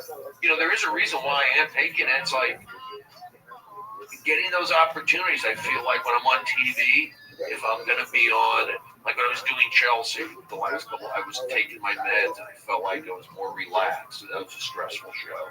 But I don't need it for warm-up. Sometimes I would take it on the Fox Sports show. But I think there's certain times to take it. I guess they do work, a beta blocker. But I always just... And there's no shame in it. There's no shame. No, I'd rather you... Now, when you had your problem last year, 18 months ago, did you just stop taking the meds? Well, kind of, yeah. It's like I was out of warm-up, and I was working at Chelsea, and I left kind of on bad terms. I left on bad terms because everything was so great for a while, and I was just shocked when this moment happened, to the point where shocked where I left. But I also knew in the back of my mind that I had an opportunity with HBO and all that. So me leaving wasn't like I was leaving for nothing. I knew I had something, but it wasn't like this is going to make me a millionaire. But I knew I had to give it my all. So anyway, when I left, it just, it hurt. I went from like being in to being out right away. So that hurt. Stayed on my meds. And then I started doing the HBO stuff. And I felt like I just wanted, I felt like I couldn't drink. I couldn't like enjoy myself. I felt like when you were on Lexapro, you drink a beer, you get nauseous. And, I had to get up in the middle of the night and go and pee. And I go, I don't want to do that anymore. And I go, I'm feeling good. So then I went to Scotland to perform. And I know I've got the HBO show. I've been doing TMZ. I'm over there. I come back. I rash on my meds a little bit, and I'm feeling fine. Drinking, feeling good. I felt like open. And it just kind of spiraled. And then when I went straight to Montreal, and I got super sick, and they gave me an antibiotic, and I stopped taking my meds. I just couldn't even swallow, but I got the antibiotic. 24 hours, I felt better, and my mind was clear and super open. I was happy, and I remember, people tell me, Brody, celebrate, take a victory lap. You're on you got the show. You got picked up. Aren't you excited? You're getting to host TMZ. You're on the Laugh Factory thing. They love it. So I was hearing all that. Take a victory, and I was feeling good. I wasn't feeling bad. I was feeling good. And then I came back, and it was just I just kept spiraling up. I was not taking my meds, but I came back full of confidence because I did Montreal well. I did well over in Scotland. I'd never been, or Ireland, never been there. So those are two big things. Hosting TMZ coming up when I came, I'd already been on like every week for the last month, and then they asked me to host. Had the HBO stuff happening, telling, you're great, take a victory lap. So I came back and I was like all excited.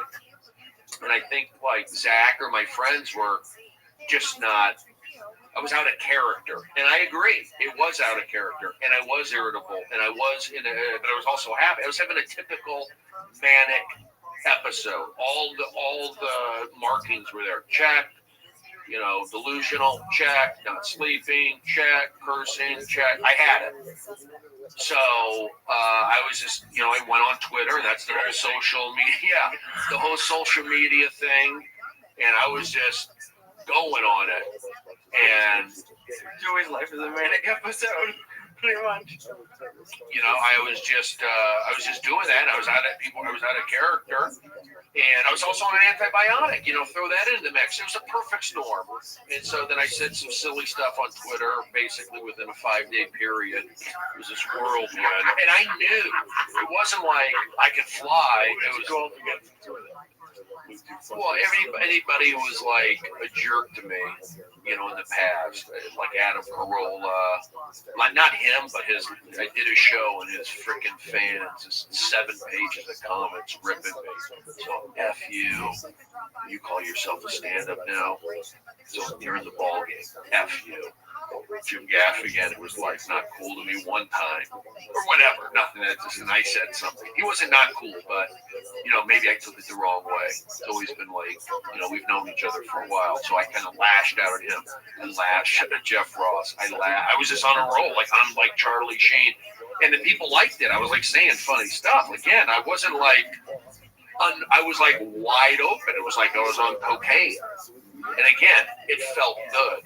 But I knew I was on a bender. I knew that I needed some kind of, intervention or a vacation. But I was just on a roll. Things were happening, but it was too much. And so they took me away.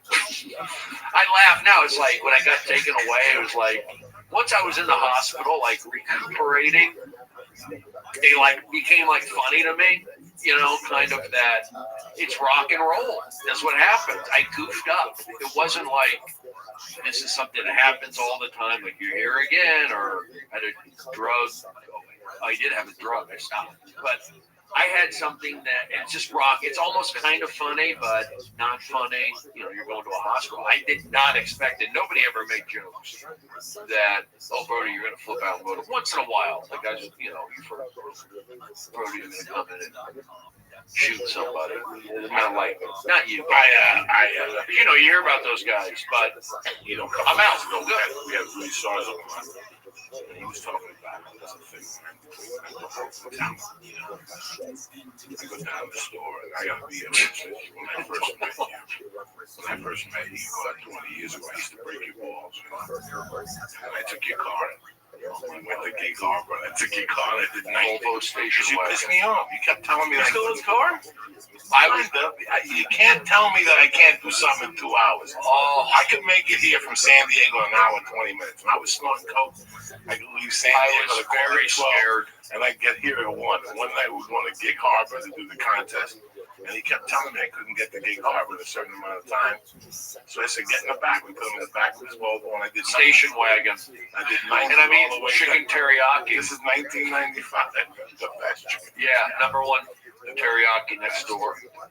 Oh, she would cut it with scissors. The best you ever had in Seattle. Oh. Next to the underground. Yeah. I must have had that for $7. Oh, It was $6. it was great. Chicken teriyaki, number one teriyaki next to the Comedy Underground Swannies. And you must have had that. Get it to go and then a little styrofoam. You could go down to do the comedy and get it. She could. That's all you thought about. Like you really want to eat at 6? No, because I'm going to go there at 8 and do the open mic, and I'm just going to go next door and get it. Yeah. And Josh, sometimes if you call Josh and said I'm on my way, he would buy 2 of them. When you got downstairs, he'd go upstairs and pick them up. They were good. Oh my God. We wouldn't go anywhere without chicken teriyaki. And here, I can't get no chicken teriyaki. It was good. The sauce. Oh, the sauce was everything. But you had the sauce. Nothing here. Nothing. The one that we go to, the expensive one, is okay, but it's just chicken teriyaki. Like chicken was up there was chicken teriyaki. And it was the fucking salad. No fruit. Oh, yeah, the salad. Fucking salad. Thank you. Oh, my God. Can we eat a little salad? Crispy. I can taste it now. Is it still open? No, it's gone. I can taste it now. It had like it was like a blue cheese ranch. Oh my God! Yeah, like this. Oh, they put on it. Whatever they put on it was great. The lettuce was crispy. Yeah, like that was clean, Bobby. White rice. Clean, Bobby. Who's Bobby? Bobby Kennedy. Bobby. It was good. And she would cut it with scissors in the back, like actual like scissors from like Office Depot. I put sriracha on that motherfucker, on the rice and on the chicken. Mix that motherfucker in with that salad. Good googly moogly. And it was no frills. It was just it was just table and chair. And it was filthy in there. Filthy. Filthy. Them Japs were filthy. Some of the best Chinese food I've had is in a B rating. Yeah, hopefully. And the best you have is a B rating. When the guy's picking his nose and playing with a mouse from the mousetrap. The food wasn't all that bad at the Comedy Underground. They had good burgers. Nachos were their thing. Lionel was the cook. I remember him. We used to steal big-headed chicks' nachos that transvestites. Rita. Go. Stop it. Rita O, Al Fox, Chaz Ablin. Didn't you fight Al Fox? Al Fox was a handicapped kid. He got mad at me, but he also got mad at you. Me? I won the video. What's up, Lisa? What the fuck you been? That's the question. You know, the little Mexican chick kidnapped you all weekend. Hell yeah. Full of tamales. They're good, aren't they? Those chili cheese ones were delicious. I didn't know it's a Christmas thing for Mexican people. So our friend brought you some too. Silent Bob. Yeah, Rodrigo brought you some too, and they're good. They use them as presents. It's fucking tremendous. Well, they make 80 of them. Her mom made like 100. Are you serious? Yeah. Oh yeah. How many did you eat? Like 5, I think. That's it. I wonder. It was Christmas Eve. We had those for dinner, and then I had like a couple the next day. But I have 4 in my house. You had a nice time, huh? Yeah. Different culture, isn't it? They fucking really work on it. Have you ever seen End of Watch? End of Watch. It's a cop movie with Jake Gyllenhaal and that Mexican dude, and they're talking about how it's just for Jewish people, family's important, but it's like the holidays. You know, at least for my family, I wasn't with them at all times. There's always someone at Paul's house. There's always a cousin or someone, and it's if you like them, it's great. Like I have some cousins who I'm not huge fans of. But it's not that fun. But when it's people who you like and enjoy spending time with them. And we did a traditional Jewish dinner every year for Hanukkah and all that. Yeah, with brisket and latkes and the Passover. And it was great. I love my family. But it's, left in your house. Fuck yeah, in the freezer. In the freezer. My mom made a bunch. I'm a latkes. Yeah. You still got latkes in the freezer. Yeah, fuck yeah. What's happening, Brody Stevens? Great to be. Stevens, Brody Stevens. You got it. 818 representing this motherfucker. Yeah, I feel it. Where'd you model that? Beirut? I've done some in Serbia. Serbia. I had a photo shoot with ISIS on Friday. They're in town accepting portfolios. That is kind of fucked up. There's a lot of people going to ISIS, like Canadians and British people, and a lot of white get their fucking head chopped off. Fucking don't come crying to me. Don't let me see your fucking pathetic parents crying. We knew he was weird. He always liked hummus. Fuck you. That's what you get. I mean, why would you go over there? I mean, I understand that there's health workers and aid workers, but it's just always the guys are getting the head chopped off.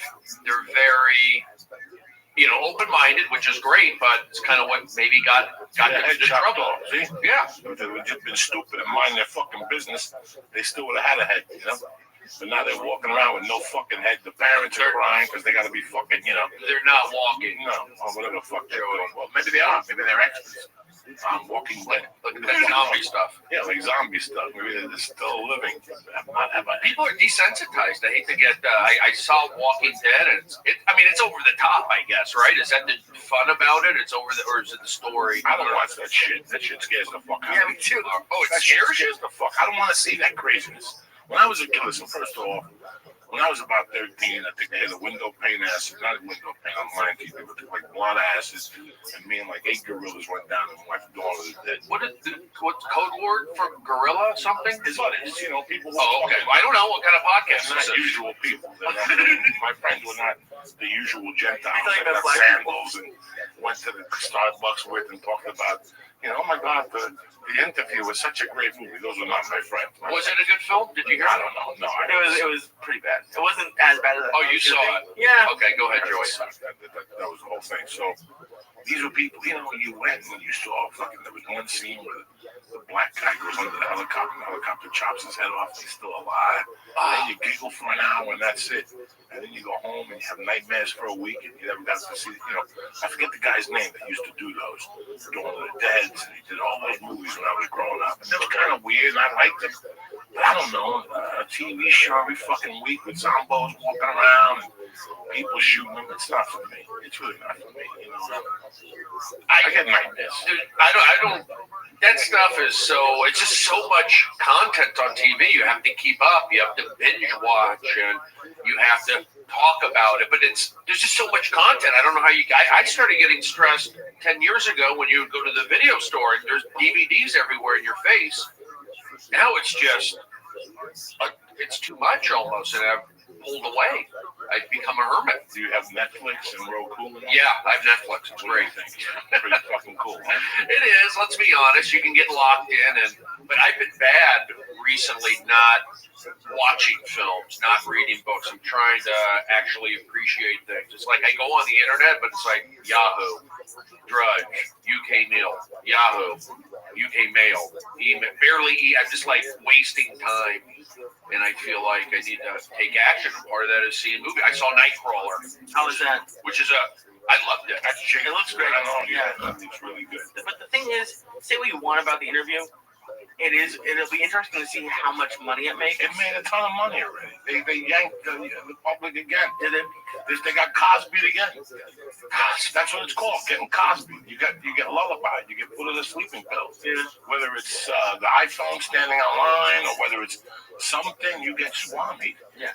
And now they're getting more obvious. I mean, we're talking to a nation that believed that Osama bin Laden existed and is dead, and that they shot him and threw him off a fucking ship. Didn't they? Listen, these are American people. We fucking show people our fish. When we go fishing and we catch a fish, we show people our fish. We come from a society that when we kill a bear, we take pictures of that bear and send them home. They do. So you're not going to send a picture of an Arab that blew up the World Trade Center? But yeah, I don't know. I don't think they wanted to cause a problem. No, let's just do it and get it over. Out of here. Get the fuck out of here. I never saw that guy. Walking around. I never saw him in the States on a plane. Fidel, I saw. He did a documentary. This guy, I never saw this fucking guy. This guy could have been made up. As far as we know, this guy could have been made the fuck up. This could have been a whole made-up fucking thing with some picture of some little Arab guy walking around. He's still alive, and now people come up to him going, "You look like Osama bin Laden." He's like, "No, that wasn't me." They took pictures of that fucking guy. We shoot a goldfish. We take a picture of it. If we go hunting and we shoot a lion, we take a picture of it. This guy was the world's biggest lion. You didn't take a picture of it? Really? Come on, save that for somebody else. Save that for. Oh yeah, because I have it. So you think he's around somewhere? I don't think he's around. I just think that I don't even know if he ever fucking existed. What? I don't even know if the guy ever existed. He was a hologram? Who knows? We don't know. Think about it. We don't fucking know. I mean, they have videos of him from a while ago, but videos. Yeah. I don't know. Maybe he's been dead for a while. He did have kidney problems. Yeah, I think he's an Uber driver out in Glendale. Maybe. Been waiting to get that bid in for about 90 seconds. You saw me trying to fight to get that. I mean, it's just, I don't believe it till I see it. I'm from Missouri. I'm from the motherfucking Show Me state. You are? I thought you were from... I'm from Jersey, but I'm from Missouri. Where's Missouri? I'm an American. So that means So I'm from am I. Missouri. We're all from every state. You're an American. So why you from Missouri? No, because it's the Show Me motherfucking state. Got it. You have to show me. I'm an American. Show me. Me too. Show me a picture of Osama bin Laden with his eyeball blown up. Let me ask you this: when Mexicans were killing fucking people, weren't they cutting their heads off on YouTube? Yeah. Listen, we should have seen the picture. I don't think they did because they didn't want to inflame any, they didn't want to inflame the Muslim community or the terrorists. So let's inflame Americans and show these fucking slipper-wearing motherfuckers. I don't think pulling our heads back and slicing our heads back. What hurts an American more? Seeing these guys in orange suits on television, getting humiliated with their parents, begging for their lives. What would piss Americans off more?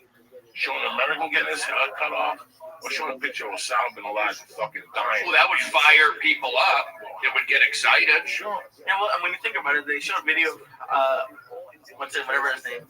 Who was the old guy in Iraq? What's his name? Saddam Hussein. Yeah, they showed Hussein, and then they showed that Gaddafi guy getting stabbed in the asshole. Come on, guys. But that was viral on YouTube. Yeah, but still, it went viral. Nothing else goes viral. Osama bin Laden. What my point All right. So he could be we're becoming Cosby'd. And we're getting Cosby'd by everything. We're getting Cosby'd by... What does that mean exactly? Getting put to sleep and fucked in the ass. Whoa! We're getting lullabied and put to sleep and fucked in the ass. By society. I agree. Who knows? Who knows what it is? So, so now you're putting body armor on the cops. You're putting cameras on the cops. You're putting cameras on the cops. Didn't we see the film of the black guy putting his hand up saying, "I can't breathe"? Yeah. So what do we need a camera for? We already got the proof of that they choked him and they killed him. Right. And he still got let loose.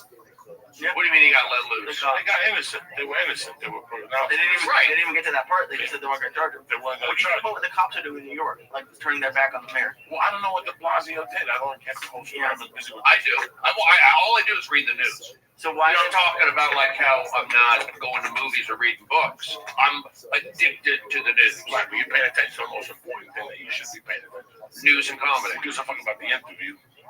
When you're paying attention to comedy and what's important to you, the news. When I wake up in the morning at 6 and I throw on the news and they're talking about a family got shot to death in Glendale, that's got nothing to do with me.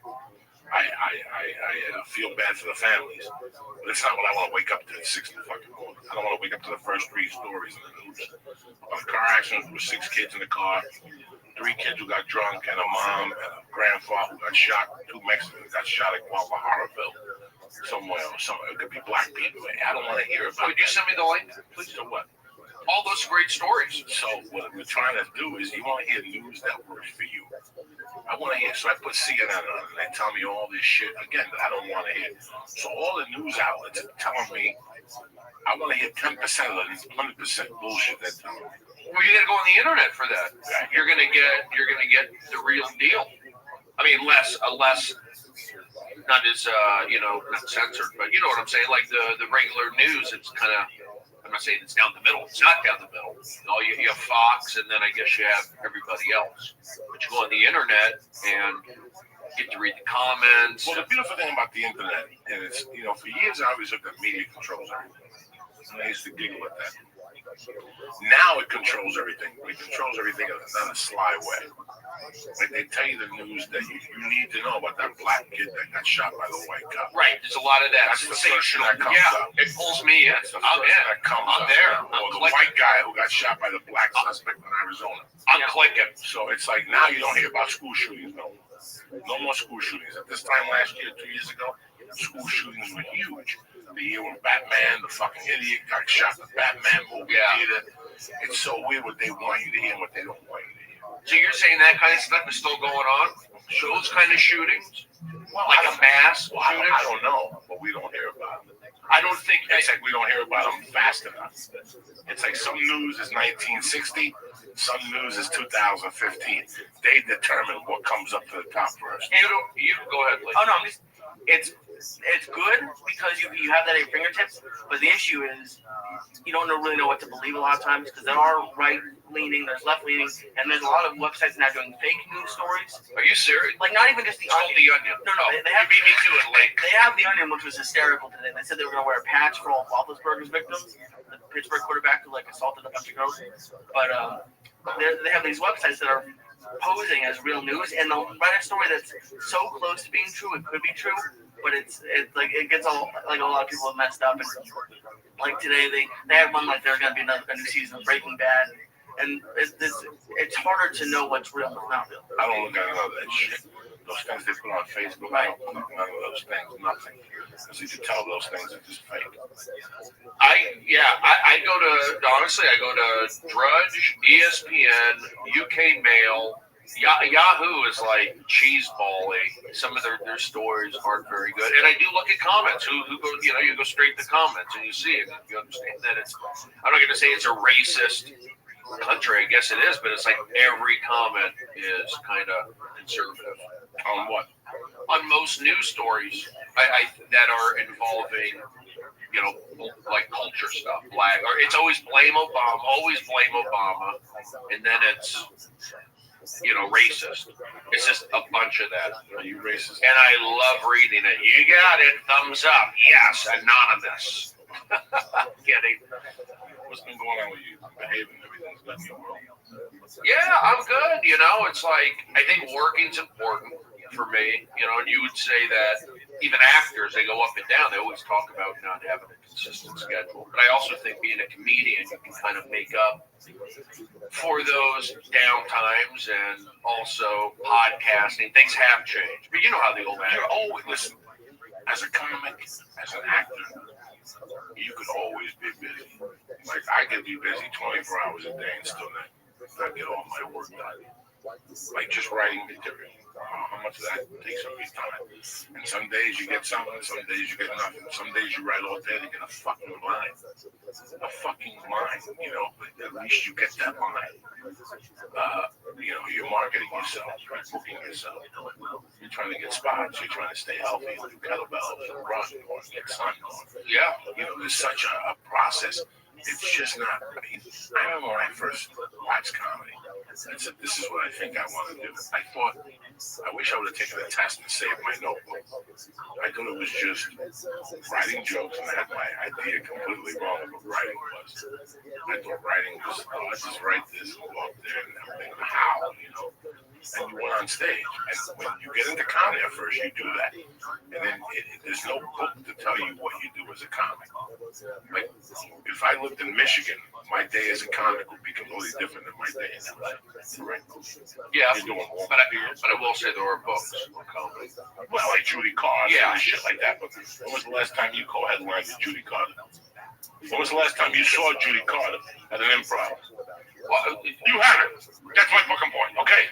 So all these people that give you books are written by people that you don't even see do fucking comedy. Well, Judy is very busy right now. Doing what? Show, open up. No, leave her alone. What fucking club Judy's at this fucking weekend? Leave Judy alone. She doesn't deserve this. Judy hasn't worked in 90 fucking years, so things change. Every year, if you're a comic, things change. Yes, I agree. When I got here as a comic, if you did a co-star on a TV show or you recurred, people went to see you on the weekend. Yeah, that's it. Okay. People signed you, an agent signed you, a manager signed you. They went to the comedy store, everybody jumping up and down. People wanted to suck your dick.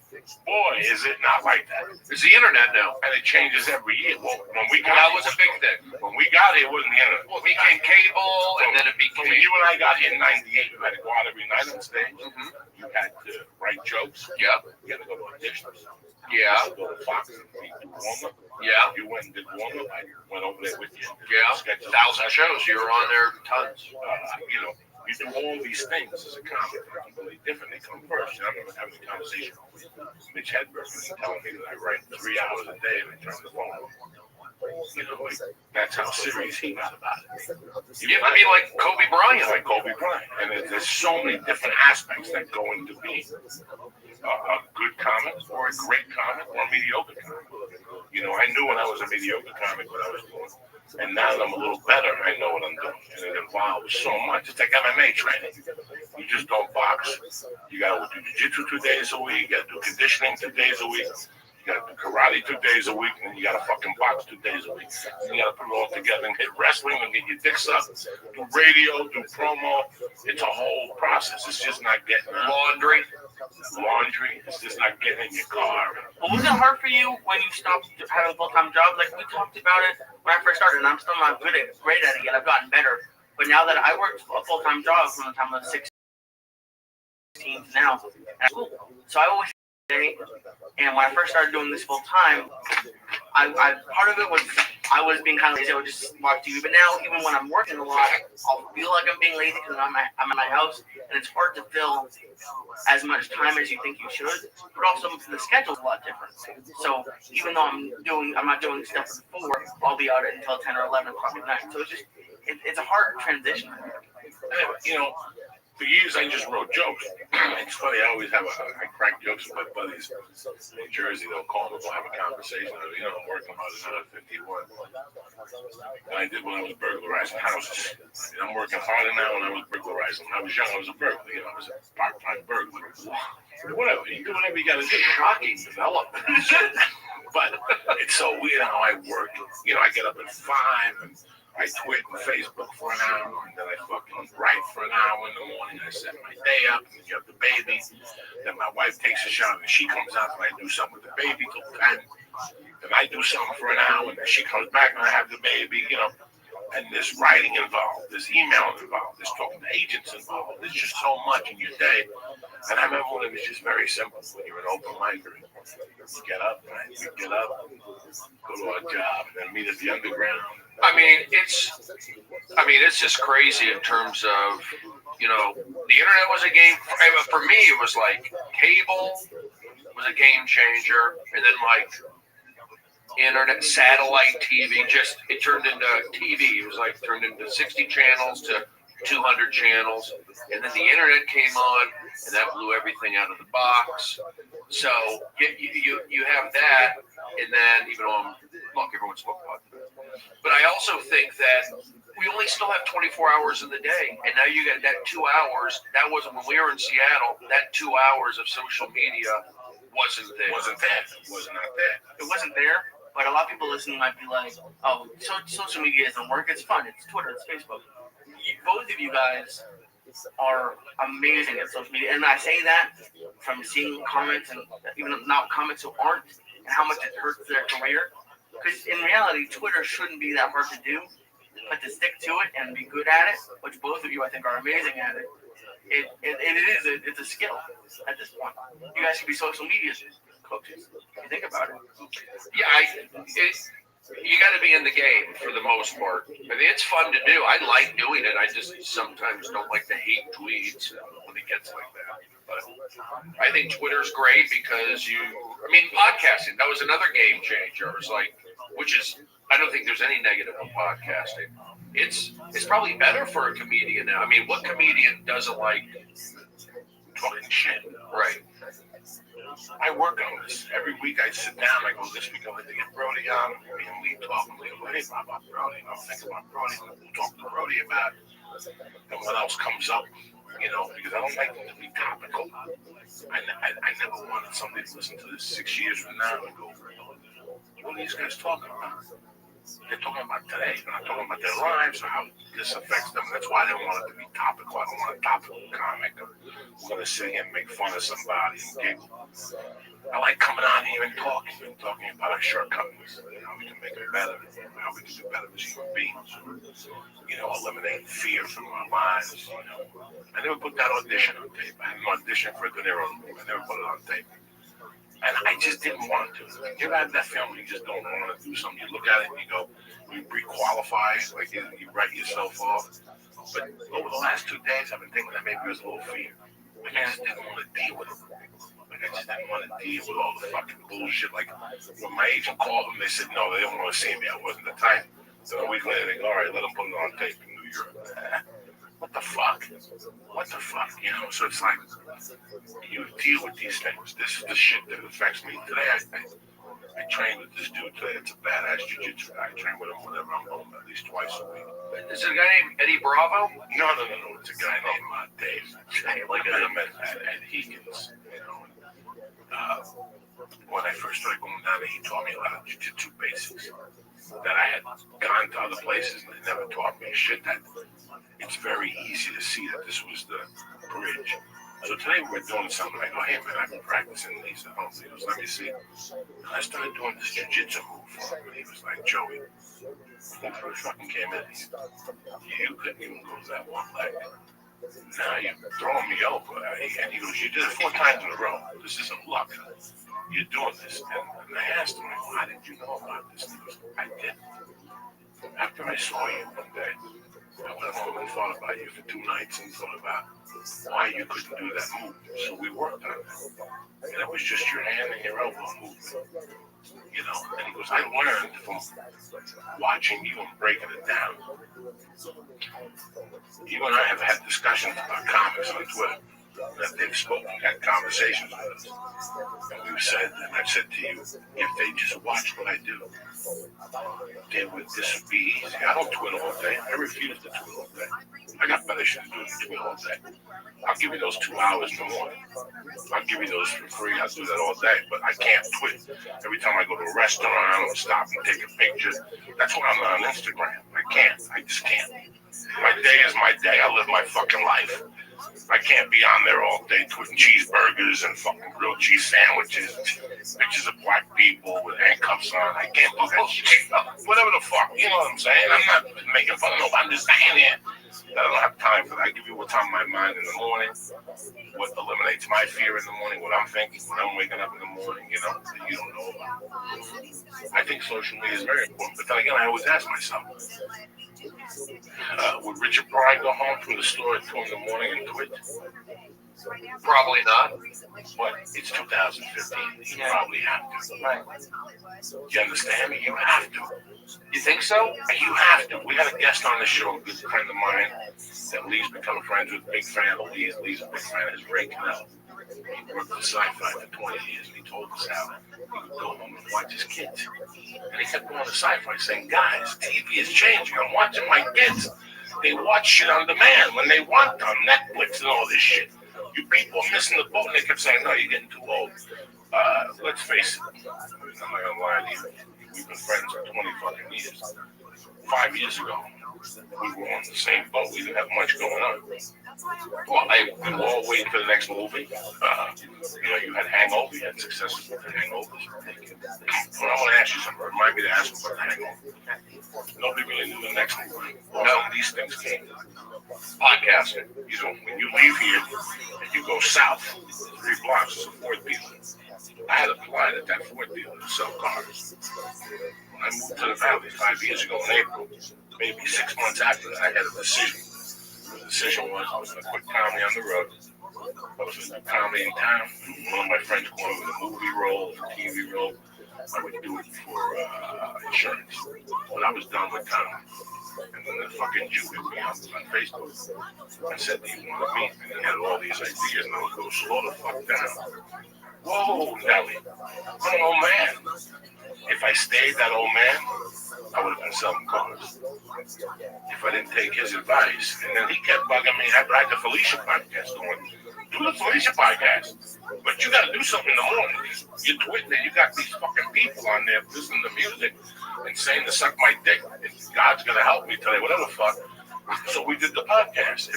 So I started thinking like a young man. I had to. That's the only way you're going to stay in this game. When you got to the school, there was a bunch of older comics. They're not even around anymore. Why? Because they didn't grow. They didn't evolve. Comedy's an evolving game. I wasn't making fun of Judy Brown before. I love Judy Brown. If you go to my fucking house, Judy Brown's comedy book is in my space. Judy Carter, with the fucking tab ripped off. That's how long I have. You know how many times I've bought the Judy Carter book? 5 or 6 times. I've got that book. Gene Perot. Yeah, how to writing. That's got it. Gene Perot must have had 16 fucking workbooks. I think I did 3 of them. And I would get pissed off at Gene Perot. If I was doing those workbooks today, I would hit Gene Perot on Facebook and tell him I hope his mother gets hit by a train. Cocksucker, because I couldn't do those exercises. I couldn't figure out He used to write for Bob Hope. Oh yeah. I'm telling you, Gene Perrott workshops. Well, it's just back then, books were the way people found out stuff. So you bought books. Now, there's probably a guy doing a comedy podcast, how to do comedy podcast, or how to do comedy YouTube video. And it's just the way it is. It is that way. But you get these guys, stand-up is about doing it. I don't want to compete against the YouTubers, but I feel like comedy is the real deal. But YouTube saved me. YouTube, listen, Comedy Central's never gonna give me a 1 hour. HBO's never gonna give me a 1 hour. Right. So I got a couple options. What's the matter, Leah? Like, you don't cry. No, it's not. Either Netflix gives me a 1 hour, or I gotta shoot my 1 hour. Apple, Amazon, or me and Lee shoot 10 minutes a month. Post it every 2 months. And I got my own special on YouTube, which will get more hits than you'll get on Comedy Central, because Comedy Central, they're gonna play your special on Friday nights, and that's it. Friday, Saturday, Sunday nights, and then they're going for DVDs and sales. So if I don't DVR it or whatever, your thing is fucking gone forever. On YouTube, I can publicize it. 10 minutes every day. And it's yours. Brody Stevens YouTube page. You edit it. You edit it. Brody Stevens YouTube page. And every 60 days, there's a new 10 minutes by Brody Stevens premiere. Hey, look, I don't have any problem disagreeing with that. No. But also the other problem is this warm up. It's energy. You're putting out that crazy energy. And then you also have to go, you know what? I'm on a little roll right now, because if you ask me, I like the internet, but I'm also old school. I get a kick out of getting to be on MLB Network or the NFL Network or Fox Sports and those shows. I'm old school. I like that. I know that Funny or Die, and like I said, those internets, they're more, but there's just something about TV that just makes it, I feel like it's more official. But what I'm trying to say, I told Lee to remind me about a question I had last year. I'm high too. I did Spider-Man 2. I did The Longest Shot, and somebody once told me something about The Longest Shot that makes a lot of sense. It's that sometimes we do movies and we don't think we're going to get out of them what we wanted to get out of them. Because these movies go in cultures. I'm very lucky right now. Grudge Match is playing on HBO. And they've been putting on at 8 o'clock with Ride Along. So it's like Ride Along, Grudge Match, and something else. For me, I need 3 more weeks of that. I need 3 more weeks to Grudge Match to play, because it's free advertising for me for casting people. Oh, that's what I was getting. I'm sorry. That's the one sense of it. But did you get what you wanted out of The Hangover? As big as the movie was, biggest movie of the summer, $200 million at the box office. You must be getting some great residuals. Okay, I had some decent ones early on, and once in a while I get it, but it's part of my act. It does feel good, a little bit of validation, or just kind of cool. Absolutely. It's a cool little crush. Spider-Man crutch. We saw you in Spider-Man 2. It was fucking cool. One line, even I felt cool. I can't lie to you people. I do shit all the time. I don't feel cool. I did Spider-Man 2. I felt fucking cool. It was a cool movie to do. You come to me, I'll tell you 10 times the same thing. It was a cool movie. My question is, when you shot The Hangover, and you went home, the back of your mind, and you and I, his brothers, have known you 20 years, did you say to yourself, this is the one that's going to push me over the top? And the movie comes out, and your friends come up to you, your mom comes up to you, your ratings proud of you. But did it really push us to where we wanted to go? I bet it's the longest shot. Wasn't I quit doing blow in 2007? Because I was doing blows in 79. But after the longest shot, I wanted to one of the biggest songs in my life. Because everyone told me, when the movie comes out, you're going to be ready to go. When I did it, I already had a plan to succeed. I didn't have a plan to fail. You know what I'm saying? That failure made me snort triple the amount of coke, maybe put on 20 more thousand pounds than I had already done. When you did The Hangover, how did you feel? For me, it was just all bonus. It was all playing with house money. Because I never, ever thought I would be in a movie and I just didn't think so. And even when I shot it, I felt like, okay, I've been in a couple little things. I could tell it was a big movie, and I did it. I stayed professional.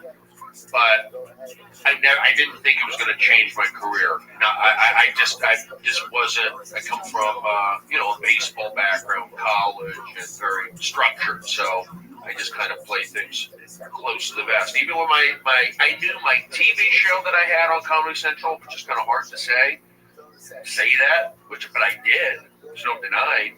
I felt like that would give me that would have given me a boost to help me push through, and I think it kind of has with the combination of these other things. I've kind of like pushed through to a new level, but I also feel like I'm in the opportunity right now to go even one more level, and then I can quote unquote chill. And I think some of it, honestly, is just getting out of warm up. Like, the thing is, I get mic time, I'm getting paid, I get to perform every day for Comedy Central executives and Funny or Die executives, audiences, the comedians appreciate it. When I did it at Best Damn Sports Show, I never auditioned. I mean, I obviously auditioned for I did for The Hangover, but pretty much I gave up auditioning because I wanted to ingrain myself at Fox Sports, where I would know every executive, everybody involved. That was just the best job I could do. I ended up doing 1,000 shows, and guys who were like, segment producers like Eric Shanks, he runs the whole network now. George Greenberg, executive producer, he runs it. I mean, all these guys are there. So it is relationships, and, I went for that. But I feel like now I just got to ride the wave. It's just warm-up takes a lot. This particular one. How many hours does warm-up take out of your day? Every day for me. For me, I do 4 shows a week. I'm on the clock for 2 hours straight. From the minute I get out of my car, I walk across the street, and boom, I'm on.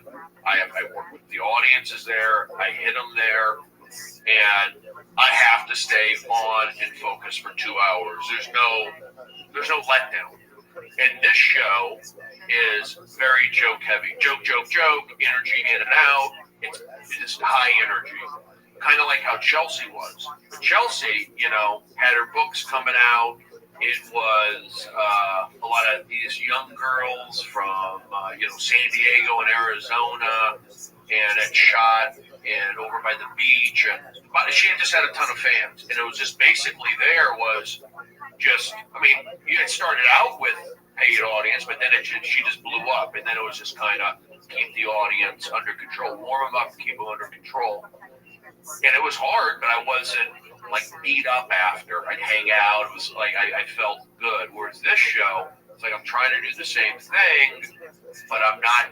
Though for different reasons, it's an adult show. It's hard to get adults there at 3:30. You can't get the college groups like I would get at Best Damn. It's just a lot of. So at the end of the day, it takes a lot out of me, and I appreciate it. I like doing it. It feels good.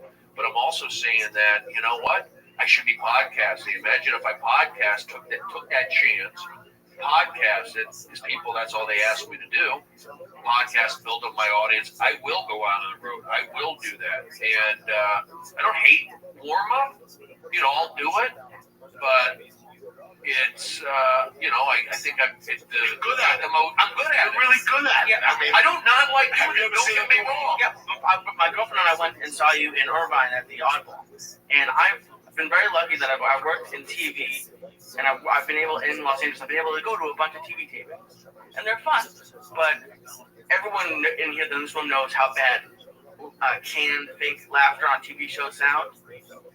There's really bad warm-ups. And if the warm-up's bad, then they're not going to laugh. They're not going to be a good audience for the show, which is super important. And I've seen you there. I've seen you as a comedy store bunch, not doing warm-up there. But it's kind of like how the internet kind of gets looked down upon. Like you say, you enjoy doing live TV better. I think you think warm-up gets looked down upon, but it really shouldn't.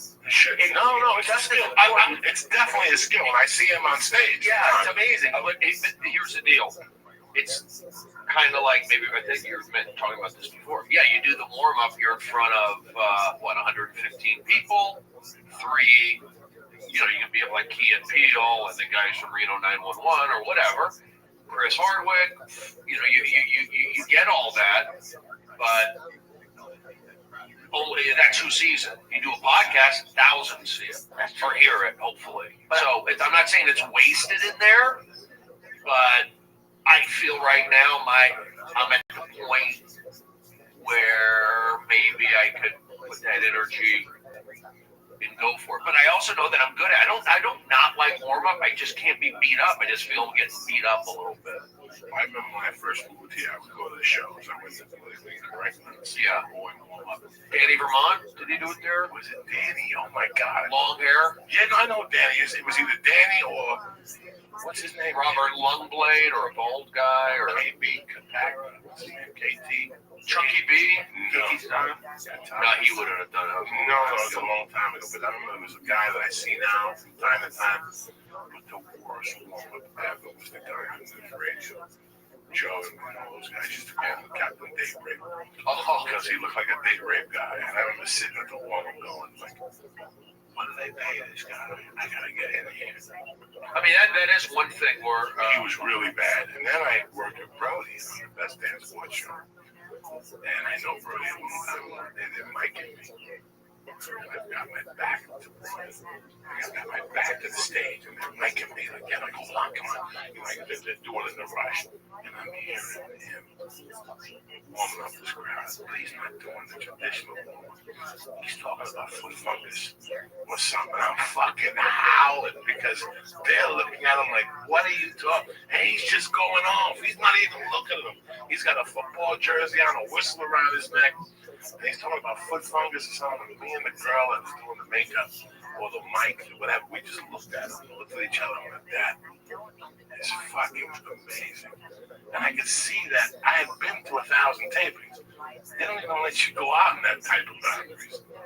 They don't even let you go out where you were going as a... Oh, they let me. They let him. They let him. Not saying fucking clean. No, keep it clean. Just very clean, but just talking about something that has nothing. They were so...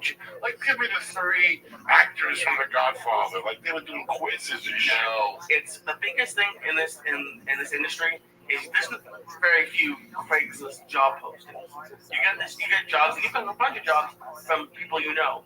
So, bro, you've done a bunch of shows because people ask for you. So that's the best kind of job hunting. If people are asking you to do jobs.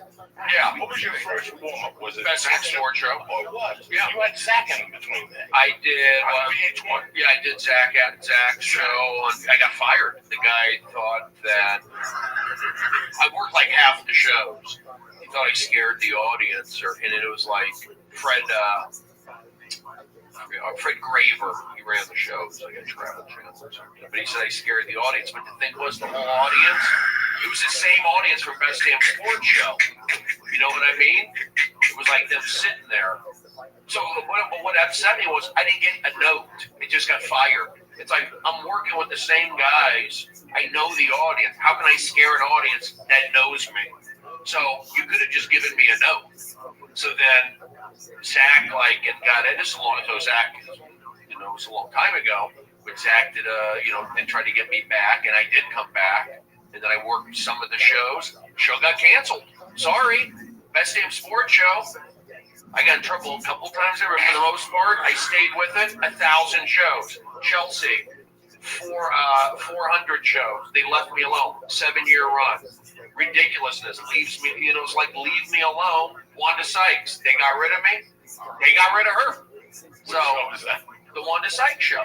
Yeah, I did like 10 shows. Here's the deal. I take care of comedians.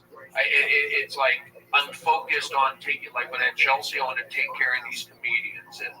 And at the end of the day, what does it do for you? It's like, but I know that Kevin Hart knows me. I know that Jeff Dunham from Best Damn Sports Show knows me. I know that if I really need something, I took care of these guys. And I would become mates. This is before they had everything. So I didn't do it for that, but that's what drives me. And that's why I feel like I like having the respect of the comedians. But I just fume when the crowd isn't good. It just boils my blood. And it's like not healthy sometimes. But I'm like a coach, like, let's go. It just, it's not easy. But you have to, I'm good at it. But to get there, you can't just I mean, I have to prepare my day. I don't audition. You know, I have to lead. It's like preparation. I have to get up, do the same stuff. That's how hard warm-up is. And then I'm done, and I'm just like wiped out after. Not wiped out, but kind of grinded out for this particular show. I'm that good. I like created something. So I'm not hating on warm-up, don't get me wrong, but I definitely need to be podcasting more. And I know that would be a big difference. And I think I should have a YouTube channel. And that's it. But here's the other thing. In the back of my mind, I'm doing other stuff. I mean, I did do MLB Network. I was on a Fox Sports, fantasy football show all year. So it's not like those things aren't happening. So I kind of put my energy into that. Warm-up in TV.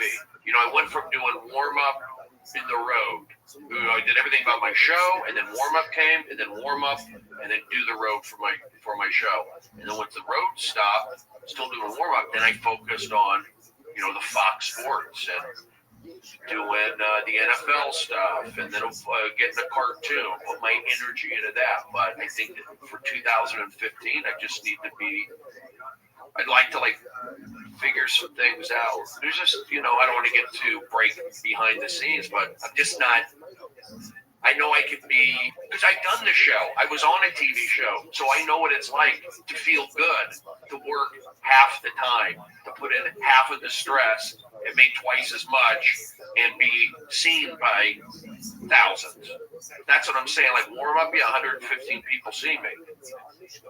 It's a steady paycheck. But I've been on the other side where it's like, wow, I got a dressing room, and they're doing makeup for me. I feel accepted. It's like I can do this, and so I put my energy into that. And my mind has been wandering. Just doing so many different things. But have you ever got these are good problems? I'm not complaining. Have you ever got somebody at a show saying, "I saw you do warm up for the show"? Or have you seen them around the country? You mean like audience members who saw you warm up from Minnesota when saw you when you were in Minnesota? It happened. Yeah, not so much though. Here in LA, I get kids who come up to me that remember me from high school. Their high school. Basically, every high school came into Best Damn Sports Show. Every community college. So living here in LA, kids will come up to me and go, "Hey, I remember you from Best Damn Sports Show. I was in high school." We did the thing at Loyola. After the best day that you and I over on Sunset Boulevard. There was a school there. I did the bit about the vine tar. He was going to be on the show that day, so we did the bit on the vine tar. Just the fact you were great on the show, by the way. Jelly on everything. I remember. Yeah. They were great. They, at first it was kind of hard, but then they started. That was my first TV gig. It was 115 episodes. How many did you do? You did a lot, 20 of them, maybe even more. But you knocked it out. Joey would come in. This is a live to tape. Taping. It's live, basically. Joey, every time. I'm not just saying it. You knocked it out to the point this guy's good. Rich Williams is writing. Rich Williams wrote. With the red hair that's still around. I still see him around. He was a good writer for me. They wrote. I was the non-whatever sports analyst. I was the non-committal sports analyst. You were great, and then Lonnie Love was the other one. She was on a lot. It was like you two, and then the Farley brothers. That was about it. It was like those were the guys doing something. And you know what? When you're doing warm up, that's another thing. And I think it comes from my baseball background or just kind of being a team sport guy. My mind is so bad. I'm sorry. But all night I'm talking about pushing guys. God, who knows? I forgot. What does that mean? I'm so discombobulated recently. It could be because I took a beta blocker, and that's the thing. I'm taking my meds, but the minute you want to you don't. Like a Klonopin, which is an anti-anxiety, you take as needed. It's like if I don't take just a little bit, after a day, I get a little absent-minded. That sort of stuff. And plus, I smoke pot. You got it. Now, what we talked about this with Greg Fitzsimmons. I've had addictions. I know about weed. I know about mugging people. I know about fucking robbing drug dealers. I don't know about the symptoms that you had. I don't know about really what you have. It's What called do you suffer? Judaism. Being a Jewish guy, that's what happened. For me, you know, How stoned are you, Lee? I'm really stoned. All right, good. I mean, I'll give it to you in a nutshell. Like, I grew up in the Valley, typical divorced Jewish 80s single mother. All right, being a Jewish kid. So my story wasn't really all that different than other kids that had the same exact situation as me. And what I'm saying it wasn't that uncommon. So I did that, but I was still like, you know, I was playing sports, whereas maybe I should have been playing drums, or I should have been maybe doing comedy. I don't know. I did sports because I had a good arm and it was an outlet for me. But looking back on it, maybe I should have done the art. So when you're doing sports, it's a job world. There's a reason why a lot of Jews don't play sports. They're sensitive. So you're real big, no, yay. And it's like, not to me. Now, here's the thing, and I'm blaming, parents being divorced. If my dad was around, he was an active member in my life. But there is something about having that strong male presence in your life. So, again, my mind is wandering on stuff. But my life wasn't all that different. But I would fight with my sister. I'd and had a Jewish mother. So all the symptoms that make comedians probably great comedians, they come from effed up backgrounds. Mine was, typical, but a little more. My sister, me playing sports. And then I went to college, same thing, getting picked on. And then I went to Seattle, started doing comedy. And I was just like, I just needed something to relax. I didn't I just wanted to slow my mind down and not be so sensitive. And I took to bed antidepressant up there.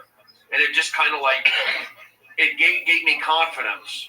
It gave me like a little buffer to be to be myself more. Like to be myself and not be so let things hurt me.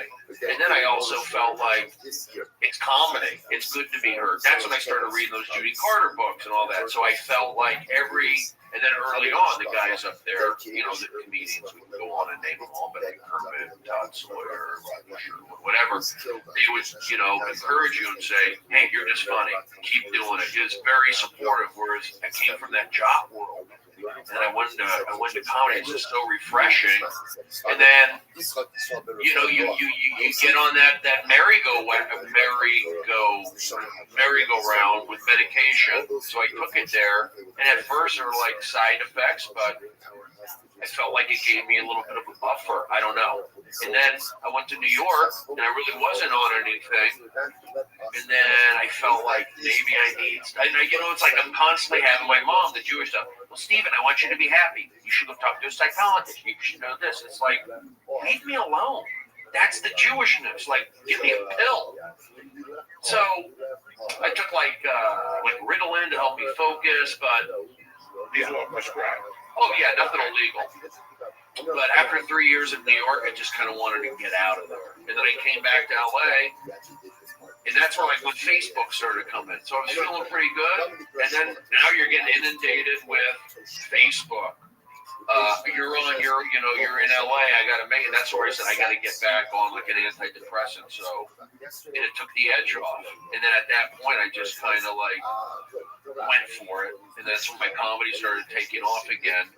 And it's just hard to get off the meds. It's not like I would like to be clean, or whatever you want to call it, but it's just hard to get off it. So people go like, "Why don't you get off it?" I don't want to feel like the meds made me who I am. I'm still who I am. They don't make me high, but I'm not on a lot of stuff. I take like 10 milligrams of Lexapro, and I take Lamictal because they tell me to as a backup, and that's it. And I take Klonopin just in case. Like it seems like sometimes I'll get like a little. I can feel me racing a little bit, like my palms, and that's probably just the addiction. It's not like I'm nervous about something. It's like, oh, I'm doing Joey's podcast. I'm nervous, or I'm doing this about it.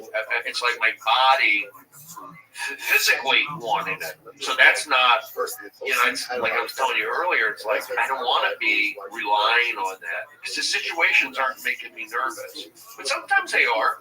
There is a reason why I am taking it. It's like getting those opportunities. I feel like when I'm on TV, if I'm going to be on, like when I was doing Chelsea, the last couple, I was taking my meds and I felt like I was more relaxed. So that was a stressful show. But I don't need it for warm up. Sometimes I would take it on the Fox Sports show, but I think there's certain times I take it. I guess they do work, a beta blocker, but I always just, and there's no shame in it. There's no shame. I'd rather you. Now, when you had your problem last year, 18 months ago, yeah, did you just stop taking your meds? Well, kind of, yeah. You know, it was like I was out of warm up. And I was working at Chelsea, and I left kind of on bad terms. I left on bad terms because everything was so great for a while, and I was just shocked when this moment happened to the point where it like shocked me to where I left. But I also knew in the back of my mind that I had an opportunity with HBO and all that. So me leaving wasn't like I was leaving to nothing. I knew I had something, but it wasn't like this is going to make me a millionaire. But I knew I had to give it my all. So anyway, when I left, it just, it hurt. I went from like being in to being out right away. So that hurt. Stayed on my meds. And then I started doing the HBO stuff. And I felt like I just wanted, I felt like I couldn't drink. I couldn't like enjoy myself. I felt like when you were on Lexapro, you drink a beer, you get nauseous. And I had to get up in the middle of the night and go and pee. And I didn't want to do that anymore. And I go, I'm feeling good. So then I went to Scotland to perform. And I know I've got the HBO show. I've been doing TMZ. I'm over there. I cut back. I ration my meds a little bit, and I'm feeling fine. Drinking, feeling good. I felt like open.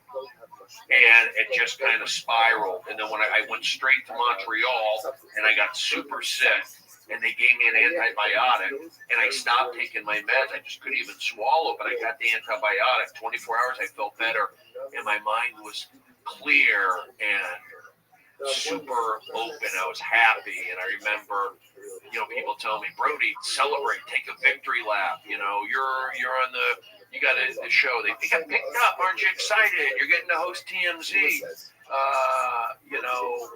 You're on the Laugh Factory thing. They love it. So I was hearing all that. Take a victory, and I was feeling good. I wasn't feeling bad. I was feeling good. And then I came back, and it was just I just kept spiraling up. I was not taking my meds, but I came back full of confidence because I did Montreal well. I did well over in Scotland. I'd never been, or Ireland, never been there. So those are two big things. Hosting TMZ coming up when I came, and I'd already been on like every week for the last month, and then they asked me to host. Had the HBO stuff happening. Telling, you're great, take a victory lap. So I came back and I was like all excited. And I think like Zach or my friends were just not, I was out of character. And I agree, it was out of character. And I was irritable. And I was but I was also happy. I was having a typical manic episode. All the markings were there. Check. Delusional, check, not sleeping, check, cursing, check. I had it. So I was just, I went on Twitter, and that's the whole social media thing, and I was just going on it. And Joey's life is a manic episode, pretty much. I was just doing that. And I was out of character. And I was also on an antibiotic, throw that in the mix. It was a perfect storm. And so then I said some silly stuff on Twitter, basically within a 5-day period. It was this whirlwind. And I knew it wasn't like I could fly. It was anybody who was like a jerk to me, in the past, like Adam Carolla. Like not him, but I did a show and his freaking fans, 7 pages of comments ripping me. So F you. You call yourself a stand-up now. So you're in the ball game. F you. Jim Gaffigan, who was like not cool to me one time. Or whatever. Nothing. And I said something. He wasn't not cool, but maybe I took it the wrong way. It's always been like, we've known each other for a while. So I kind of lashed out at him. I lashed at Jeff Ross. I was just on a roll, I'm like Charlie Sheen. And the people liked it. I was like saying funny stuff. Again, I wasn't like, I was like wide open. It was like I was on cocaine. And again, it felt good. but I knew I was on a bender. I knew that I needed some kind of, intervention or a vacation. But I was just on a roll. Things were happening, but it was too much. And so they took me away. I laugh now. It's like when I got taken away, it was like, once I was in the hospital, like recuperating, it like became like funny to me, kind of that it's rock and roll. That's what happens. I goofed up. It wasn't like this is something that happens all the time, like you're here again, or had a drug. I did have a drug stuff, but I had something that it's just rock. It's almost kind of funny, but not funny. You're going to a hospital. I did not expect it. Nobody ever made jokes that, Brody, you're going to flip out and go. Once in a while, the guys, Brody, shoot somebody. Not like, not you. You hear about those guys, but I'm out. Go good. We have really saw he was talking about how there's a difference between mental health and talent. I go down the store and I got the exception when I first met you. When I first met you, 20 years ago, I used to break your balls. I took your car. I went to Gig Harbor. I took your car. I did 9 stations. You pissed me off. You kept telling me that I still in his car. You can't tell me that I can't do something in 2 hours. I could make it here from San Diego in an hour and 20 minutes. When I was snorting coke, I could leave San Diego at very scared, and I get here at 1. And one night we were going to Gig Harbor to do the contest, and he kept telling me I couldn't get to Gig Harbor in a certain amount of time. So I said, get in the back. We put him in the back of his Volvo, and I did station wagon. I did 90. And I mean, chicken teriyaki. This is 1995. Yeah, number 1, the teriyaki next door. Oh, she would cut it with scissors. The best you ever had in Seattle. Yeah. I must have had that 7 times. Oh, it was $6. It was great. Chicken teriyaki, number 1. It's called number one. Teriyaki next to the Comedy Underground Swannies. And you must have had that. Get it to go and then a little styrofoam. You could go down to do the comedy and get it. That's all you thought about. Like you really want to eat at 6? No, because I'm going to go there at 8 and do the open mic, and I'm just going to go next door and get it. Yeah. And Josh, sometimes if you call Josh and said I'm on my way, he would ride to it. You got downstairs, he'd go upstairs and pick him up. They were good. Oh my God. We wouldn't go anywhere without chicken teriyaki. And here, I can't get no chicken teriyaki. It was good. The sauce. All the sauce was everything. Once you had the sauce, nothing here. Nothing. The one that we go to, the expensive one, is okay, but it's just chicken teriyaki, like chicken up there with chicken teriyaki. And it was the fucking salad. No fruit. Oh, yeah, the salad. Fucking salad. Thank you. Oh, my God. Please, a little salad. Crispy. I can taste it now. Is it still open? No, it's gone. I can taste it now. It had it was like a blue cheese ranch. Oh, my God. Yeah, like this. Whatever they put on it. Whatever they put on it. It was great. The lettuce was crispy. Yeah, like that with clean. the rice. Clean, Bobby. White rice. Clean, Bobby. Who's Bobby? Bobby Kennedy. Bobby. It was good. And she would cut it with scissors in the back, like actual scissors from Office Depot. I put sriracha on that motherfucker, on the rice and on the chicken, and mix that motherfucker in with that salad. Good googly moogly. And it was no frills. It was just it was just table and chair. And it was filthy in there. Filthy. Filthy. Them Japs were filthy. Some of the best Chinese food I've had has been a B rating. Yeah, oh please. And the best you have is a D rating. When the guy's picking his nose or playing with a mouse from the mousetrap. The food wasn't all that bad at the Comedy Underground. They had good burgers. Nachos were their thing. Lionel was the cook. Remember, and we used to steal the big-headed chicks nachos that transvestite. Rita O. Stop it. Rita O. Al Fox. Chaz Ablin. Didn't you fight Al Fox? Al Fox was a handicapped kid. He got mad at me, but he also got mad at you. I have it on the video. He went to war with me. Don't talk to me the way you did. He went to war with me, Al Fox. And I caught stage and I'm sweating like Al Fox at the disco because he couldn't walk. And I'm like, we have it on video where you're like yelling at it. He's getting he came out to the stage and put his finger in my face. This one was in the back. We have it. I was in the where the comedian sat in the back there. That's where it happened. Fucking crazy. Comedy Underground was that's where I got my start doing stand-up. That was the spot where I just learned everything about the fundamentals of a three-man comedy show. Seattle, you're learning about jokes, stage time, not right down the middle, but good comedians came out of there. It was a good spot to be, don't you think? I cut my teeth in the original room, but I looked in the mirror at that's the first place that featured me. I opened up for Roby Kilmore. Labor Day weekend, 1995. First place ever to offer me a feature spot. So I took, I stayed for the contest. It was a miracle. It was a good wake up call. I will never ever forget my 18 months of comedy in Seattle. It was an education. I learned a lot. The funniest thing that happened in Seattle was thinking I had an idea. And the man by the name of Doug Stanhope came in. And that Friday night, I nearly stopped doing comedy. He was one of the best live performances I ever saw in my life on a Friday night. And he brought Rico up to do a guest spot. The spear on his face, a spider on his face, 1 minute guest spot. A 1 minute guest spot. But I saw Doug Stanhope rip an audience, just do things that night I never saw a regular stand-up comic. And I went camping. I was supposed to go see Alanis Morissette the next night on the other side of that. The Gorge. And I said, I ain't paying $65 for Alanis Morissette. I paid $15 for Pink Floyd The Wall. And me and the stripper went camping. That night she went to bed and I just cried. I was like, I gotta do something in my life.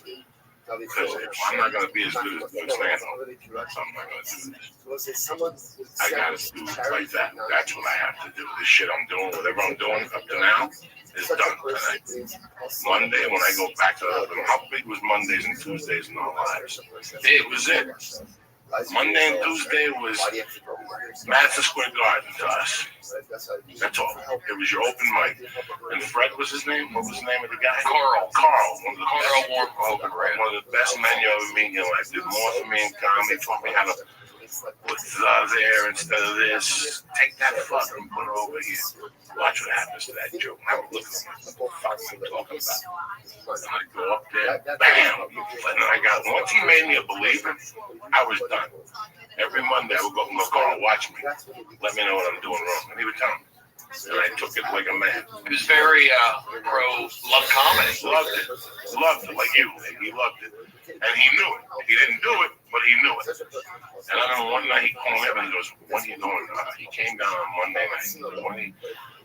Which number in this list or something? He was going to guest spot for that. And it was that's the first time I met him. And I didn't know who it was. I was going back to Rick. I didn't know who Rick was, so I killed him. Do you follow me? If I would have known who Rick was, it would have gone into my head and I would have bombed. I can't follow Rick. That does movies. He just did a fucking Bruce Willis movie before this time. I can't follow Rick. He's on a fucking Tonight Show. He's on Letterman. I'm going to follow Rick. But I did so well after Rick that I became friends with Rick.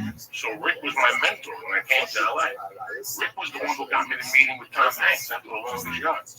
Rick called me in Houston and said, "Hey, dog, Tom Hanks is looking for you." He made us get laugh. That's how good friend I was with from Carl Woman.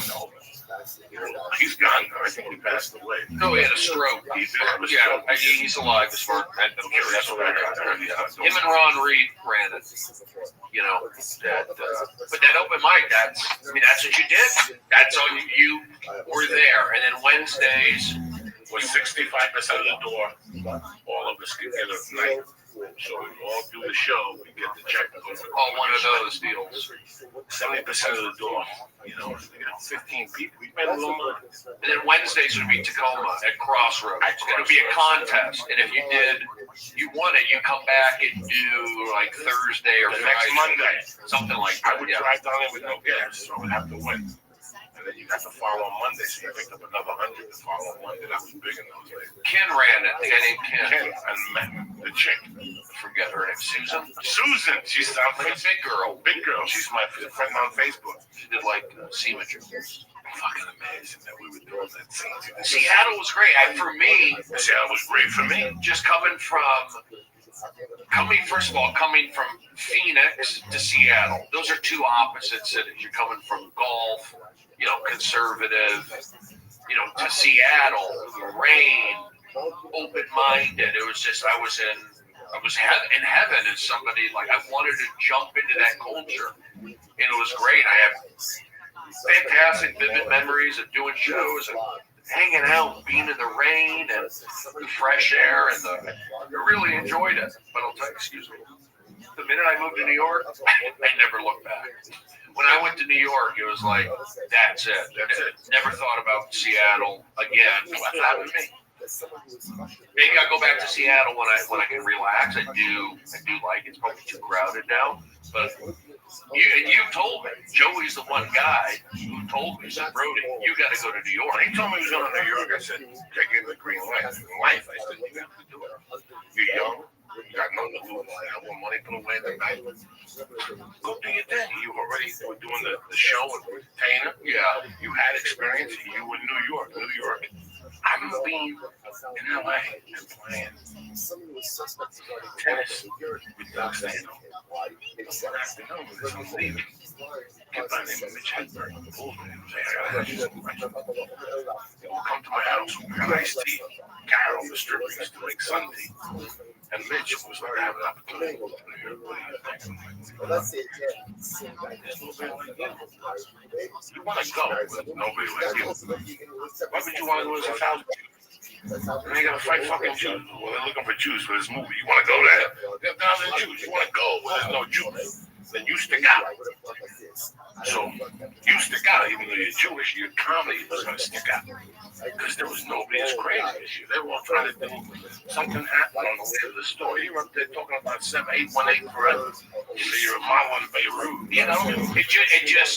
I just kept at it. And then, you have these breakthroughs. And it's also, I always felt like, can I be funny back east? Okay. And I went to Seattle. I saw, okay, I'm funny in Seattle. And then I was a tour guide at Radio City. And I had every school from like the Eastern Seaboard high schools. And I was good with that. And then I barked at the Comedy Cellar. And I was good. So that's what New York, it's tough. These guys, it's a tough town. They're tough. I know it's changed now. It's not the same. But I had to go there, and I had to do Lower East Side comedy that went till 2:30 in the morning. Seattle, you're done at 11. New York, it's just something raw was there that, opened me up. And if you, it's like, if you can make it in New York, you can make it anywhere. I did 3 years, and I felt like, and that was my plan, to do 3 years in New York, come back to LA when I'm in the year 2000. When I popped into you in 97 in LA, we went to Coach Horses with the chubby blonde. Yeah, and your apartment. The stripper in the apartment. Yeah. I remember. No, who else was there that night? Carol, me, you, and the blonde, the chubby blonde chick. That was our chick. I don't think I said when I left you with this, Brody, she probably left. And the cool one, we gotta ask you something, Brody, because the phone with a young comic, 25 years old, and I had to get him to talk. Talk about this is what you're gonna do. You gotta still get off the ball. I go around the road and that's talking to you makes me, I was feeling guilty about giving him the talking to you on the podcast. Makes me feel like I did the right thing. Yes, it's an experience. When you're 25, you have to go to New York for 3 years. You're not missing nothing. That's a fucking stripe. That's like me saying, you're a ranger school. Lee, you go to ranger school. Why do they don't want to? What are you talking about? You're going to learn to shoot motherfuckers in the head from 50 yards away with a gun and then learn how to open up cans of tuna fish with no fucking can opener. You're going to learn shit. And you know, this is the thing with comedy. You just learn. You just adapt. Did I get something from those 6-month tours I used to do by myself on a Greyhound bus with strippers and going to Toronto we discussed last week? Sure, I got something. I built character. I built a certain confidence that you can't take away. You know, you keep talking about these YouTube guys. I feel at times like I'm a YouTube guy. You know the difference is me being a YouTube guy and not these other guys? I got legs to back it. I got a spine to back it, a comedy spine to back it. You can't take nothing away from me on stage. You can take away my IMDb page. You can take that away. I can take away your HBO show. I can zap it that it was never even existed. But I can't take away your stand-up. I can't take away the effort you put into that. That's always going to be there. You know, the story I tell, you know, I asked, what's his name? Why did the singer from Guns N' Roses go crazy? Sometimes people can't digest the success. Yeah, probably. They can't absorb the success. Whatever comes my way, I can absorb it because I did the work. And I'll tell you what, like I do tell comedians this, and you told me, it's go away. You would say, like, leave LA for 6 months and come back, and they'll see that growth. You're gonna grow by doing the road or wherever you go, and then come back. Ooh, if you're there too much, you know, you're at the Comedy Store too much. They don't see the growth. They don't see it. Probably isn't much anyway. If you're hanging around, they don't see it. You're wide, nose wide open. You can't do that. You have to become a commodity. You have to become like, they want to do business with you. One thing I didn't know about LA is you have to make them seem like they want to do business with you. That's it. Everything else is background. This is the major leagues. That's what I feel like Joey says all the time. This is it. This is, what's the number? I heard an expression the other day I heard since I was a kid. That's a baseball term. And this baseball term, home run, no, strikeout. No, everything's real in the field. Oh, I haven't heard that. Oh my God!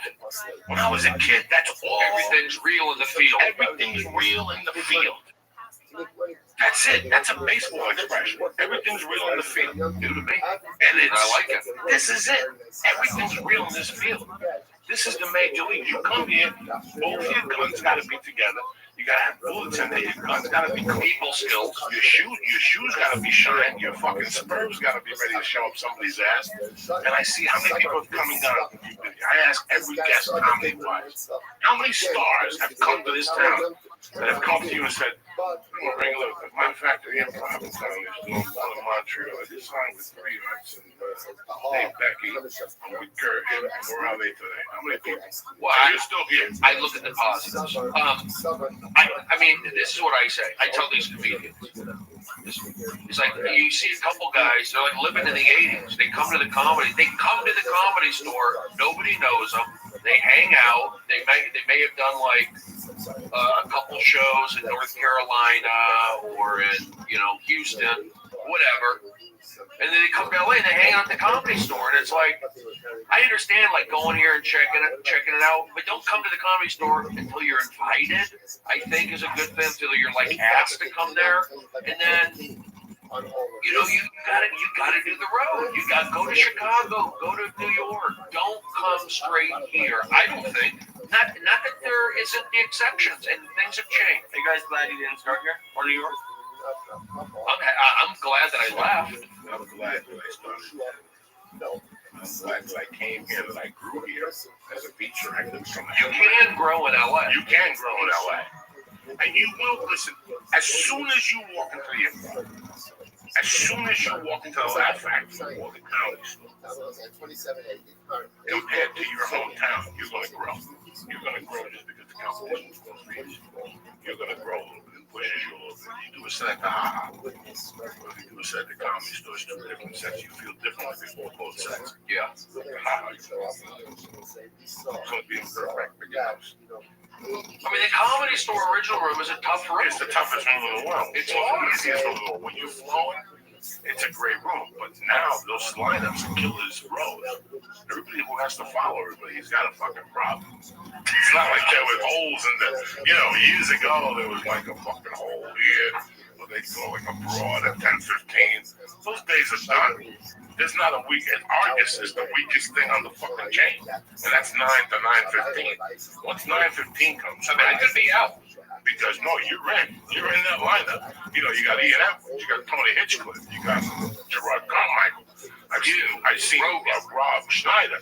I've seen Zach Silverman. Louis C.K. Louis C.K. Chris Rock. Dave Chappelle. These fucking lineups have one weigh-in, brother. Oh, thank God. Most of them don't show up with the hats and the Asian chicks.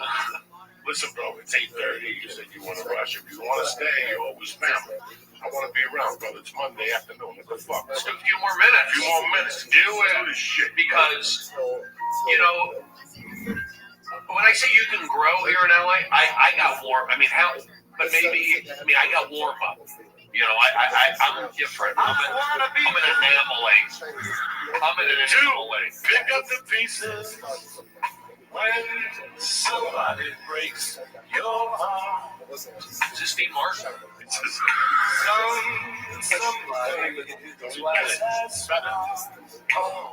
this a duet with Lady Gaga? Solo. He's hip. Yeah, I was a little absent-minded early on, and then I got comfortable. And I'm happy with the podcast. It feels good. This is family. We're here. This is it. This is not even a podcast. This is three fucking dudes and a cute having a conversation about life. Well, when I say you could grow, I feel like here in LA, the crowds are pretty good. You know, they might be a little cheesebally at some places, but for the most part, they're supportive. They're, you know, like they go to New York. Yeah, they are tough. You know, you're going to be cranking out jokes, stand up tight in New York. But you can also out here, you can grow. It's like a spirit. It's a care. I know it sounds corny, but there is something like the energy here, wherever it is, the mountains, the sea, that allows for like, you know, those kind of freedoms that I take on stage and do these little energy things. There is something to it. Like people talk about networking and yoga. There is something to that. And then you tie in a little bit of a baseball sports regimented, you know, spring training, take 500 swings, and everything's just over and over, like Kobe Bryant, over and over and over, like John Wood.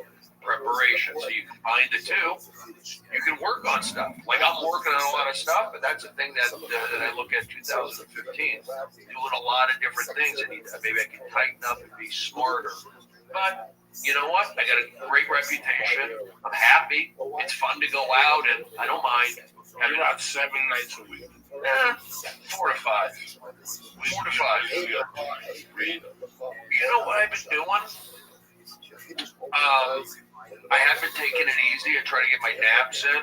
When I do have off time, and I haven't much because I've done the road quite a bit in the last year, but I'll go down to my mom and I'll help. And it's like, I guess that's off time, but it's not really. So, no, it's not. It's not. And, you know, when I unplug, I really try to unplug, just nap and get super lazy and just let my battery drain.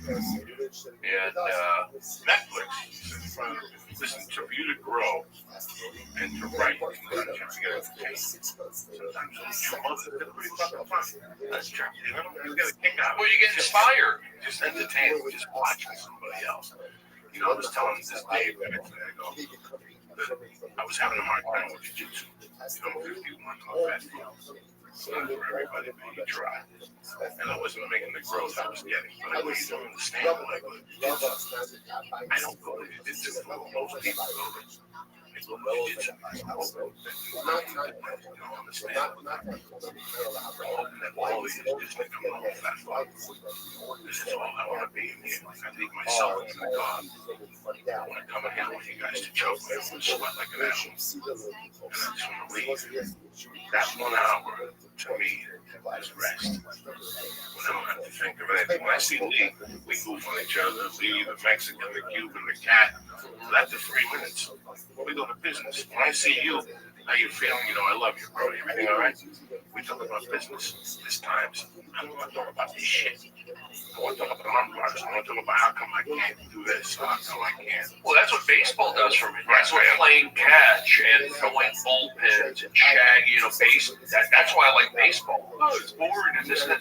Maybe it is. But if you're have some skill or you could be a pitcher and get a great workout. Throwing batting practice is a great workout. But I go out to the park, my friends, coach with the major leagues. Yeah, you guys go to the dugout at Wrigley. Oh yeah, that must have been. I've had a lot of great opportunities to check out fields. I always wanted to Wrigley. But there's just nothing like throwing the ball and pop right to the chest and the glove pop and it's like, for me, that's something I really enjoy. And I wish I could do that more.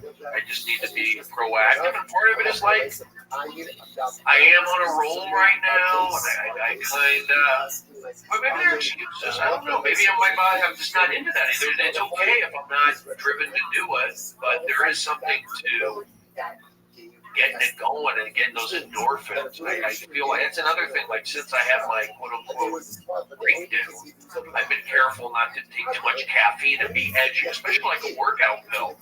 Be getting like road rage at times. You go to Starbucks? I do. No, I mean I can do a coffee or two a day. But any type of when you take a workout pill, it helps you work out. You get the caffeine, the guarana. It's like 20 minutes later, you want to do your kettlebells, get all that in. You don't take that. You got to really push yourself. So, not really. I'm just like slowly getting back into Red Bull or like into the 5-hour energy shot. It does clear my head. People that shot with those things, energy. But if I'm working out, I can pitch angry. I can lift weights angry. I can't do comedy angry. So sometimes there's residual effect, and I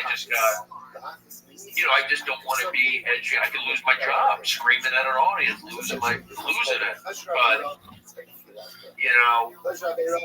it's just hard. It's like I stretch. Stretching doesn't take energy. I've been able to elongate my muscles. I mean, honestly, it does feel good every day for people going, "Oh, bro, you're a good shape. You're a big guy."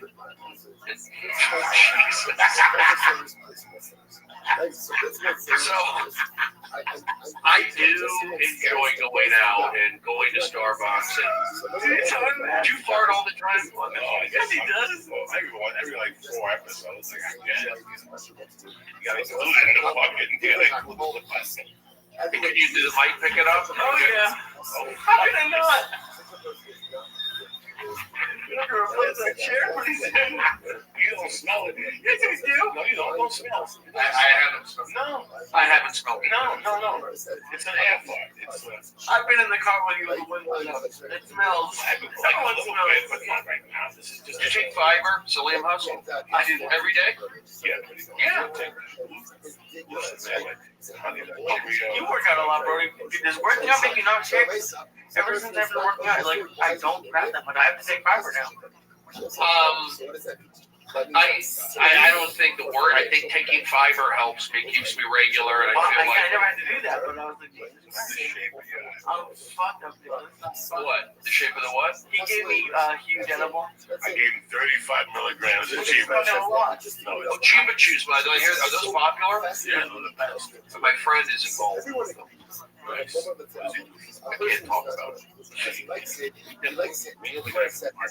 What's his name? I have no idea. My whole name is He just shows up and shows he just shows up and shows back. I haven't done edibles for a while, ever. Should I do them? Oh, no. Do some people do edibles every day? Like wake up and do a little bit? Every day. I did it through Hanukkah. This fucking good. I lit the candle and then fucking it in Did you get paranoid at home? Sometimes that's part of the fucking whole program. That's part of it. You know what I'm saying? Yeah. That's the whole thing.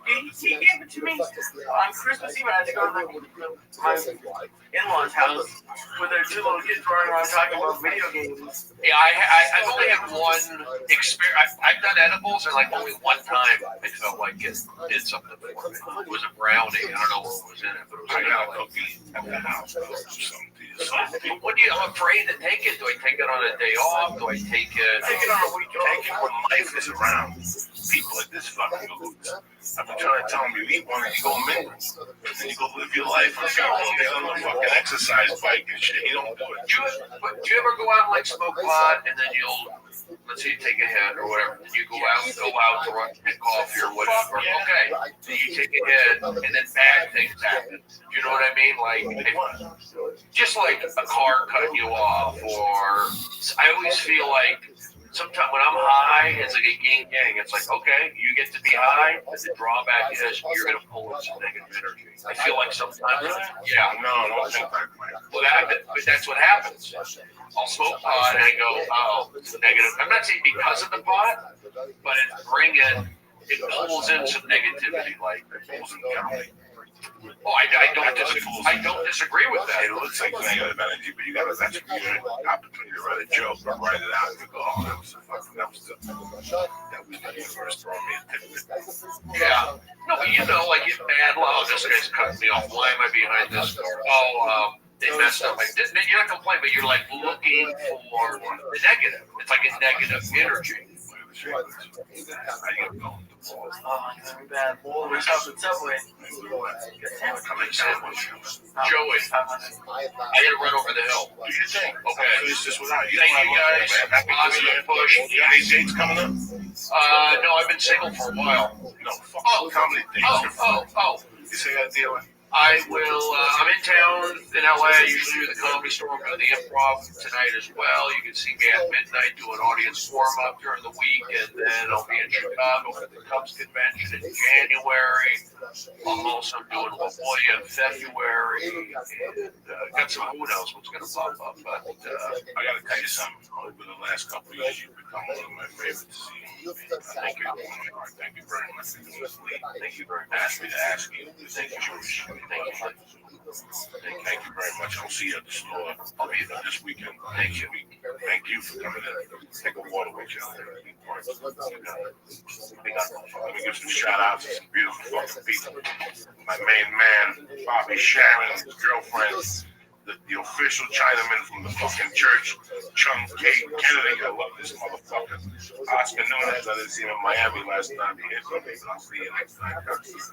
Shane Miller, Ricardo Perez, congratulations on the job. Greg Powers and Lynn, we love you. We fucking love you. When the church beef with you, the official. My man Jace Bennett, Lady Ranicorn, and Biff. Swahili, I don't fucking know what your name is. What's up there, Lisa? How you feeling, my little brother? That's all right. I'm good. I'm super One more time, my main man, Brody Stevens. You gonna clap? Or you gonna leave me like one on? Making an appearance tonight. Turn to what's happening now. It's fucking New Year's week, cocksuckers. Make your resolutions, set your goals for the new year, and what you want to do is how you do it. A man without a plan is not a fucking man. It all starts this week right now. You should be looking at that notebook. Go to fucking CBS, type something like subject notebook. Go to the back and write your goals out for the year, what you want, how you're going to get there. That's all we got. I'm high. It's fun. Molly got me a PlayStation. She did? Yeah. Get zapped in like the same. I don't really play that much online.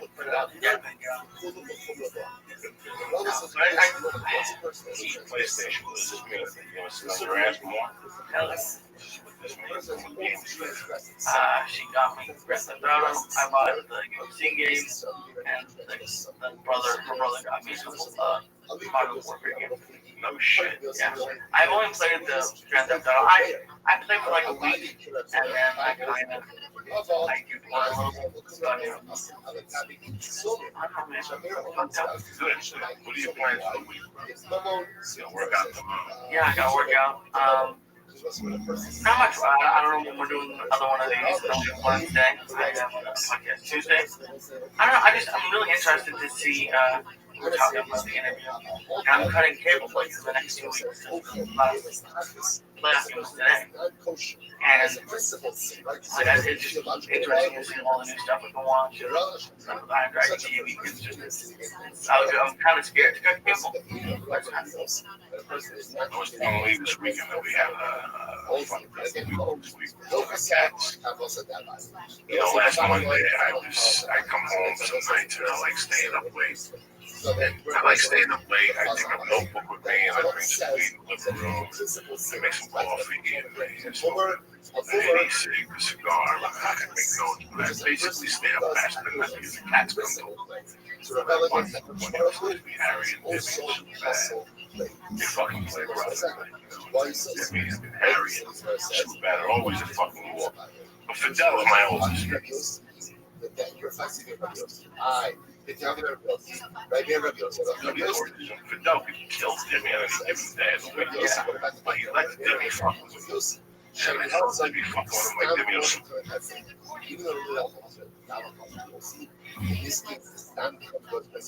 I could see it. And the people at home like, what the fuck are you saying, Joey?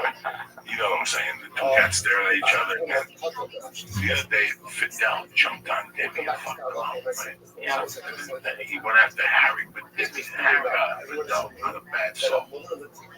Fidel's not hitting you to beat you up. Fidel's just hitting you to stick up for himself. Fidel freaked me out one of the first times I got high at your house. He went to take a shower and he chased me around the coffee table. Because he just looks at you and meows at you.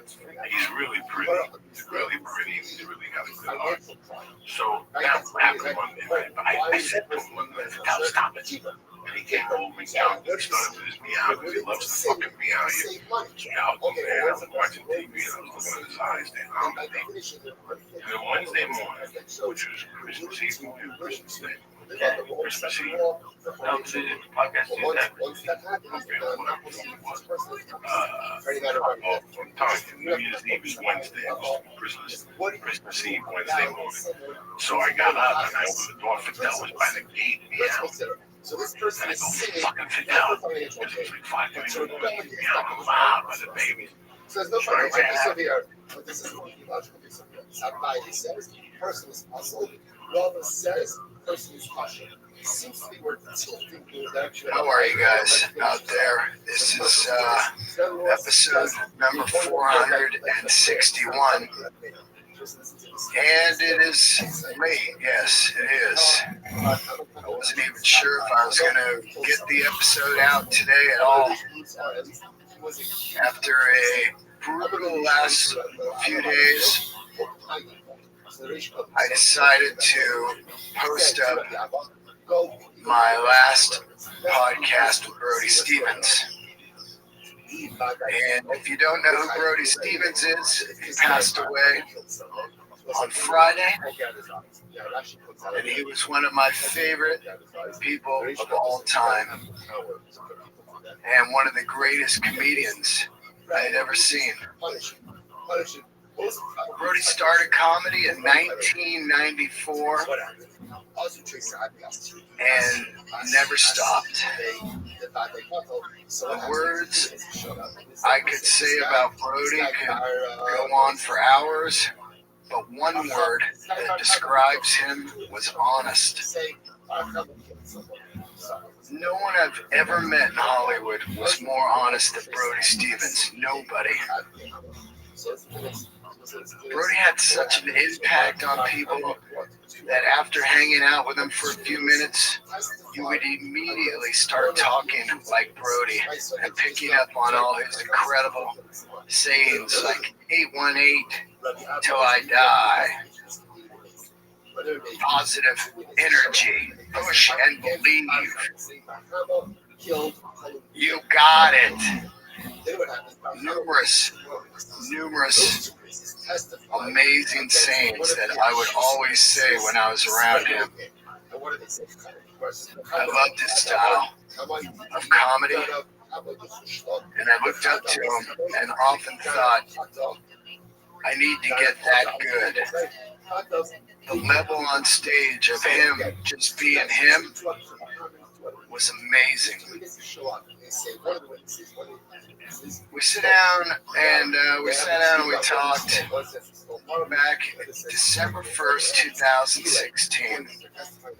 It was a long conversation, an honest conversation, and it was one of my favorite conversations, a comedian ever, and a friend.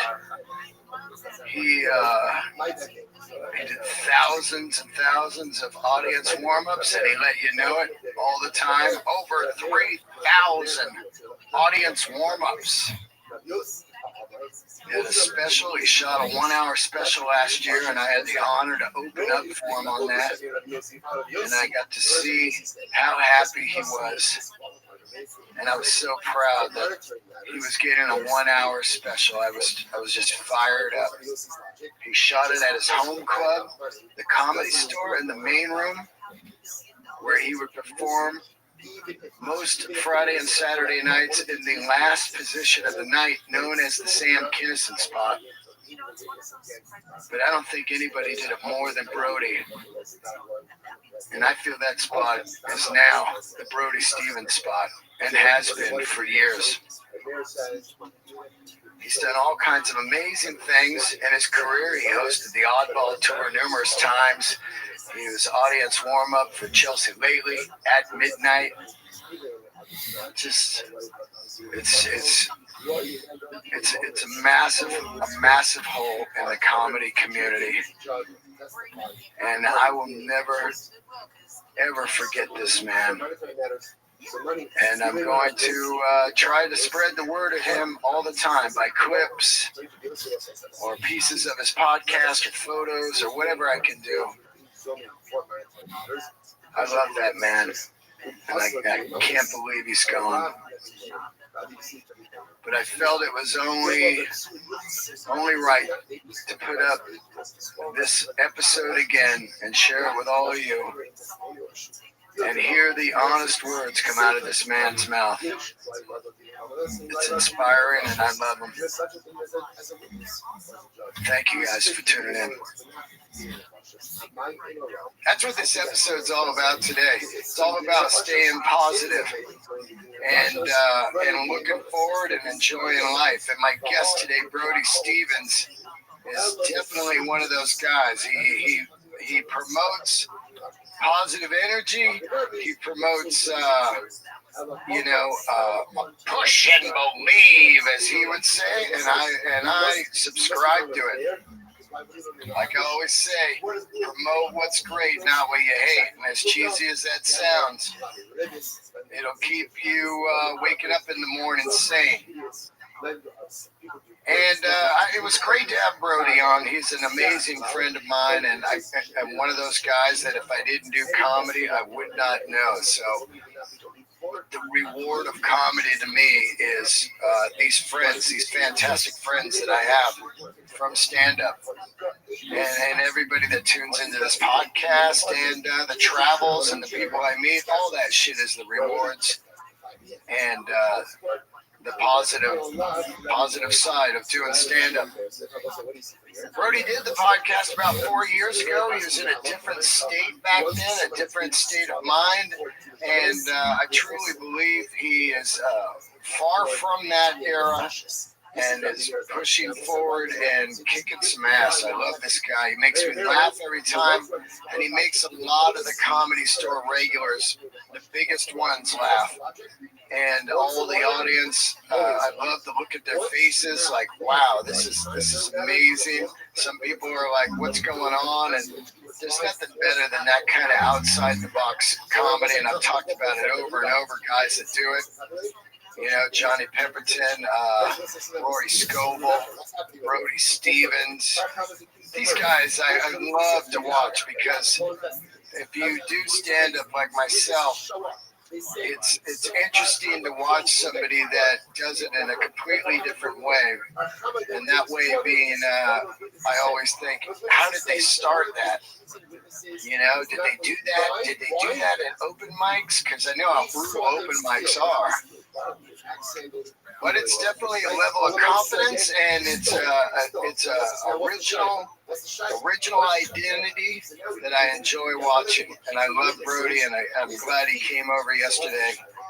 We talked for a long time, and it feels good when you can talk to a friend and get things out. I hope you guys enjoy this episode. If you've never heard Brody before, if you've never seen Brody, he had a show on a few years ago called Enjoy It on Comedy Central. It was absolutely funny. He's done over 3,000 audience warm-ups. He does audience warm-ups that just made me laugh my head off when I watched them.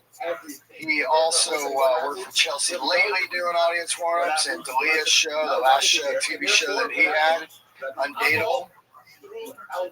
And he's traveled the world. He was with the Cubs during the World Series and spread some good juju on those guys. And he's just a fantastic human. So sit back and enjoy it.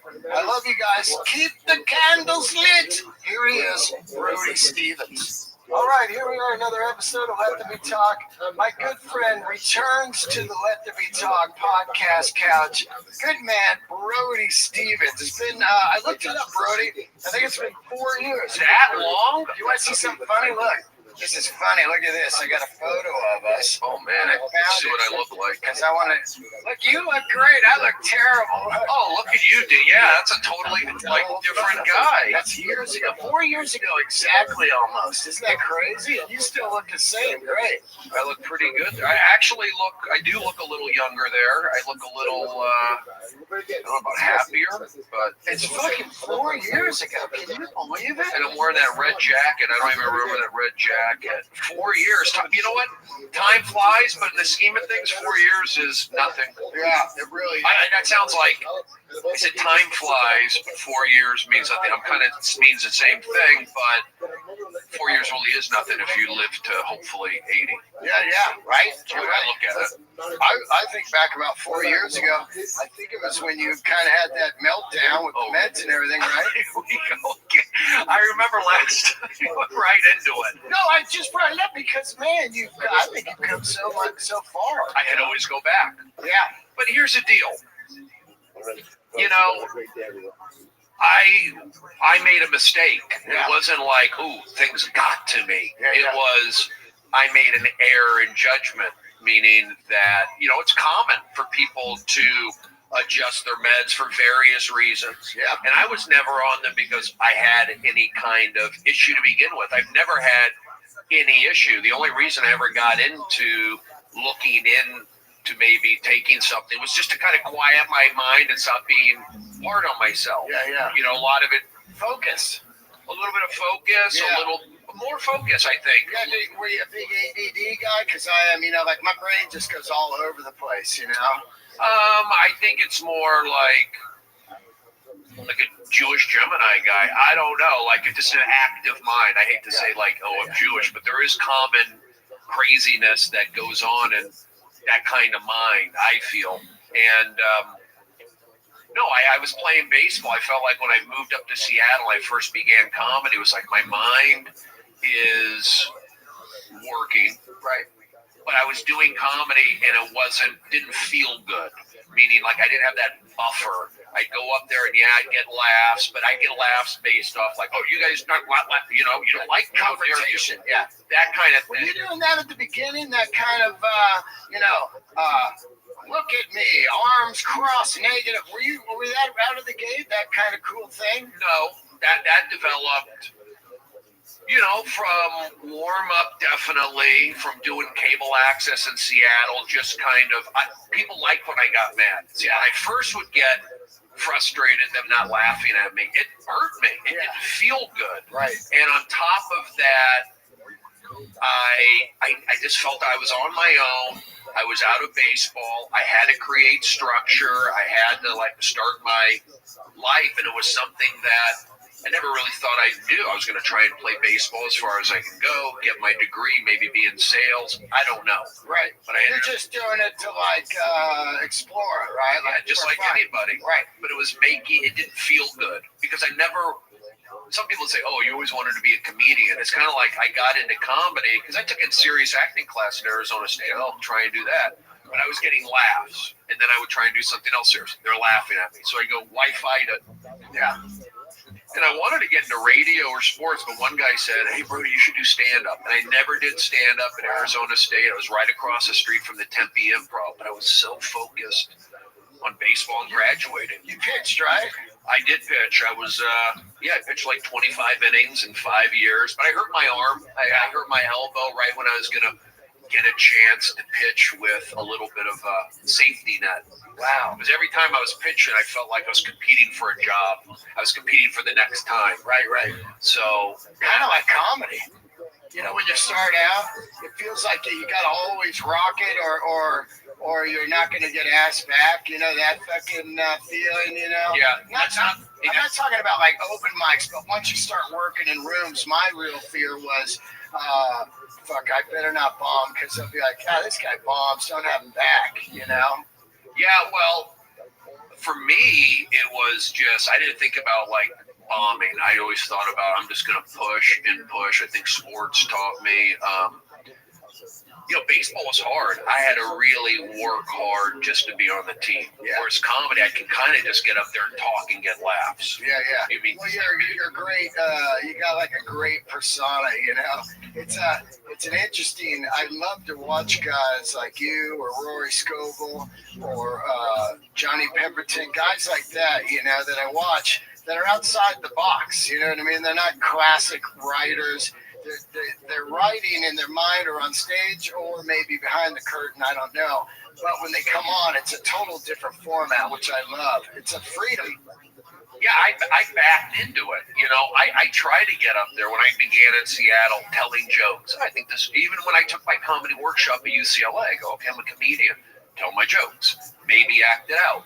And nobody would really laugh. And I go, come on, this is funny. And then they would laugh. Yeah. And I go, okay, well, maybe I'm onto something. And then, so when I left LA after one open mic, and I went to Seattle. Where was that open mic? Chatsworth. And my car got rear-ended. The guy, he was drunk. I saw him. I was on stage. I could see out the door. Yeah. And the guy backed into my car. While you were on stage? Yeah. Talk about a fucking sign, maybe not to do it right. Like, yeah. He broke my brake light. Wow. And he was drunk. I knew he was drunk, but they paid me out of the pocket. But that was in Chatsworth. Did you run off stage after him?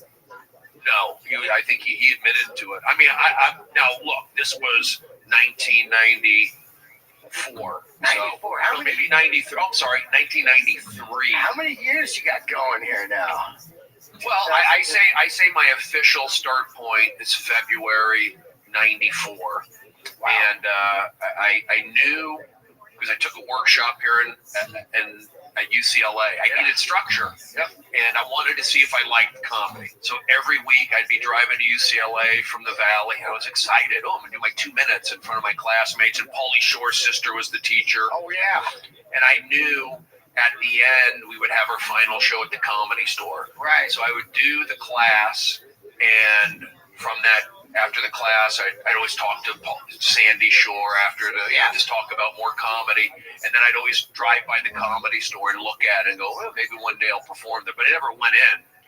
Once I did. Who were you into back then? Do you remember? Were you watching any comedians like Carlin or anybody? No, I was never really like a big stand-up fan guy. I like baseball. You know, I liked everything baseball. When I got into college, I liked Beavis and Butthead. I liked great shit, right? You know, wrestling was funny. Yeah. Of course, Howard Stern, but I also felt like I didn't want to listen too much to that because I felt like, maybe that would rub off on me. Right. Everybody liked Dice in 1988. When it's Dice and Kinnison. Dice and Kinnison, exactly. And I would listen to Jackie Mason cassettes. Yeah. He was funny. Yep. Pauly Shore. Adam Sandler. I guess I did. Adam Sandler. What about Jonathan Winters? Were you into him at all? Because he's kind of outside the box big time, you know? No, I knew he was different. I remember him like from being on Mork and Mindy. Yeah, right. Guest on that. I forgot about that. He was the baby. But I knew that Jonathan Winters, his big thing was like he went into a psych ward. He like voluntarily went in there. Exactly. So I kind of, it's like we talk about what happened to me, and it's kind of like what's happened to Kanye West a little bit. Yeah, right. It's the pressures of a lot of stuff can fucking grab you out of nowhere, and you don't even realize it. Like, because we don't sleep a lot, we work 7 nights a week, and we're constantly stressing, hoping that we get work. And it's a very, very weird world. You're eating bad or whatever, and all of a sudden it can just grab you, like boom, and you're like, holy shit. Well, that's why you have to stay positive. Yep. That's what I believe in yourself. Like I don't even like mention doing bad. I don't even put that thought. I just push forward. In fact, when I'm on stage, like at the Comedy Store, and there's like somebody in the crowd I respect, or maybe a celebrity, or a friend of mine, maybe like a baseball guy, I can turn it up a notch. I know I can go for it. When my back's against the wall, I could be Brody. I could be professional. I can do that. And that's just from doing it for years and years. But I also feel, we're talking about like, hey, I started in 94. I got into warm-up in 2000, like 6 years into it. Yeah. Learning from scratch. What was the first show you warmed up? Let's tell people these sitcoms and in Hollywood have an audience warm-up because there's a live audience in there, and they're just fucking, sometimes they're, tourists and stuff, and the original excitement wears off after about an hour, and they're going to be in there 4 or 5 hours, and they need a guy that gets it going. Well, they have those 4 to 5 hour deals. I've done a few of those. My strength, and I got it from anything that has a live audience with a TV taping. No matter what it is, they usually bring in a guy to keep them warm. I watched it. It was awesome to see. You did a couple shows. Yeah. So I was. I did 3 years in Seattle, found my voice. I learned all about how the comedy club at the Comedy Underground, we had Joey Diaz, Josh Wolf, Craig Gass, Mitch Hedberg, back in Seattle, right after the boom. But you saw the fundamentals of a 3-person comedy club show in Seattle. So you learned from a lot of the guys there. You seeing a lot of Mitch back then? He was only there for like 5 months maybe. Right. But I remember he used to hang out with Chaz Ablin, who's kind of a character guy. I remember Mitch hung out with some interesting guys. Yeah.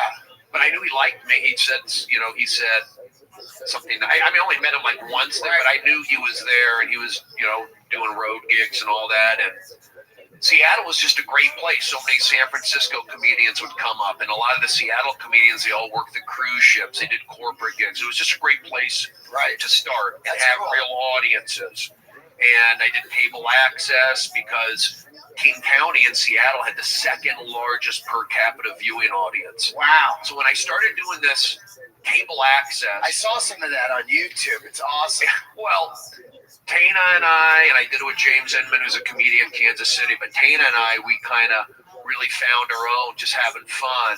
He was Samoan, I was Jewish, and we were kind of just bringing some energy, young guys, or new to Seattle, but also just new to comedy. Yeah. And having fun, and taking live calls, yelling at the camera, but we were having fun. Yeah. And people liked it. I walk on the street, I get recognized in Seattle. Jews and Samoans rule the world. Yes. So that's what a lot of it is, listening. You with comedy or, anything, you do what you like, you feel your instincts.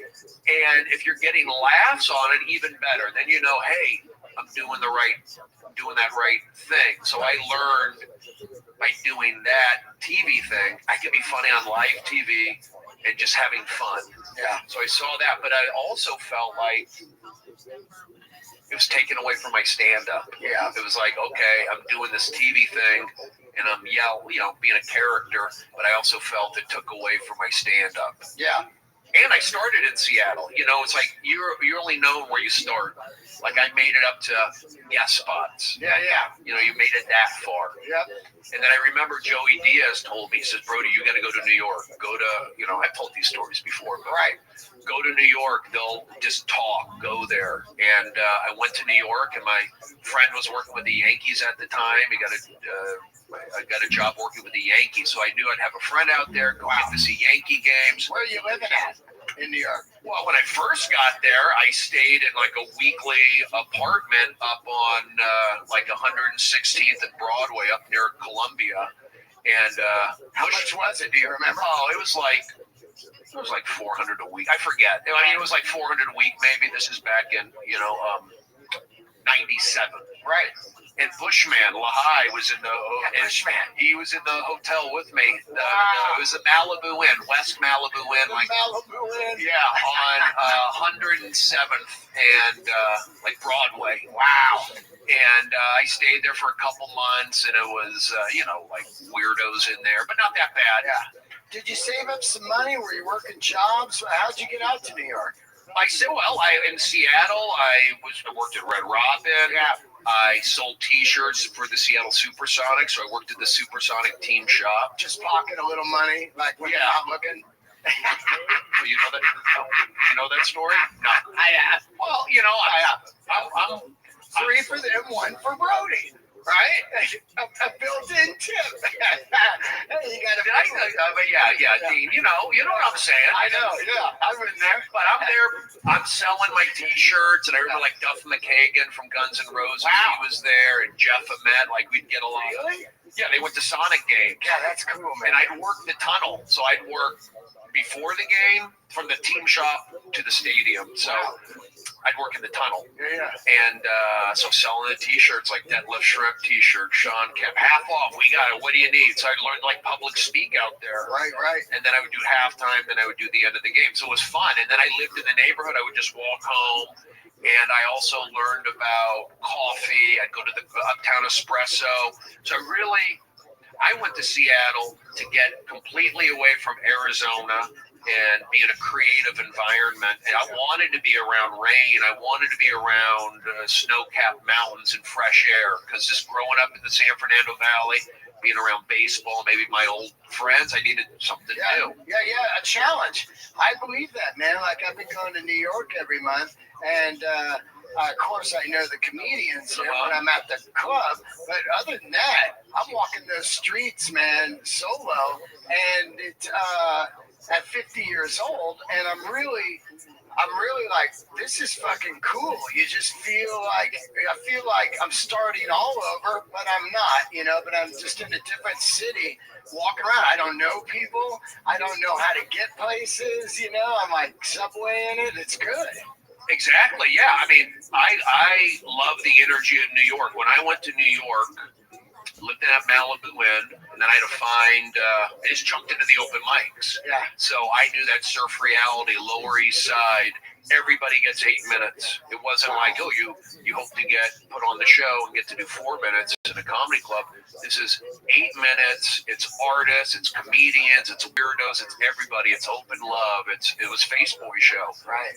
On Sunday nights, it was like, that was the show to do. And then Wednesday nights, it was Reverend Jen, the anti-slam, and that was positive energy. Most people got up on that. That was on Wednesdays. So there's a whole Lower East Side scene of alternative and comedians and artists and music. That's cool. Anybody that we might know back then that was rolling in that too? A lot of the, writers from Conan, like, Dan Cronin, Josh Comers. Sulkin would do it sometimes, I think, but he was around the scene. Alex Sulkin from Family Guy, right? Sklar Brothers, Jeff Ross, myself, Leah McEnany's out here. Just a lot of guys passing through. But the key was for that show was people wanted to get on Luna Lounge. That was the show. So I felt like Surf Reality was a feeder room to Luna Lounge on Monday nights, and that's where they had, Dave Chappelle, UCB, Mark Maron, Janine Garofalo, Todd Berry. That was like the spot to be. Wow. So once I got there after 3 years, my goal was to come back to LA in 2000 when I'm 30. And then once I started doing Luna Lounge a few times, I got to host it. Yeah. I got to do it. And I'm up there with Dave Chappelle, Todd Berry, Janine Garofalo, Maron, and I'm holding my own. Yeah, and you're doing the style of comedy you do now, where you're doing negative energy.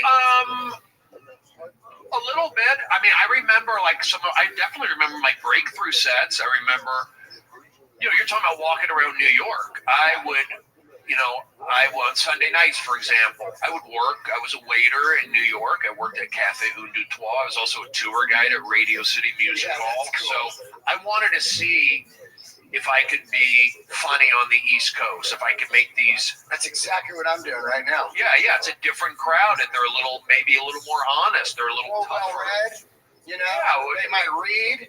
They also have real jobs. You know what I mean? It's just weather, it's another way of life. It's just different. Yeah, they have some of their own voice. They really believe in different politics and religions and different cultures and everything. It's a lot like San Francisco, you know? Yeah, and you get the European tourists. Yeah. Whereas California, we get seem like Australia and Canada or whatever. But yeah, I did that, and then I barked at the Comedy Cellar. For about a year and a half, I barked out there because I thought it would lead to stage time, because the guy who was doing it before was an open micer with me, and there's some good open mics. Yeah. I said, hey, Brody, Manny, the owner of the club, he likes me. He's offering me spots. I'm not even ready to do it, but I'm barking. He says, I think you should do it. So I went down there and started barking, and I thought it was. Did you ask? Like, I didn't have the confidence. That's the thing. I didn't have the confidence to ask Esty to let me, try and do it or get in there. But all the while, I was doing Surf Reality. I was running my own room on Monday nights where I'd get 18 comedians up, so I was hosting. I was passed at Stand Up New York, and I was there with Josh, who was the Josh and Josh show here at Bar Lubitsch, and John Viner, who, a lot of these guys I started with, and they started moving out to LA. That was another thing. Like, I kept in touch with them. So when I was done with New York and ready to come back to LA, I already had friends working at these TV shows. That's correct. So when I came out here, right away I got Kilborn. Right away I got Premium Blend on Comedy Central, because people who booked the Luna Lounge booked Comedy Central Premium Blend. So I got 2 spots on TV right away. Wow. And it got me passed at the Improv, Laugh Factory, and Comedy Store pretty quick. Wow. Bobby Lee recommended me, I remember. But this is, I was still doing open mics out here. It didn't happen right away, but it happened fairly quick. Did you do that open mic at the 101 Cafe ever? I did the book show.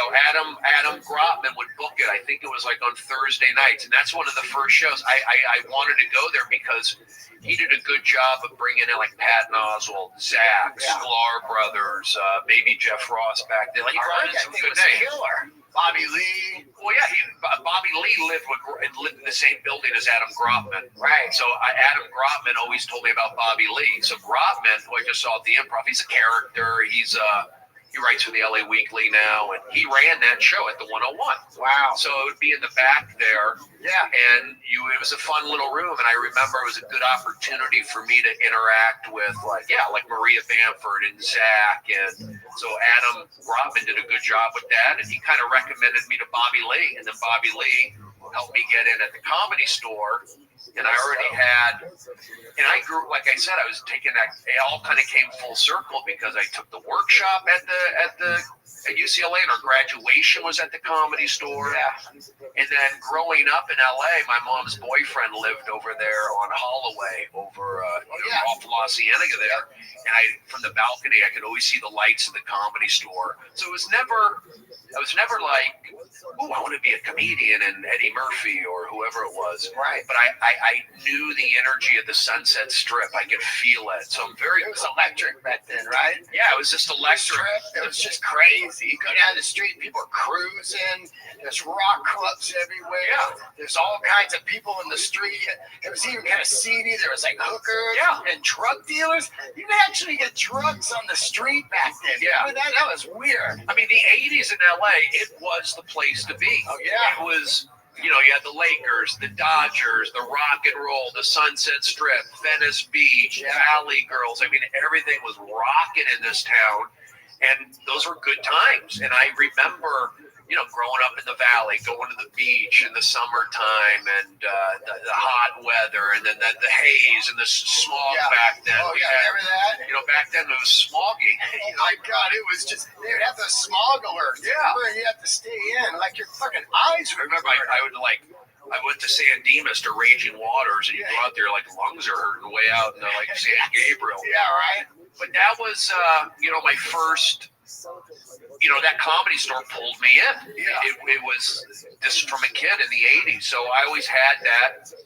And that's one reason why I'm kind of loyal to it, but nothing against the other clubs or anything of that. But, it's definitely more a spot that that feels good towards people like us that are rock and roll and lunatics. There's a cool factor to it. There is, and it's just kind of loony, you know what I mean? Which makes us all fit in because there is that other kind of side of the shiny sheen comics that are like, I'm here for business, do my set, then hopefully someone recognizes me, I get on TV, never do comedy again. It's just a stepping stone. There's a lot of that type of person, you know? Yeah. The store does not have that. It's just outlaws. You know what I mean? It's just great. It's just outlaws and crazies, and it's a big family. It feels great.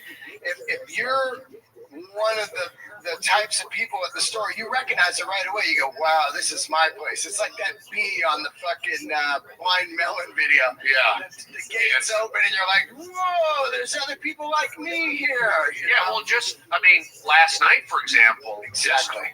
Even the last 2 nights for me, doing the podcast, like I did Kill Tony and just mixing it up there, and then doing the roast battle, going up and having Jeff let me be a guest and comment and seeing all the fun. I was up there. I was like, wow.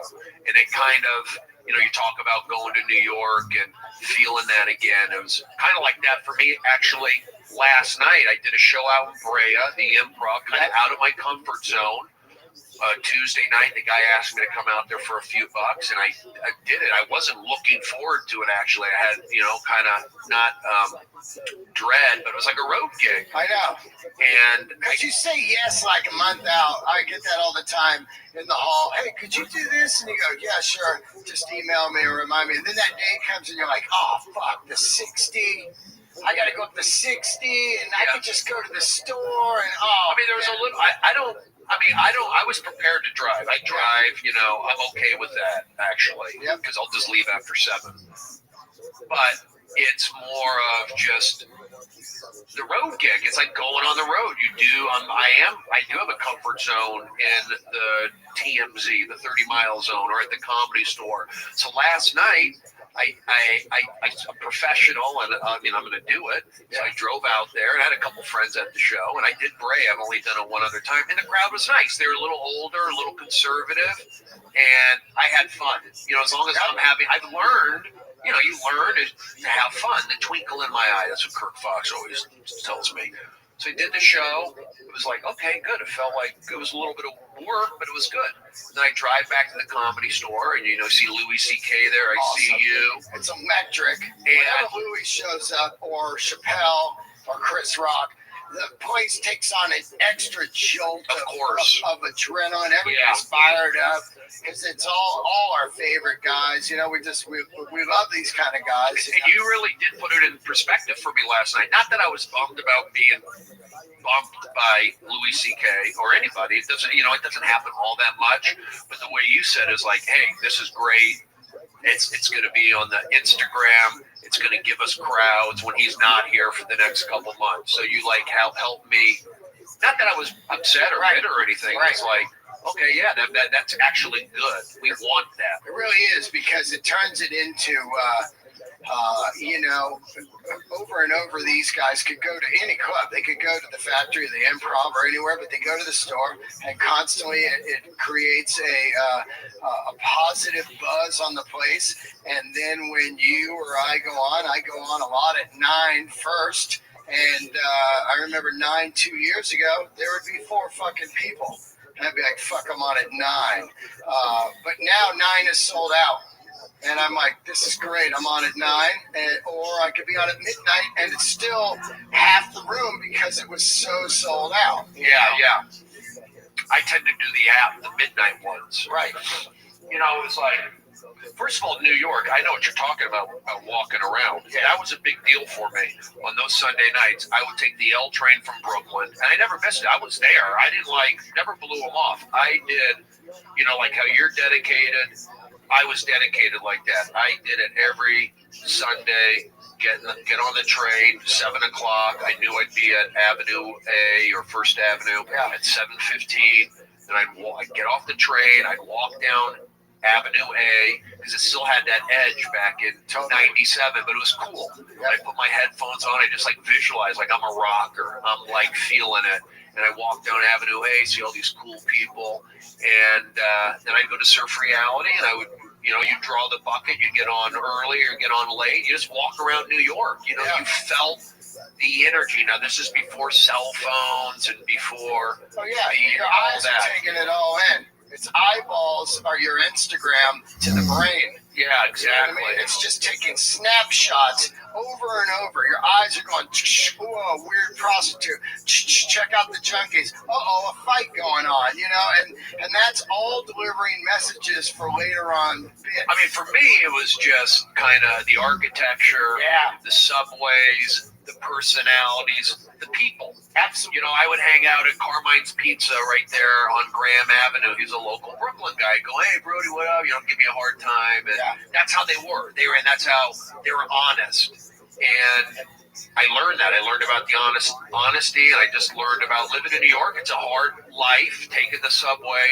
and then the summer weather. And I got out of it what I wanted to get out of it. But I remember a breakthrough that I had was going to Surf Reality and just talking. I remember it was just like ranting about walking down First Avenue, something about ice cream. I got an ice cream cone. It was no good. I couldn't get a refund. It just upset me. And I remember like people laughed. And then my friend said to me, he says, you should just keep doing that. Just like talk. And you know, people told me to talk before, but that was talking with a little bit of fire. Yeah. And that is really the essential of your style, which I love to watch. It's great. And I also enjoy going on after you because it's very hard because it's a different style of comedy, and you got to reset the room, and you gotta go, okay, that's Brody's thing, but now here I am. And I love the practice of that, of going on after you or an Ingram, where people think it's very hard, but I think that's the challenge of it. Each guy has a thing, and if you can do it right after the other guy's thing, then you know it's rock solid. You know, every time I go off at the comic, get off the stage, you know, when I do the original room, I'll stay on the stage. I will, you know, respect the show. When I'm the last guy or in the main room, I'm the last guy. Yeah, I'll play drums. I'll walk in the crowd. I'll really throw it off. Yeah. But I would never do that, you know, if somebody was after me. But I am different. You know, I am loud, and I'm maybe do the thing the way I do. I'm trying my best. And I do know, like, every time at the Comedy Store, when I'm doing, like, an 11:45 spot or whatever, and you or Steve Simone or Owen Smith or whoever I'm around at that time, they'll always, like, do a little comment like, that was Brody. Brody's, like, kind of, you know, yelling. And I'll be in the room, and somebody go, yes, you got it. I'm still here. Like, Tony will say stuff. So it is kind of, you could take it like, I know they're doing it to kind of reset the room. Right. But there is a fine line because some guys could be, if you don't know me, they'll be like, if I don't have a relationship with the guy and they do it, it does kind of, it is a little bit irritating. Yeah. You know, oh, this guy's yelling. What's wrong with this guy? I'm getting laughs, by the way. So, I always like to recognize it and have a banter with you in the room because that kind of makes it funny between the two of us. And then as you walk out, you got to walk out and let the guy do his thing, you know? But it is no, you're right. That transition's a weird thing. And I get stressed with intros, you know? It's not an easy thing. And you do want to set up the guy to do, or girl to do well after you. And intros make a, you know, they make a big difference. You can tell if somebody gives you an icy intro, like, this next guy does clubs and colleges. Right away, you know, it's like the most shitty intro is clubs and colleges. Next guy does clubs and colleges all over America. First of all, I've never even been to a college, you know. And second of all, come on. We've been in here for years, just fucking. But that's how those, like, road, maybe these, like, you know, a weekend special road gig or, you know, whatever, you just deal with. But you can tell, it's like nobody does that at the store. Everybody does the kick-ass intros because they all know, you know. It's like, this is a rough ride in here, you know, and bring it up as good as you can. And you know what I feel good about the store? I feel it's like guys like me and you and these late night guys, and we kept it going. We kept it. I feel like, Don Barris with the craziness and me hanging out and, Jesus and you doing your spots and, even Tony Henchcliffe back in the day doing late night spots. We kind of bridged that gap and made it, I feel like, kept the life going. And then, you have Adam come in, the new booker, and he's mixing it up. And so I take pride in knowing that the Comedy Store is what it is because I'm not a Johnny come lately. I've been a guy who's kind of like just grinded it out. And to be honest, it does feel good when guys give me intros and they're like, call me a legend. It's like, whoa, I mean, I'm not asking for that. Yeah. And I don't look at myself as a legend, but I guess if you're performing somewhere long enough, they'll do that. So it's just, I feel good about that too, I started comedy at 44, so that's a weird thing. Yep. So I'm part of the weirdos, you know what I mean? If you just throw it in there, it's like, this guy's 44, what's he doing here? Like, a lot of guys are in their 40s, but they don't start at 44, And then it's like that original thing of late when we were all working was just crazy, right? Yeah, it's just... I mean, for me, I just like going to the Comedy Store. It feels like a club. It's like the Friars Club. It's like a private. It's not even private. It's open to everybody. It's a treehouse of insanity. I love it, man. Yeah, and they do a good job with the shows, and it's good natured. There's not really negative energy. I know the Comedy Store had a reputation back in the day, negative energy, and I was a little intimidated by people when I first got there, but I kind of rose above it. And then, the guys kind of would go after each other. Hazy.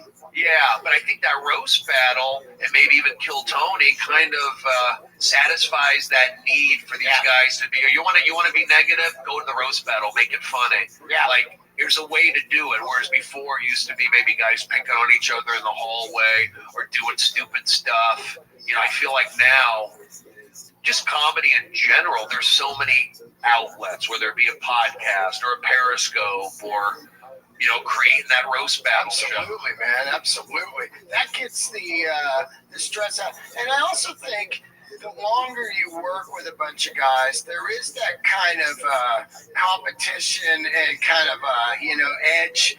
But slowly but surely, if you're working your ass off, each person kind of gets something in their own time, and then it seems to be like, okay, we all start to fit in, and it's like, all right, at first people are like, well, he got this, and scorekeepers. But after a while, you're like, okay, I got something now. And then, he got something. And then it just all feels like, we all are fucking winning here in the store. You know what I mean? Yeah, I mean, it's always about putting out positive energy. I mean, I know it sounds kind of cornball. I say the same thing, dude. But just like when I did warm up, I was never negative towards these guys. Like, I should be on the show. I'm funnier than him. Why is he that? I said, I'm gonna make you shine. I'm gonna get these guys. Because that's just how I was driven, and I still am kind of like, I see somebody who might be a jerk, but I try to focus on the nice part of them. I try to. Yeah. And I also promote what's great, not what you hate. Yeah, there you go. Promote what's great, not what you hate. And I learned that from baseball, from focusing on positive, making it fun, not complaining. They used to say freshmen are to be seen, not heard. And I got over, being, like this baseball being, they coach you with fear, fear of running. And I just turned it into positive, and we learned all that visualization about focusing on the psychology of coaching. And me playing baseball, just going there and being not hazed, but being picked on. Yeah. You're a new guy, Jewish guy in Arizona, gangly, get picked on. Yep. But I knew it wasn't me. That's how it was, because I got picked on in high school also. Yeah. I heard all this stuff. So that's how it was when I showed up at the store. And then you realize as you're reading the Dying Up Here book, and you start getting the back history of all the people that hosted the potluck, like Danish and O'Neill, and all that stuff. When you find out, oh, it's not personal. It's just fucking the next people that got roasted on and hazed are ready to haze. It's just human nature. Yeah. If you play on a team, that's where sports, I think, come into play. You understand the human nature behind it. Just take your punches. If you believe in yourself, they'll come around. Part of that comes with, confidence. With confidence, maturity. I went to Seattle. And longevity, sticking around. They're not going to give it up to people that just come for a couple weeks and they go, I knew that guy who didn't want to fucking be serious. Look, we roasted him a few times. He got the fuck out of here, Yeah, and also they're making fun of you. That means they like you. Yeah. They use something about you that they like. Doing impressions of you or whatever, or saying shit, in the back of the room during the open mics. Yeah. You got that out of them. And the baseball stuff for me was like, yeah, they picked on me, but I also felt like it wasn't malicious. And then it just prepared me. Okay, Seattle, I went in with a baseball attitude. I'm just going to work and grind it out. And then when I went to New York, that's when the comedians were kind of tough on me. I went there and I was like, who's this guy? And I already had some, not success, but I had a little small name in Seattle. And then I go to New York and it's like, I'm a bad guy. You guys are blowing me off. And go, no, I'm a good guy. Played baseball at Arizona State. Well liked in Seattle. It's not me. It's you. I didn't get mad. I just kind of stuck to my guns. Yep. And then they came around. So that I owe to baseball. That I owe to just maybe being sucking it up. Maybe I should have said F you. Also from sports, you get a work ethic. You can't just go fucking run a 100-yard dash. You gotta have some work ethic. You gotta exercise. It's reps. Yeah, they say it's like 10,000 hours. It's reps. It's reps. It's reps. It's how dedicated do you want it. But I'll also say this: it's like, hey, I don't own a home. I'm not like in a serious. I don't have a wife and a kid. I've been quote unquote busted through. I don't know, but I could tell people how I got to this point. I could say, hey, how I got to the point where I'm comfortable at the Comedy Store, how I got to the point where I'm getting asked to do shows in Brea. I can explain how I got, and that feels good, but it is about surviving, and you don't know. Show business is difficult. You can get pulled into that. You can start thinking that, and you don't want, but that's a reality of life, and that's a reality of where we're at. But thank God there's podcasting, and you put out positive energy, and you just like to think that good things will come back. But the world is so backwards right now. You can't say that. There's no guarantee. Not that there ever was guarantees, but I feel like right now, even thinking good stuff, not necessarily, you really have to do the work, and that's not even a guarantee. It could be a downer. I think the key right there is you really have to do the work, and you have to realize, oh, I'm doing the work. That's the best part about it. You know what I mean? It's like I'm working. Yeah, I like working. That's the thing. It's like when you're doing warm-up like I was doing, I was working. I had a job. I had structure. I had fun. But it did take me away from the stand-up, from making that leap and going out on the road. I've done so much warm-up. I'm wired for that. It's almost a groove of my brain. It's a good skill. People get trapped in the warm-up like a cruise ship. I've seen some guys do warm-up, and all of a sudden fucking 20 years goes by, and they get a couple kids, they get a mortgage, and they get a car payment, and then that warm-up they can't walk away from. Yeah, and exactly.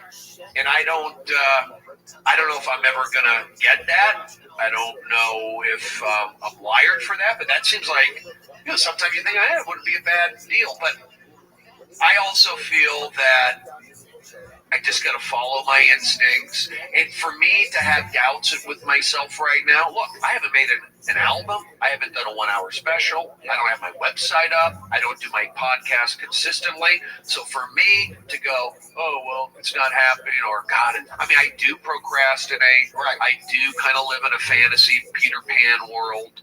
I I am into those kind of like not spirits, but connections and numerology, because that's the funny thing about Periscope and also on Twitter. You're able to actually document these weird moments and people go, oh, that is kind of interesting. Yeah. And to be honest, like hanging out with the Cubs and that experience, like being around baseball and being around positive energy and having that, trying to spread positive energy, go, hey, look, I'm doing that. I'm getting laughs at the Comedy Store. I'm hanging out with a successful baseball team. Met Eddie Vedder. But it's also turning it into a job. I like doing it, but it's also, that's why a lot of things I'll put up on Instagram is about getting work. I feel like I'm doing a show on Periscope. I'm doing a show on Twitter. I'm doing a show on Instagram. Somebody sees that. It's like, okay, Brody, we have a network here. Let's do a half-hour show or every once a week or 10 minutes every day. Yeah, like CISO, something like There's that. all these new platforms that keep coming, and eventually they all need content. Exactly. And you can't just have over and over and over. They try to just make the same shows over and over, and after a while you gotta go like, well, what about if we did a show where it's Brody's Periscope? This would be fucking a show, Yeah, exactly, and I'm saying, like, give me that platform, give me my space. It's like, that's why I'm good on Periscope. Yeah, it's because I'm left alone. Is that how life works? I don't know. You got to work with people. But for example, the Periscope, I'm on my own. I talk into it. I do whatever I do with it. I've got good traction. I've gotten jobs out of it. That's great. What kind of jobs? Well, I did last year. I did the 2015 baseball All-Star game. They sent me to Cincinnati Comedy Central, so I covered the parade and I did the home run hitting contest. But that was like 2 years ago. I mean, Periscope's really exploded since then. Yeah. Then I did the Undateable Christmas. Oh, yeah, that was great. Undateable show. I did the pre-show Periscope and during the show Periscope. That's great. So I did that. And that's what I'm kind of doing right now when I'm doing the Periscope. I'm kind of like creating a show. Like, here's the show. Yeah, it really is like an organic, a real reality show. Not a fucking scripted bullshit Kardashian stuff. It's a real Brody Stevens life. And at any minute, people have the inside to your brain and your thoughts and what you're seeing at that minute, and you're creating. Also, they get an insight of how you create. Yeah, I create by just. Sometimes it's walking, sometimes it's venting, sometimes it's being with somebody, sometimes it's going somewhere. So, like I said, yeah, the Periscope for me, I treat it like a podcast. Like, a podcast is a podcast, stand-up is stand-up, Periscope's Periscope, but they all help each other. Like Rogan says podcasting is like cross-training. I also feel like I'm Periscoping is that. Yeah. And I get good feedback. Like, I'll exercise on it, and I'll do my drumming. I'll do an hour there. And then with the stand-up, because my stand-up always doing something different, I feel like I can give away a couple jokes. Of course. And I'm branding. They're seeing me. They see the process of what goes on before I go on stage. Then I go on stage, and then I talk to them. So I'm getting that. But the key is, not the key, but you want to be compensated. You want to somehow get it where you're making a few bucks, whether it be for a podcast or the Periscoping or giving, some free comedy. I hear you, man. I've got 300 and 74 episodes of this, and I look at it as like, wow, if say I've got over 100,000 listeners or something, if each person just gave $1. A fucking $1. You look at it that way, right? Yeah, $1. That would be $100,000, and I could create in this place a full-blown podcast, like entertainment studio. You know what I'm saying? But it's really wild because, and I don't do this for money. If I did, I would have been done after episode 10. But I think people they forget how much work we put into this, and they'll easily pay $7 for a espresso at Starbucks every day, but $1, you know what I mean? And it would be great if you got, let's say you've got, you said over 2 million hearts or whatever. 19 million. What, 19 million? Wow, really? Wow, that's well, you know. But anyway, let's just say you had $1 for a heart. That's $19 million. Right. Or whatever. What I'm just saying is, I think people got to understand that we're out here fucking grinding it, man, in a world where the rents are through the roof, the car insurance is crazy, the gas is fucking next level, the food, everything is just like, it costs $1 zillion to live here, and we're just fucking fighting to survive. And really what I would hope is just people come out to the shows. That's really why I do the podcast every day, to connect with the people when they come out to the shows. Like, I love your podcast. I wanted to come out and support you. You know what I mean? Do you feel like the podcast helps your stand-up just by talking and listening, and then also you're building up fans? Absolutely. I mean, I do my Periscope, or I'll do even my podcast, and people go, "Oh, Brody, you inspire me," or this, or maybe they saw my show. I love that. But I'm not trying to inspire. Yeah. I'm sharing my instincts, and hey, they're inspired by it, and then you go, okay, well, they're inspired. That's an angle where maybe I can monetize this. Not to like, ooh, I'm like rubbing my, ooh, I make a lot of money off this. Yeah, I never think that. But I think it can turn into motivational speaking. I kind of want to be, I like baseball, but maybe a motivational coach for baseball. I feel like because they have psychologists. And the thing is, I can still play baseball. I throw, I catch, I played, I understand it. And they have psychologists, they have mental skills coaches. So that would be something that would interest me because, show business is crazy. There's some exciting things about show business, but I also like the structure and the beauty and, spring training, Arizona, baseball. I like that world. But for me, that's another thing. I'm spread thin. It's like, okay, you do the baseball, but maybe stand-up suffers. And now you can't do the stand-up. Maybe your exercising suffers. Maybe that's. So it's kind of, you got to watch it also. You spread yourself too thin, and you feel like, oh, I'll do that one Instagram. This one's gonna be. And because it's all net gain.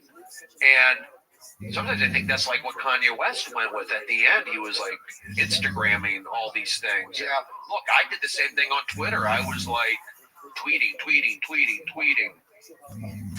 And I do think there is extra pressure just with the social media. I think the social media is just because when you were singing, that wasn't around really. No. When I started, it wasn't around, and then it came around. It's like, wow, I got to add 2 extra hours to my day that was never there before. You're so right. You're so right. I used to blog. I used to send out. I had an email list, so once or twice a week I would send out a Brody blog. I would do like, yeah. I had all these people. Wow. And I would send out like what shows I'm doing this week and a little story of what happened and the little thing, and then send it out. That was before, blogs. Yeah. And then then my website happened. It wasn't a thing, but I had a website, and then I would blog in my website, and then Facebook and MySpace kind of came around. So I would do, I would do that. I was cool with that, but then when the social media exploded, it was like a lot of stuff, and then you get locked into it, and then it's Facebook, and then it's iTunes, and then it's podcasts, and then you're going to Tower Records or CDs and DVDs. It was like too much. Yeah. It was like I almost shut down, and meaning like I can't. It's too much stuff to digest, and then being a comedian, being so focused on that, I feel like I got to just do my comedy. I can't really relax. It's hard sometimes for me to relax and watch other comedians. It's like, especially now because you're pushing and I don't know. I think that's a lot of problems is the social media. It's like you only have 24 hours in the day. I do too. I do enjoy doing, I think out of all of them, Instagram has been my favorite because I love sharing stuff in photos because, of course, I love photos. I've always loved rock and roll photos. I've loved historic photos. I love old classic cars and motorcycle photos, all kinds of stuff. Instagram is a home run with me. I love it. And I love doing stuff like record of the day and everything. And I do know, though, when I start to get, like, there's some weeks where I do, like, 8 podcasts in a week to bank them up. Right. And because I'm going on the road or whatever. And then I'm doing Instagram and I'm tweeting and everything. And then I hit stage and it'll bite me like a motherfucker. Here comes the bad set because you were part-time in the stand-up for a minute. And it lets you know immediately when you're up there, it's like, uh-oh. And that's when I push all the other shit to the side. Immediately, I know it's a sign, and people are like, hey, you haven't done a record of the day in a while and stuff. It's like, yeah, man, because at the end of the day, all I want to do is the stand-up. Yeah. I do all the other stuff to put asses in the seats. Once you get people coming, then I could just podcast and do stand-up. You know what I mean? But what about if you're just, I'm podcasting, I'm doing my, and not think about gaining new fans and gaining, and more like, not saying you don't do the podcast because you like doing the podcast. I do love it. And not saying you do record of the week because you don't like doing it. I'm saying do that for doing that, and the fans come. I feel like, yeah, I like to get fans, but I also feel like if I continue to be me, do me, they'll come. The fans will come. That's my approach as opposed to like, I gotta have, I'm not saying you do, like, I need fans in the seat to make money. I mean, you do have to get fans. It's never about the money to me. Ever. Well, we want to survive. Right, we want to pay our bills. Right, yeah. It's never about the money. It's just about going to a strange town when people tweet at you over and over, when are you coming to Chicago? Yeah. When are you coming to Oklahoma? When are you coming to Seattle or whatever? When I get enough fans. Exactly. And let me tell you, when you have enough fans, the phone rings off the hook because the clubs definitely want to make that money. So to me, it's never about the money. It's about being able to go out on the road and work because I love doing this. So if there's nobody there, I can't do it. And that's the problem. It's never about, man, I can sell out and I'll start making money or whatever. This apartment I got right here is fun and those records. I don't need anything. I don't need a fucking crazy car and a mansion on the hill. I just need people out there so I can fucking do the gig, do the thing I love. Aren't there gigs that already have like kind of a built-in crowd, and then you go there and maybe a quarter of them are your crowd? There are in LA. And then you like start building that up. There are in LA and New York, yeah, for sure. But I'm saying when you go to those mystery towns, like let's say Edmonton, okay, and you're going, you know, maybe 50 people in Edmonton know me, and the rest is papered room, and now you're battling. Right. I understand that kind of stuff. You know, that's also part of like building up your fans too, right? Absolutely. Yeah. Well, that's what I always say. Picking them off one at a time, like 5 people that didn't know you liked you. But what I'm talking about is not being able to be booked again, where they go, well, you didn't draw anybody. You know what I mean? But that's my fear. Well, it's kind of out of your control a little bit. It's like you got to be, I just feel like, be funny, be positive, put the energy out, be the best you can be. And maybe being the best you can be is not going to be theaters. You know, it might be something right there. Yeah. You know, I'm trying to how about belly room size? If I could do belly room size across America, man, the electricity of those shows are undeniable. Right. Or even OR with 189 sold out. Man, that is fucking... The OR, when it is sold out and rocking, there ain't nothing feels like that. You know? That's your feeling. Like when I do it, yeah, I don't feel that way. Yeah. I feel like I got to get through this, and I hope they like me, kind of thing. Yeah. Whereas, like, let's say I'm at a rock club and I got 100 hipster kids from Los Feliz or whatever. I can dig into them. Like I know I'm gonna make them like me. Yeah. Because they're hipster, they're rock and roll. Whereas like at the Comedy Store, you got families and tourists. I can't make them like me. There's more finesse involved. Well, I'm not looking for them all to like me.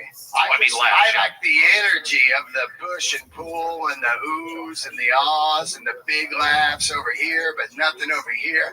I love that weirdness. Right. I love that. No, I like it. I mean, that's why I like doing the late night, the main room. Yeah. When it's broken down, it's broken. Like, give me a broken room and let me patch them together. Yeah. And then I'm relaxed, and then I can rattle off. I'm just more relaxed. And I think it's also, if I was forced, like Brody, every week for, you're going to get 3 spots, primetime spots, I can get used to it. Just like I'm used to doing warm-up in front of big crowds. I mean, at the Improv, actually, I feel pretty comfortable in there. For some reason, maybe it's because where I started at the Comedy Store, that room, psychologically in my head, where it makes it not always fun. It makes it more of like, I hope I do well. Right. So I do have that. Whereas the Improv, I feel like I can handle that. I got it. I get it. Well, you don't put it up on a mantle. You know what I mean? Like the store, we look at it as like it's the top fucking. It is. It's the top notch, and you want to do. And the audiences know that too. Yeah. They know, like, hey, we're at the Comedy Store. You better bring it. They see the fucking names coming in. David Letterman, Eddie Murphy, fucking Jim Carrey, Louis C.K. So you got to bring it. I feel. I don't worry about. I'm not a huge draw, so I don't worry about. Am I getting the numbers? I kind of like. That's out of my control. I can promote and do that. Right. But I do. At the end, there's times at the Comedy Store you want to do well. You got Adam in the back, the booker. It's like I want to get laughs. You don't want to bomb. Yeah. I don't think bombing, but I think about.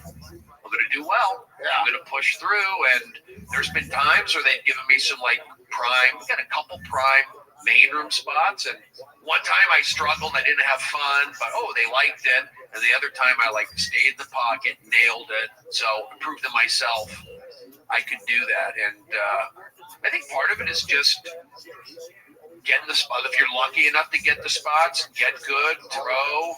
And you got to grow. I think that's a big thing, because if you just sit there doing the same thing over the years and you're not growing, then what are you doing? You know what I mean? You got to grow, and you got to get that album out. I don't have an album. Yeah. I don't have that special. So it's like, keep doing the same stuff.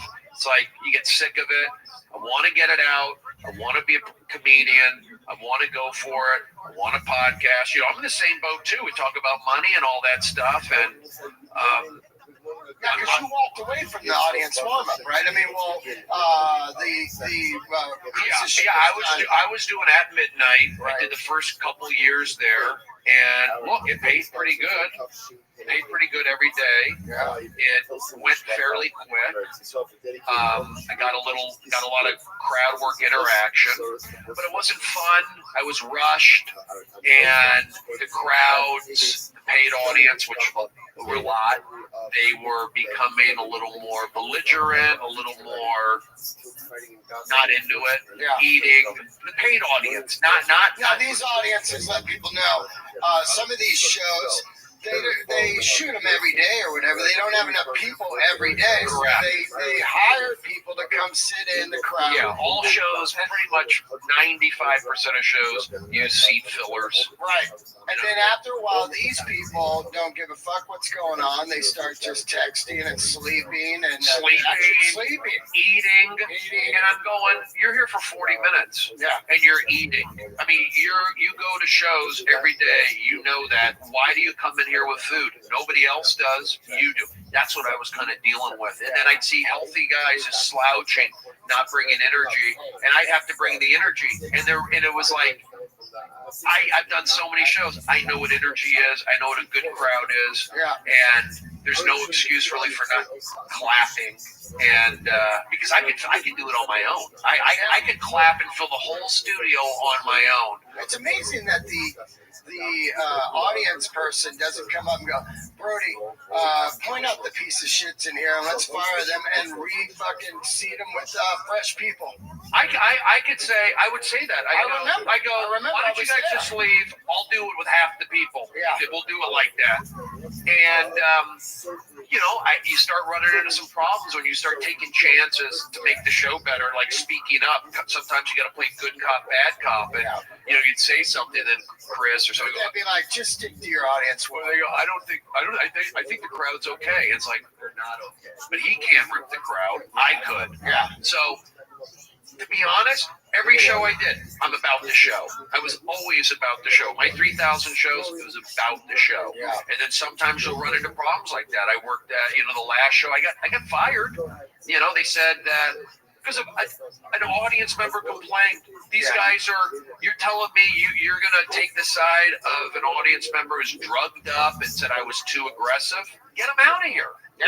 I care about the show. This guy doesn't. So they had a complaint by somebody. In fact, I'd worked like the first 4 shows, and I was doing well. They liked it. They even said, like, we like what you're doing. Everyone loves it. And I did it again, and then I got fired. And I got fired over something like crap, like over a paid audience member complaining.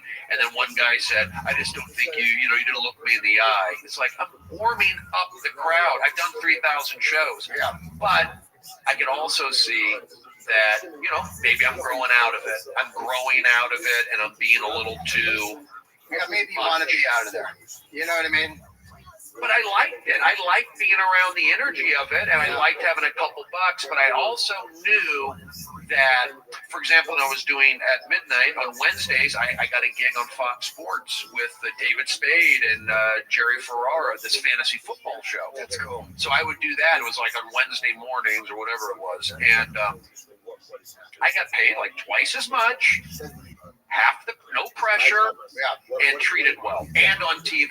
Treated like an artist instead of just sometimes I think the audience warm-up person is just looked at as like, who cares? Let's just get, that guy's just, wrangler, Yeah, well, when you're an audience warm-up, you're like crew and talent. It's a little bit of both. Absolutely. But I'll tell you, it's like, not to knock at midnight, but I feel like when I worked at Chelsea and I worked at Best Damn Sports Show, I pushed these guys. And if you look at Best Damn Sports Show, a lot of people came out of there. They're still working.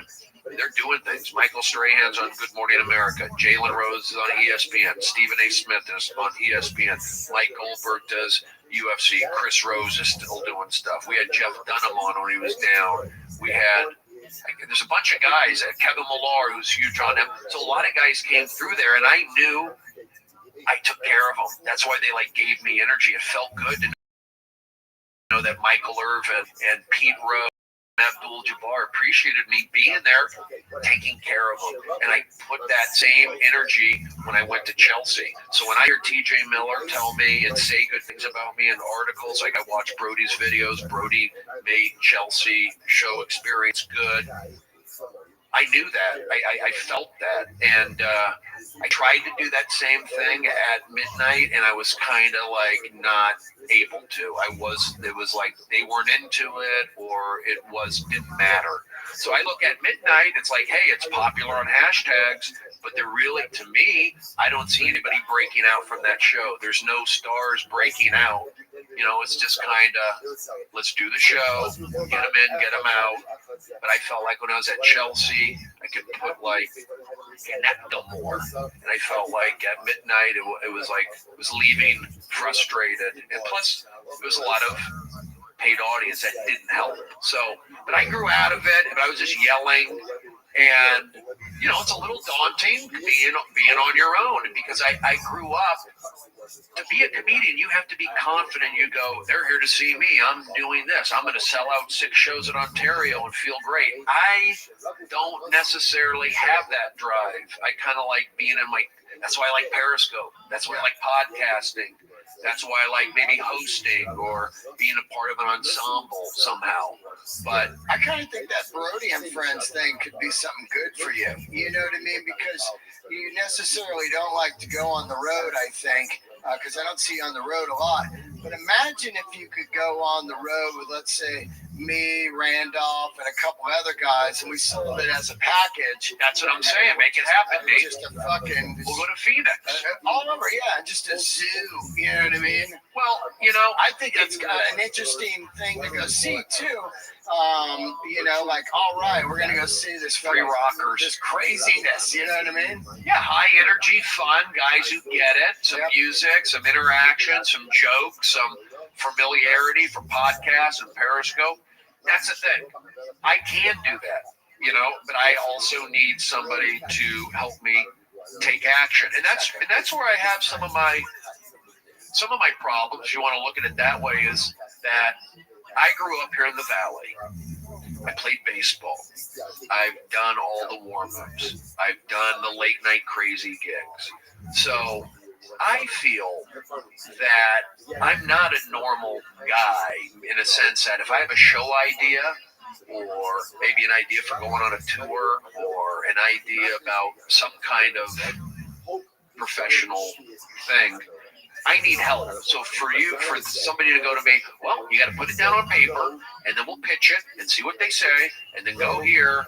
It feels like it's too much for me. Yeah, you can't do the standard pitching with Brody Stevens. Right. I need somebody, you know, maybe talking about my manager, talking about... It's kind of like a good A&R guy back in the day with rock and roll bands. And rock and roll bands are absolute lunatics. To have them come into a corporate meeting and sit there and they go, well, tell us what your plans are when you get into the studio. Are you going to write a hit? That doesn't happen. You got an A&R guy who he sees the lunacy of the band. He sees the drug use, the fucking insane rock shows, the fucking the fire between the singer and the guitar player, the fights or whatever. And then he goes back and he sells it to the suits. He goes, look, man, these guys are going to be fucking huge.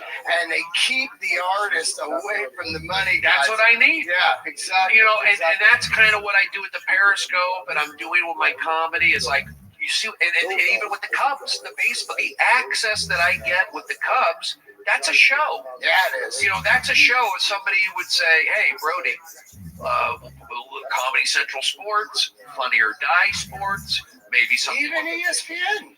It can't be the same thing all the time on ESPN. Right. I don't really want to work for ESPN, but I would do more. I'm more loyal to Fox Sports, just because. Whatever. I'm saying. I know. On a sports network where you go like, I mean, you know, and let me freestyle. Yeah. And here's the other thing. I know every comedian. And I know a lot of actors. They all do guests on it. I know every comedian, the hot comedians, the big comedians, the Dean Del Rey, the Chris D'Elias, the Bobby Lees, the whoever, the Joe Rogans.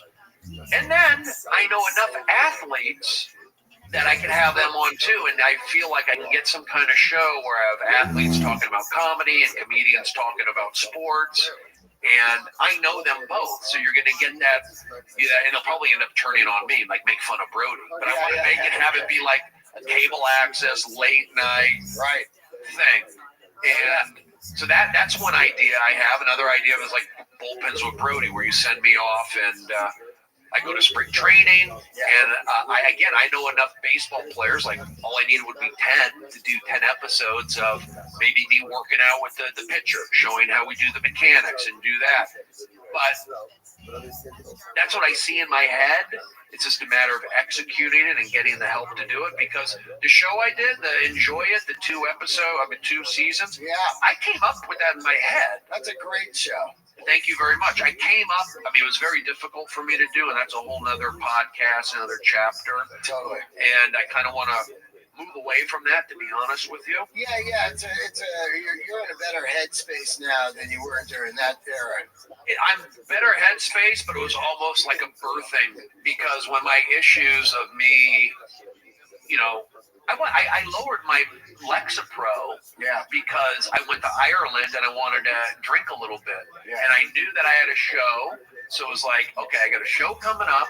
I'm going to London. I'm going to Dublin. Then I'm doing Montreal. I want to have fun.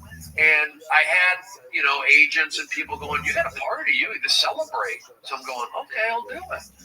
And I kind of knew that because I wasn't doing warm-up. I left Chelsea before that. And I go, okay, it's my big chance to go for it, and I'm going to have fun. And I went to Ireland. I had fun. I was there with like Tim and Eric and Reggie Watts and Tig and Nick Thune and had good shows. I'd never been to Europe or Ireland before. That's cool. But I wanted to drink some beer. So I lowered I've read before, like, hey, if I want to drink one night, I won't take my Lexapro. I read that somewhere. Yeah. Okay, maybe a mistake. So, that's what I did. And then when I can't drink on Lexapro, you can exasperate alcohol, like make you nauseous with 2 beers as opposed to drinking. Can you smoke weed on it and stuff? You can. I don't think it's recommended. Are you still on that stuff? Weed? No. Yeah. Lexapro. Well, I recently went back on. I kind of I did actually. I've kept my Lamictal. The thing what I did that I added, people don't realize you should have a mood stabilizer. You should have something. You're taking Lexapro or an antidepressant. You should have a mood stabilizer as like a backup, and all that does is keep you from going too high or too low. Wow. And maybe if you have some problem with your Lexapro, maybe you make a mistake and go, hey, it's like levelator on the podcast thing. It keeps everything level. Yeah. Wow. And there's, for me, Lamictal is just it's epilepsy medication. That's all it is, but it's used for bipolar maintenance. It's a mood stabilizer. I don't feel it, but I know a lot of people take it. They feel like it calms them down a little bit. So I wasn't taking you're more focused now. Like when I talk to you in the hall, you know what I mean? It's like lately? Yeah, big time. Lexapro. Yeah, I noticed it. 3 days. Oh, wow. Yeah, it started 2 days ago when we were having that conversation in the hall. Well, I also know that I need to crank it up and tight. I mean, I went hard, I would say, the last 2 years with the Periscope. Because the Periscope for me started when I had these problems with the Oddball Tour. I did the Oddball Tour. I did the first 2 years. I did 40 shows. Let's talk about that. You're out hosting the Oddball Tour. And you felt like maybe they took a little advantage of it. Yes. And how does that come about, the feeling? Well, first of all, I love doing it. They let me host the second stage. The first year I did that. It was great. Yeah, it was awesome. I did it. Big crowds, afternoons, and then the main show. And I think I hosted one the first year in Vegas. Jeff Ross hosted most of them. And then the second year, they asked me to come back. Second stage, gave me a few more bucks. And then they asked me to host, after the first or second show, they said, bro, do you want to host the main stage? I said, yeah. So I hosted the main stage. And then I hosted it again. And then I was basically hosting it when Jeff wasn't there. So I hosted half of them. Right. And I did pretty good. I would say I had, out of 10, 8 were good, 2 were bad. So, because it's a whole different animal, especially when you're doing an hour and a half outside, bringing it, and now you come inside to the big theater, it's half full. Did they see you already? It's still daylight. So, but I was okay at it. But at the end of the tour, it's I wasn't compensated for it. And I talked to my managers and agents. I go, am I going to get, because I said yes. Are you going to say, no, I'm not going to do it? Right. I'll do it. And I would bring up Louis C.K., Aziz, Gaffigan, Chris Hardwick, Chris D'Elia, Brent Morin, whoever was on the show, Sarah Silverman, brought them all out, did a good job, and then I would say, am I going to get paid to my agent and manager? I'm not going to put it on them. I don't want to, cause any problems. But it just didn't happen. It didn't happen, and it bothered me, just because I remember it was I went to Scottsdale, Arizona, and I went with another comedian who got me the gig. It was a corporate gig, and he was basically saying, "Oh, I'm just doing this. It's no big deal. It's nothing." And it was a decent gig. It was wow, I would do it, and I was doing it, but I was opening for him. So did the show, and it's he was all right, did all right, and I did good, and I was thinking I should be. I remember I was there and I talked to somebody about what happened to me, how the oddball thing was. Right. And she like got me fired up. They shouldn't be doing that. That's bull crap. You know, you should be speaking up for something like that. And then when, on top of the guy going, oh, it's no big deal, I'm getting $1,000. And I'm going, God, I didn't get anything. Yeah. So it like set me off, and everyone's saying like, so and so is so great. This guy's great. And Brody, why are you so edgy? And I go, why am I edgy? You know, this guy's great, but who's doing the warm up? Who's brought him out? Who's doing this? I was at every show. Nobody's talking about me. I'm at every show, and I didn't get paid one nickel. So I kind of like went off a little bit on Twitter. Maybe I shouldn't have done it, but that, because now I felt like I wasn't going to be in the next oddball season, at least at that point or ever. And I felt like, oh, that's 20,000 people a show that aren't going to see me, and times 10, that's 200,000. And I just felt like, you know what, I can do Periscope because that just started, and build up my own crowd. And that kind of like got my Periscope started. Was there backlash from the oddball thing? Well, because that's a big thing, right? That's Live Nation. Yeah, I mean, yeah. So I think one of my agents said, yeah, they didn't like it, and then another guy said that doesn't matter.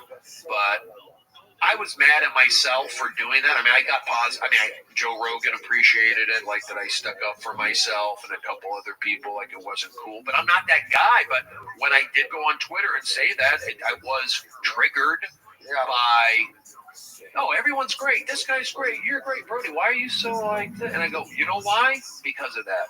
So that got that going. And that didn't feel good. I was kind of mad at myself for doing that, but I also felt like, I guess I was right. I don't know. And I didn't get the third season of Oddball, and I didn't get the fourth season or whatever they did. I don't know how many they've done now. So I didn't get them. And I do think like I'll never do a Live Nation thing. I probably upset the guy who ran it, Jeff Wills. I didn't mean to. And so, yeah, I have some issues like that with yelling at people, maybe, or like snapping on Twitter. But, yeah, I mean, I did when I was on Twitter, when I was having my issues originally, I was like letting people know who were like not cool to me. Like, you were not cool to me, but now I'm working. So I just want to let you know that you weren't cool to me. It's an interesting business, right?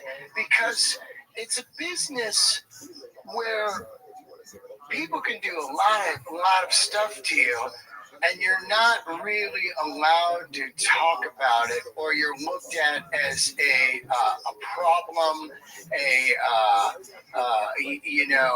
this guy's going to be, he's going to be a problem. They're sensitive. They are. That's why I don't talk to anybody from my show, really, because they got sensitive.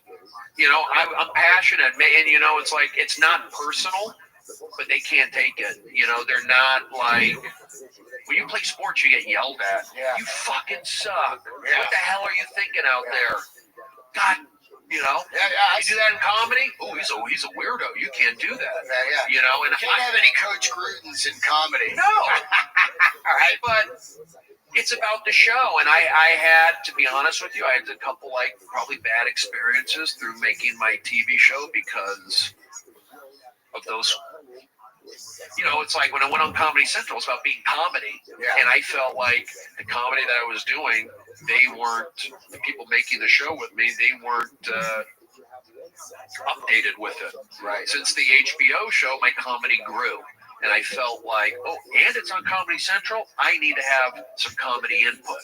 So there were things that were coming out on that special. I saw the series, I go, no, that's not what I do, and I don't want that. So I had some issues with that, and they had, I pushed. I felt like, I'm going to push. This is my opportunity. I got to make this thing. And I utilized my friends, Tana from Seattle. I utilized, Zach as much as I could.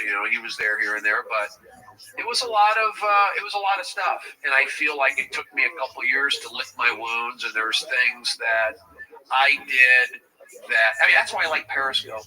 That's why I like podcasting. Even though I was doing podcasting before the show, is because it's just the freedom. Yep. And I'm not saying it was all a bad experience. They did give me freedom. There were just a few things that were some tension and I feel like it did strain relationships, and I also feel like maybe over the years, me yelling at people probably strained relationships and maybe burnt bridges.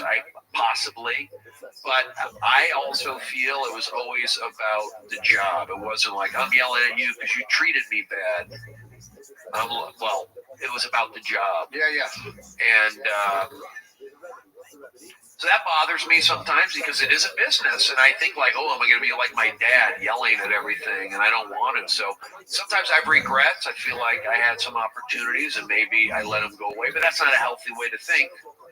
But the other thing is, I'm kind of glad I went through it. I birthed it. I mean, I had a billboard, I had a show, I had to do, media or whatever, and I made it through. I did it. So kind of birthed it. Am I going to get another shot? I don't know. But I also felt like it did make me official in the comedy world. Like comedians I know like me and that sort of thing. Yeah, they respect you for sure. And I'm not saying I don't know why. Yeah. And I don't feel like I'm a legend. I don't. Well, you've been in the game forever, and you're 100% pure. You're an artist. You remind me a lot of Ari Shaffir in a way of like you're not the Jewish. Yeah. No, but you're not the classic. You, Ari, Diaz. These aren't guys that Comedy Central set out to give shows to. No, because they're we're off center. Yeah, exactly. So through all of the reminds me of that Twisted Sister documentary I watched. Through all the no's, you keep going and you say, I'm not doing it just for you. I'm doing this for me. So eventually, you can say no all you want. I'm not going away.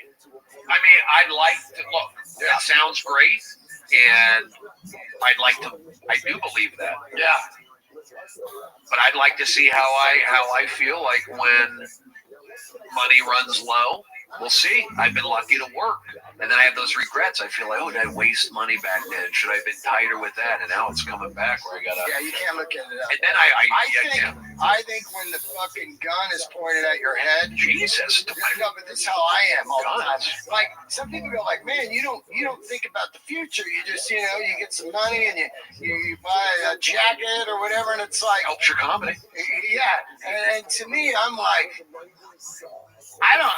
I don't know what I would do if I had $1 million. I don't think I would have the drive, I need that fucking survival mode. Yeah, I can see that. Mode. That makes me fucking buckle down and do 900 podcasts in a week and I agree. And write jokes and do spots at 2 a.m. Okay, so you have that, and then what happens? Let's say something happens. You get on. I mean, you feel like you may, when you make a few bucks, you might like take the fire away. I don't know, and that's always a fear. Maybe I don't take the audition serious enough because I'm like, this might be 32,000. But it's like loving comedy. Look, Louis C.K. was there last night. I mean, he's a multimillionaire, so you're always gonna hopefully. I get it. I think you're gonna have that fire. I get another hunger of like, okay, I want to be. I want to beat my last special. I can get into that stuff. You know what I mean? Okay, I want the third special to be fucking smoking or whatever. Then it becomes a thing of beat the last thing you did or whatever, or be as like the best at what you can be. No, and look, I agree. Like the grinding it out, but I also feel that there's like, you know what? Take that year and just chill. Let that work speak. Let it marinate a little bit. Yeah.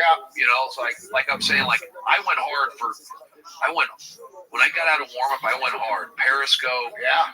Baseball. Because cuts are popular. Yeah. I feel like that's another thing. Like they accepted me. They're a winning team. You're seeing me in the dugout. That's fucking cool. It's like you're at the World Series.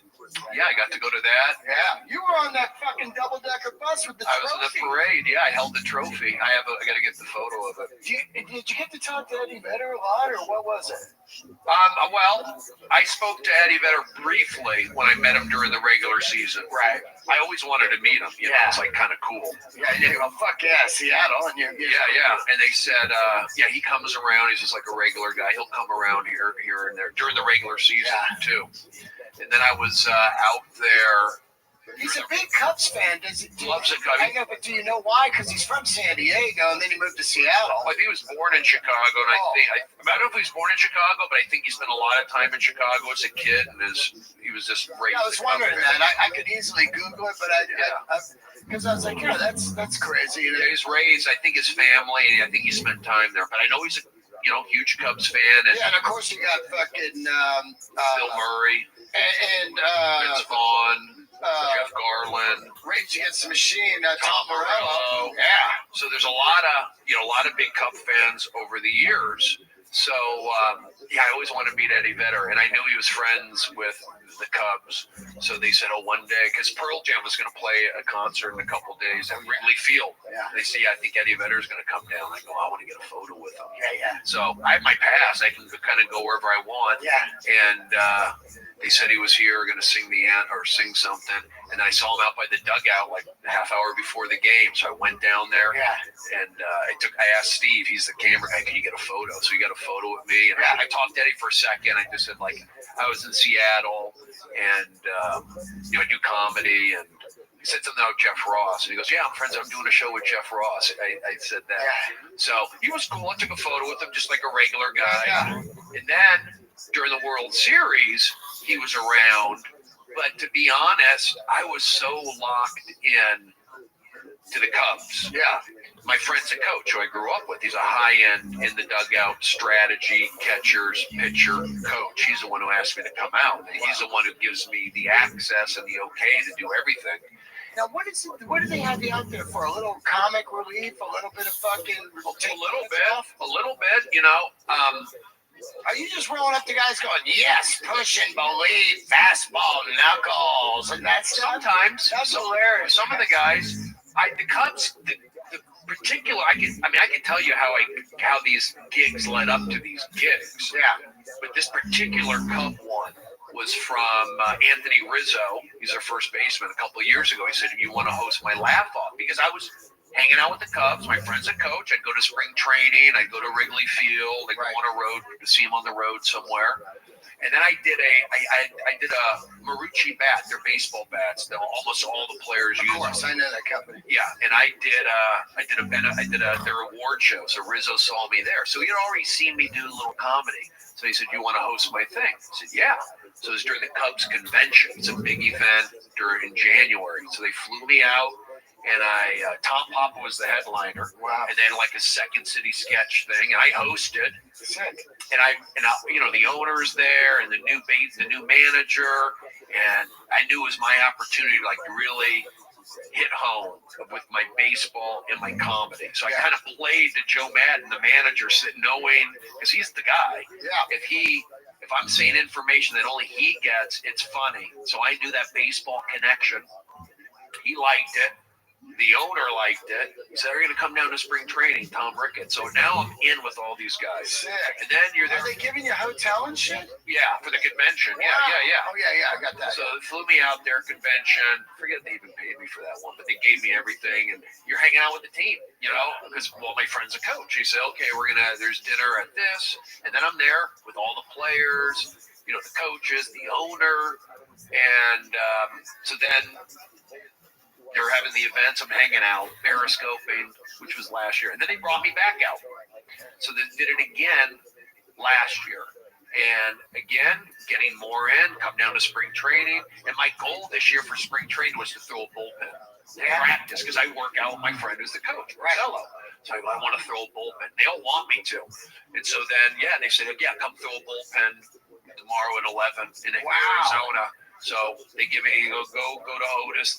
He'll give you a uniform. So Wow. the guy gave me a uniform, and then I warmed up with Contreras, their starting catcher, and then one of the AAA guys called me. But I'm throwing there with the major leaguers. Wow. John Lackey, another Cahill, and then me, and I got Chris Bosio, the pitching coach, and it's on video. Yeah.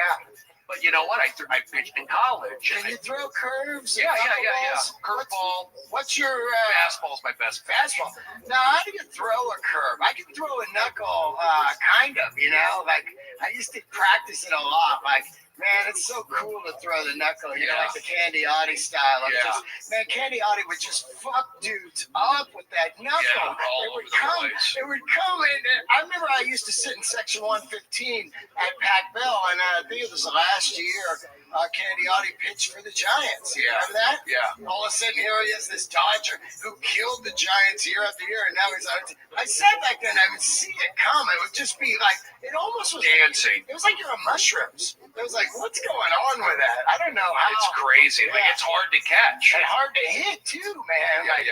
I could never do a knuckleball. Guys would always want to throw a knuckleball. Yeah. I just, I was good at the fastball because I pitched with passion. I was able to blow the guys away. Yeah. And then the curveball's basically, hold it a little different. And I'm thinking like fastball. And then when I get around my ear, I go curveball. Wow. So I can get it to like drop pretty Is good. it different? Are you holding the seams different? Or Yeah. Holding the seams a little different. Two-finger curve? Yeah. And it's just got a three-finger? No, it's all like two-finger, and it's like you're just thinking fastball. Then right when I get to my ear, kind of bring it in, and it's like pulling down, and it's like, wow. Just drops out the bottom of it. Like, you hope. Sinkers and shit, man, are just crazy. Pitching is such an art, man. I love pitching because you read, you're reading the hitters. When you see Lincecum in his height, watching that guy pitch and his fucking giant body and his wacky fucking wind up. Oh, he had a small, but he was small. Yeah, he was tiny, but he had that crazy stride. He was like only like 5'9". Oh yeah, because he didn't seem big because the way he came down, the long hair. Yeah. But man, he threw hard. His pitching was fucking crazy. Over the years, all these pitchers, it's so wild to learn that. You think all the way back to that fucking dad and like, third grade go, no, you're fucking dirty, somebody on him. Well, it's different now with the training. That's the thing. I know a lot of these pitching gurus. That's something that I may want to get into. That's where the positive energy comes from. They need somebody to talk to. Yeah, you're good. You got it. Just, I'm with you out there. There's sometimes they just need that. Yeah. But there's so many training skills now. Long toss, the tubing, the J bands. A lot of these. You see, it's mental. It all comes from there's only a handful. It's mental, and it's visualizing, it's quieting the brain, it's believing, and then with pitching, it's long toss, it's all these drills, it's weighted balls. That's why these guys all throw 100 now. Yeah. They all throw 100. Yeah. And then they have all the stats. So you get a guy like Borzello with the Cubs. Yeah, they just look at the stats and go, this guy cannot hit a curveball. Exactly. Right. So they go, okay, this guy right here, the count's 0-0, he will not swing at a curveball. If you can throw a curveball for a strike, it's going to be 0-1. Right. And stats show. Now, the catcher has to memorize those stats so he can give the guy the signal, right? Exactly. And so before the games, and that's what I would see with the Cubs, Borzello, my friend, he'd be sitting there with the catcher, starting catcher, going over the hitters. Right. We're going over this guy. We're going over this guy. Then he would also do with the pitcher, too. Right. Now, is the coach, that guy giving the sign to the catcher? The catcher's giving the sign to the pitcher, or is the catcher memorizing the it's up to the catcher. I mean, they may have something, who knows? But it's up to the catcher calls the game. I gotcha. But some teams, they have some of the coaches will suggest things possibly. But when you have a catcher, maybe a Dominican kid, he's dealing with a guy from Texas, a guy from Louisiana, a guy from California. There's you've got to pull out the information, communicate the information, and then execute the information. And I see that, and it was coming from a guy like me, my friend. Yeah. We grew up together with blue collar, hardworking values that I applied to warm up, that I apply to stand up. You know, a lot of my stuff comes from, you know, growing up in the 80s. And I feel like when I saw the Cubs win, I felt like it took some kind of toughness, a blue collar work ethic, and then also just being, knowing, believing. You know, when I talk about this push and believe, it's like you've got the stats and you're dedicated. It's all like Borzello, his life is baseball. It's just baseball. He's always been baseball. It's not other stuff. And I saw him go from being a bullpen catcher with the Yankees and turning it into an impact position where they relied on him. Just like my warm-up. Like I was into warm-up, but then I made it something. And I'm trying to make this late night spot something. But a lot of it's just energy, belief, street smarts, you know, lucky enough to have good parenting and good coaches. And I saw winning in New York. I saw it, and it's just it was a confidence. And but I try to apply that in. You know, with this crazy election, how there's so much negativity. Baseball's about positive. Totally. Baseball's about lifting up your teammate. You struck out. It's okay. I'm going to get on and get a hit for you. Right. You know, so, and I saw that. Whereas, you know, show business, it's singular. It's, you know, subjective. Oh, are you funny? Okay. Do I like you? Okay. Do you win this award? Yeah. You know, you have rate. I mean, you have. It's gatekeepers, right? Gatekeepers. I mean, the only thing I think is like numbers and, you know, ticket sales and ratings. Yeah. Okay. Sports is about winning. It's black and white winning. So I grew up kind of in that world of the winning, and it's almost not cool to have a winning attitude. In Hollywood, sometimes you get pushback. Yeah, and I get that. It's a lot of. You got to kind of sometimes be what do they call, like almost like a pushover. You know what I mean? Like, oh well, you know. Yeah, don't make waves. But it's like, here's my thing. I grew up in the Valley. You know, San Fernando Valley. People always picked on the Valley. I went to Reseda High School. That even more so. And I just saw over time that I'm working on TV shows. That the Valley is so bad. Why am I on TV shows? Why am I doing Largo? These hipster rooms, meaning like just because they put down the Valley. I infiltrated that world. So what I said, like my good energy infiltrated the if you want to call it negative. I mean, I think it's kind of negative now, but I like to say that and be positive. And I also felt like the Cubs winning, being around that, it was such a good story. It like validated some of my positive energy in a weird way. I don't want to feel I had something to do with the Cubs. I get it. Well, the more positive vibes around something, a circle of people, the better people are gonna feel.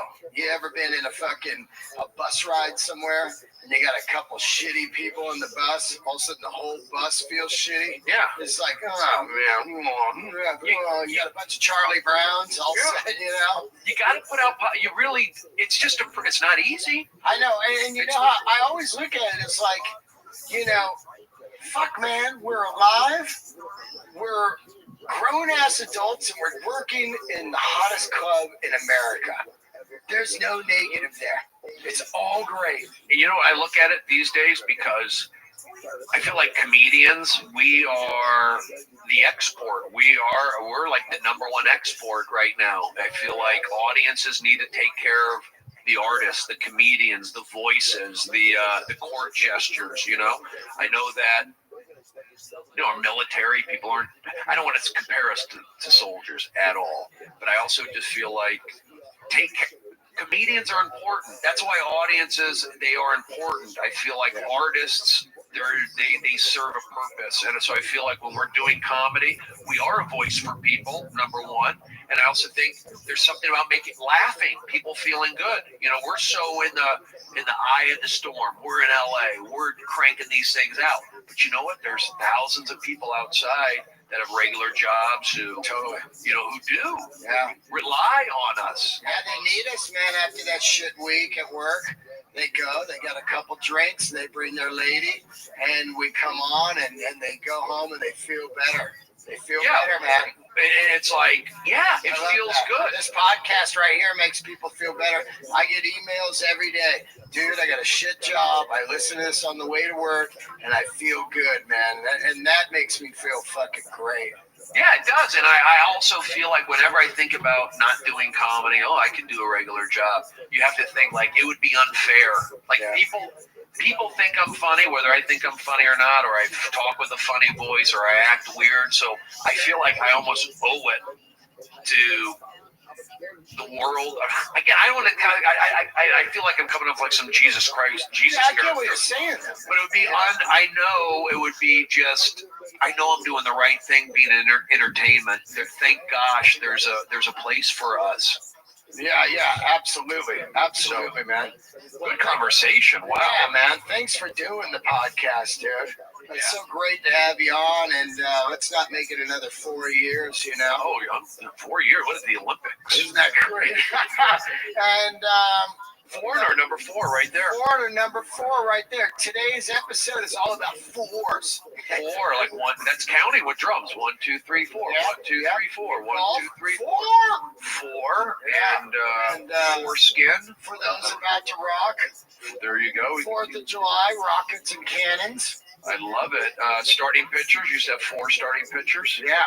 All right. I don't know. Thank you so much, dude. And follow Brody on Instagram. Brody is me friend, based off Tony and Mr. Lee, my busboys in New York. Brody, you good guy, you me friend. I enjoy that. And I also, the Cubs thing, I'm trying to link it together again. I'm not the reason why. But again, I saw that when you hear them talking like you a little bit, like your little cadences, you know you have an influence. Like I had David Ross, the catcher. He was the catcher. He hit the home run in the Game 7. He came to the show at the Improv. I did a show during the season when the Cubs were in town. He came to the show, and you hear him going, "Yes, you got it." And I saw him before Game 7. He was like, "Energy, yes, Brody." So like it. Yeah, they like saying that. Yeah. And from being a baseball player myself, that's where enjoy it came from. Little sayings. Everyone's got their little sayings. Yeah. So you just pick up. Candles are lit. There you go. Candles lit. Candles lit. Yes. Nuts to butts. Enjoy. Whatever it was. Those little sayings. Yep. So, awesome. Had a great job. Thanks for having me on. Thank you so much. And I'm off to New York tomorrow. And I'll be back in a couple weeks. So thank you. And everybody leave a review and subscribe to this podcast. It helps. The more you subscribe and leave reviews, the higher it gets in the top 200 on iTunes. And this week it was number 162. So thank you so much. And come see me at the stand all this week and next week in New York City and the New York Comedy Club. And then San Francisco, I will be at the Punchline December 15, 16, 17. So happy holidays, everybody. Candles lit!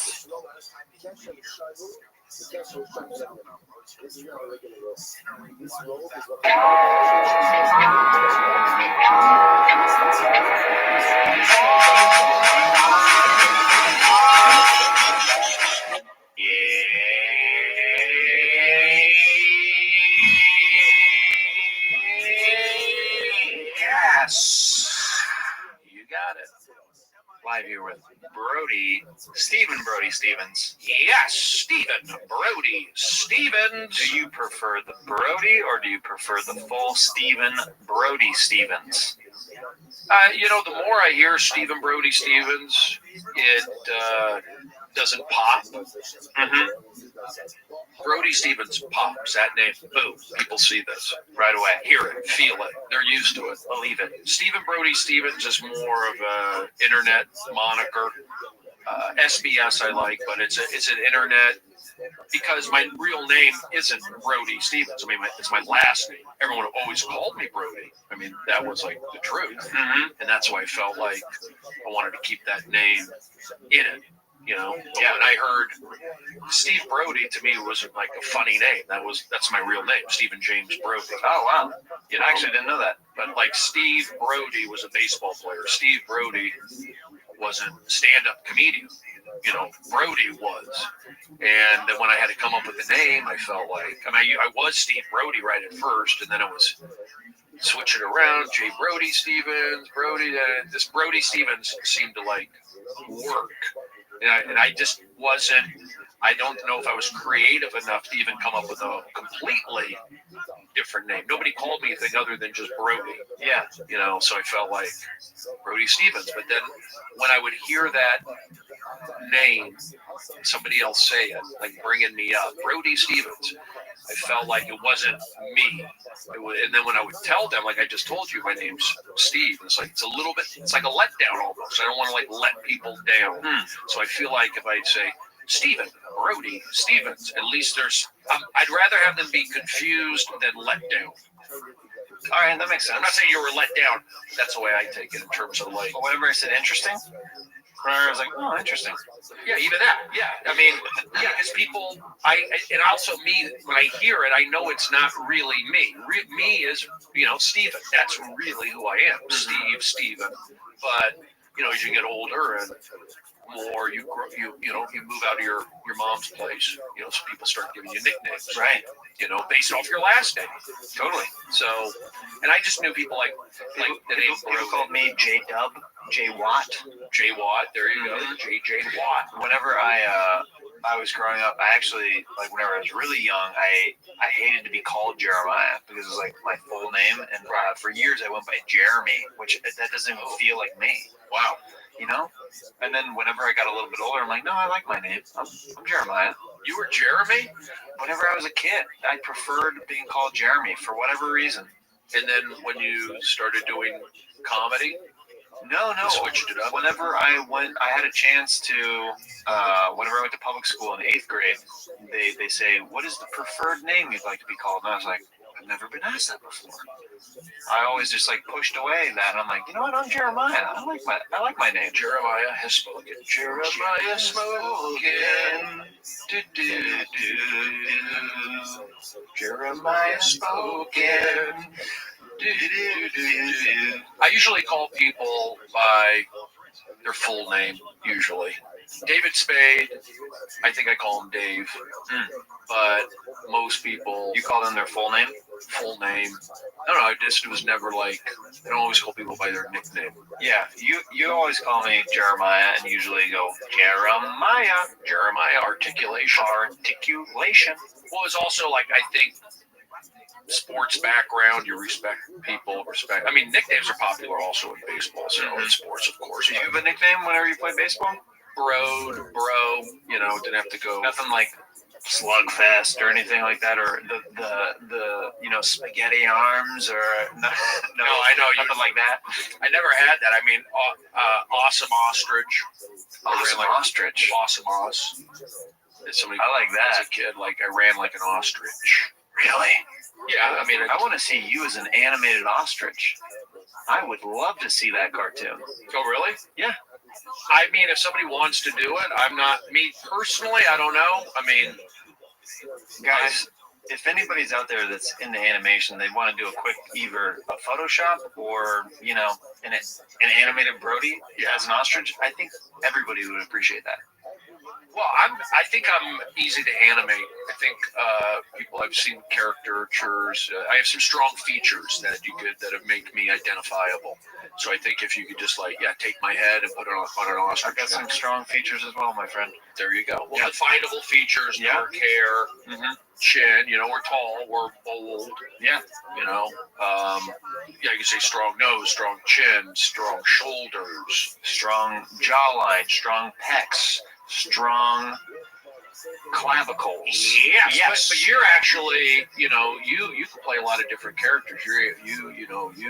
mix it up. I don't know if I would be as could play as so many characters. Maybe because my facial hair. I mean, they say that on Saturday Night Live. They don't like them to have facial hair. Well, it's funny. For the longest time, I had a lot of scruff and was very beardy.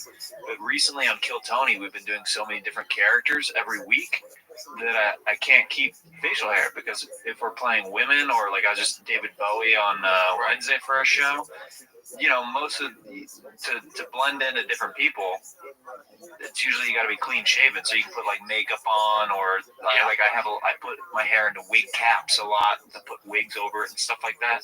So yeah, that's I mean, that's an advantage of being clean shaven, not relying on that. That's like an old Saturday Night Live thing. Lauren Michaels said that.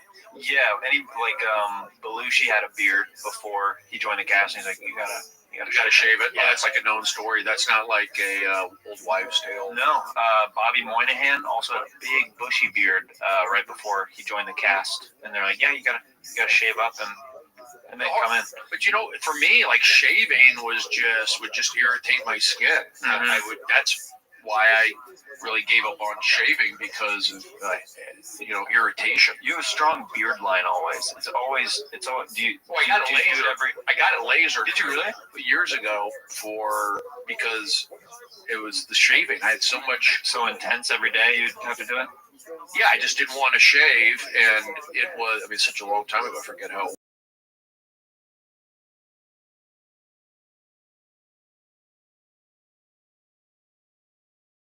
But irritation. It would be a bloodbath. Yeah, that's why people grow beards. I think a lot of it is just to cover up.